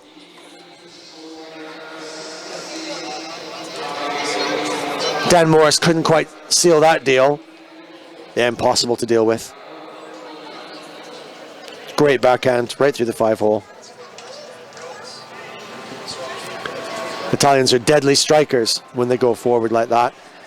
Can do an individual effort. I'm really interested in this similarity now that I'm beginning to see with the way that the Italian team and the way that the American team work. Very similar patterns of behavior, very similar methodology, good stick handling, really good pace, moving forward, consolidating when necessary. They've got 2 separate gears. What an interesting matchup that would be, Team Italy versus USA, when it really matters, maybe in the quarters.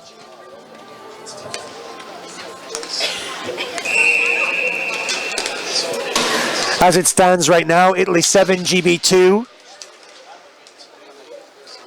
GB were looking really good. Just a couple of mistakes allowing the Italians to strike.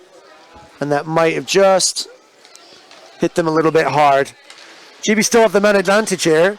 Oh, denied by the post. Pixie from downtown. Crossbar still ringing from the shot.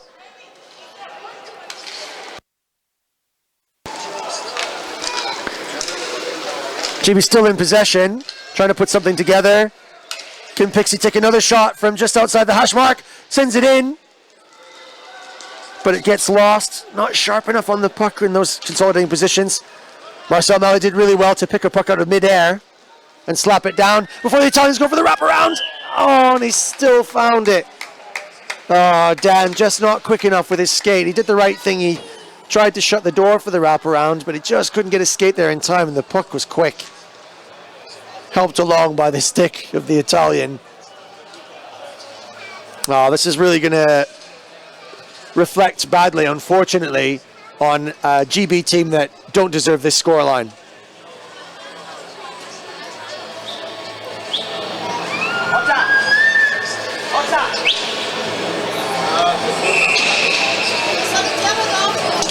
Italy, impressive though. Being kept honest early doors, but fully concentrated on exploiting any gaps that appear. And when they do appear, they make them count.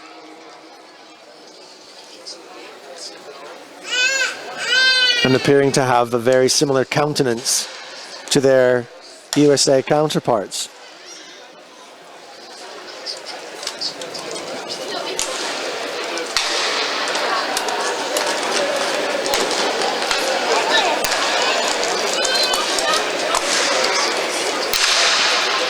What can GB do? We're back to 4-on-4 now.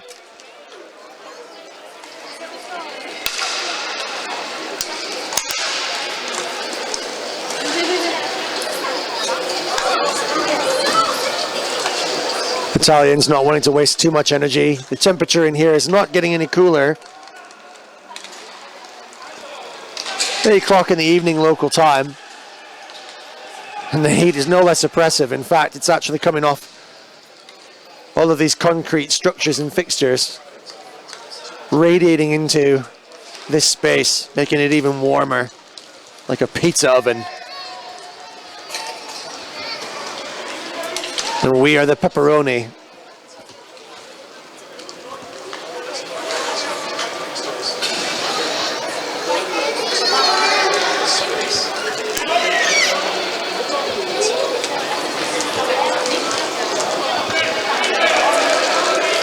GB still a little bit reticent to go forward and forecheck. I don't think they've got anything to lose now as it stands. You know, go out and enjoy the game, get a little bit of luck, maybe get the Italians to cough up the puck. Be interesting to see what the Italians do when they're under pressure. A stronger forechecking side like Italians versus USA, they're not going to have this time. That could make things very, very different. Similarly, USA, when they're being forechecked strong, they might cough up pucks. So it really depends. What we're seeing here might not be actually how people perform under different types of pressure. That's the joy of watching this level of hockey. Some good pressure there. Hands right up. Good contact. Physical hockey. GB not afraid to get it mixed up. Now there's a forecheck. Monroe Morris really demonstrating the kind of forechecking that he really wants to see. And putting his body right on the line there. He's a tough player, this guy. Really tough. A great debutant for the GB side. And that's what could happen. Little pucks are coughed up. The Italians just defending in depth. And dangerous now. This could be a run on goal. He managed to turn out the defense. Puck watching instead. And another patient backhand. Stretching the keeper to commitment. That's very disappointing. GB will feel hard done by there.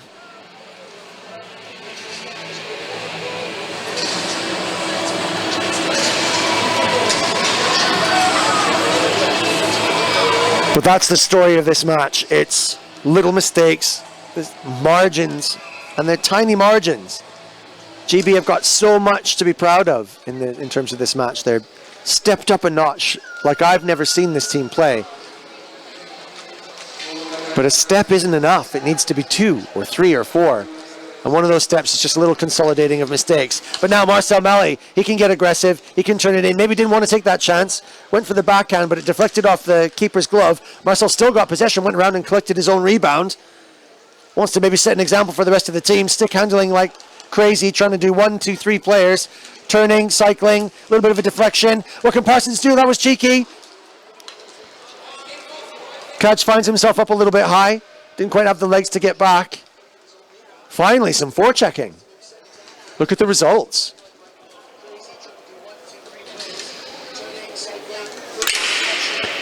Go on, Marcel. Come on, commit yourself. Just go and get him.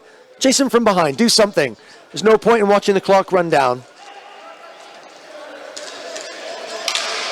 2 minutes, 21 seconds left in this second period.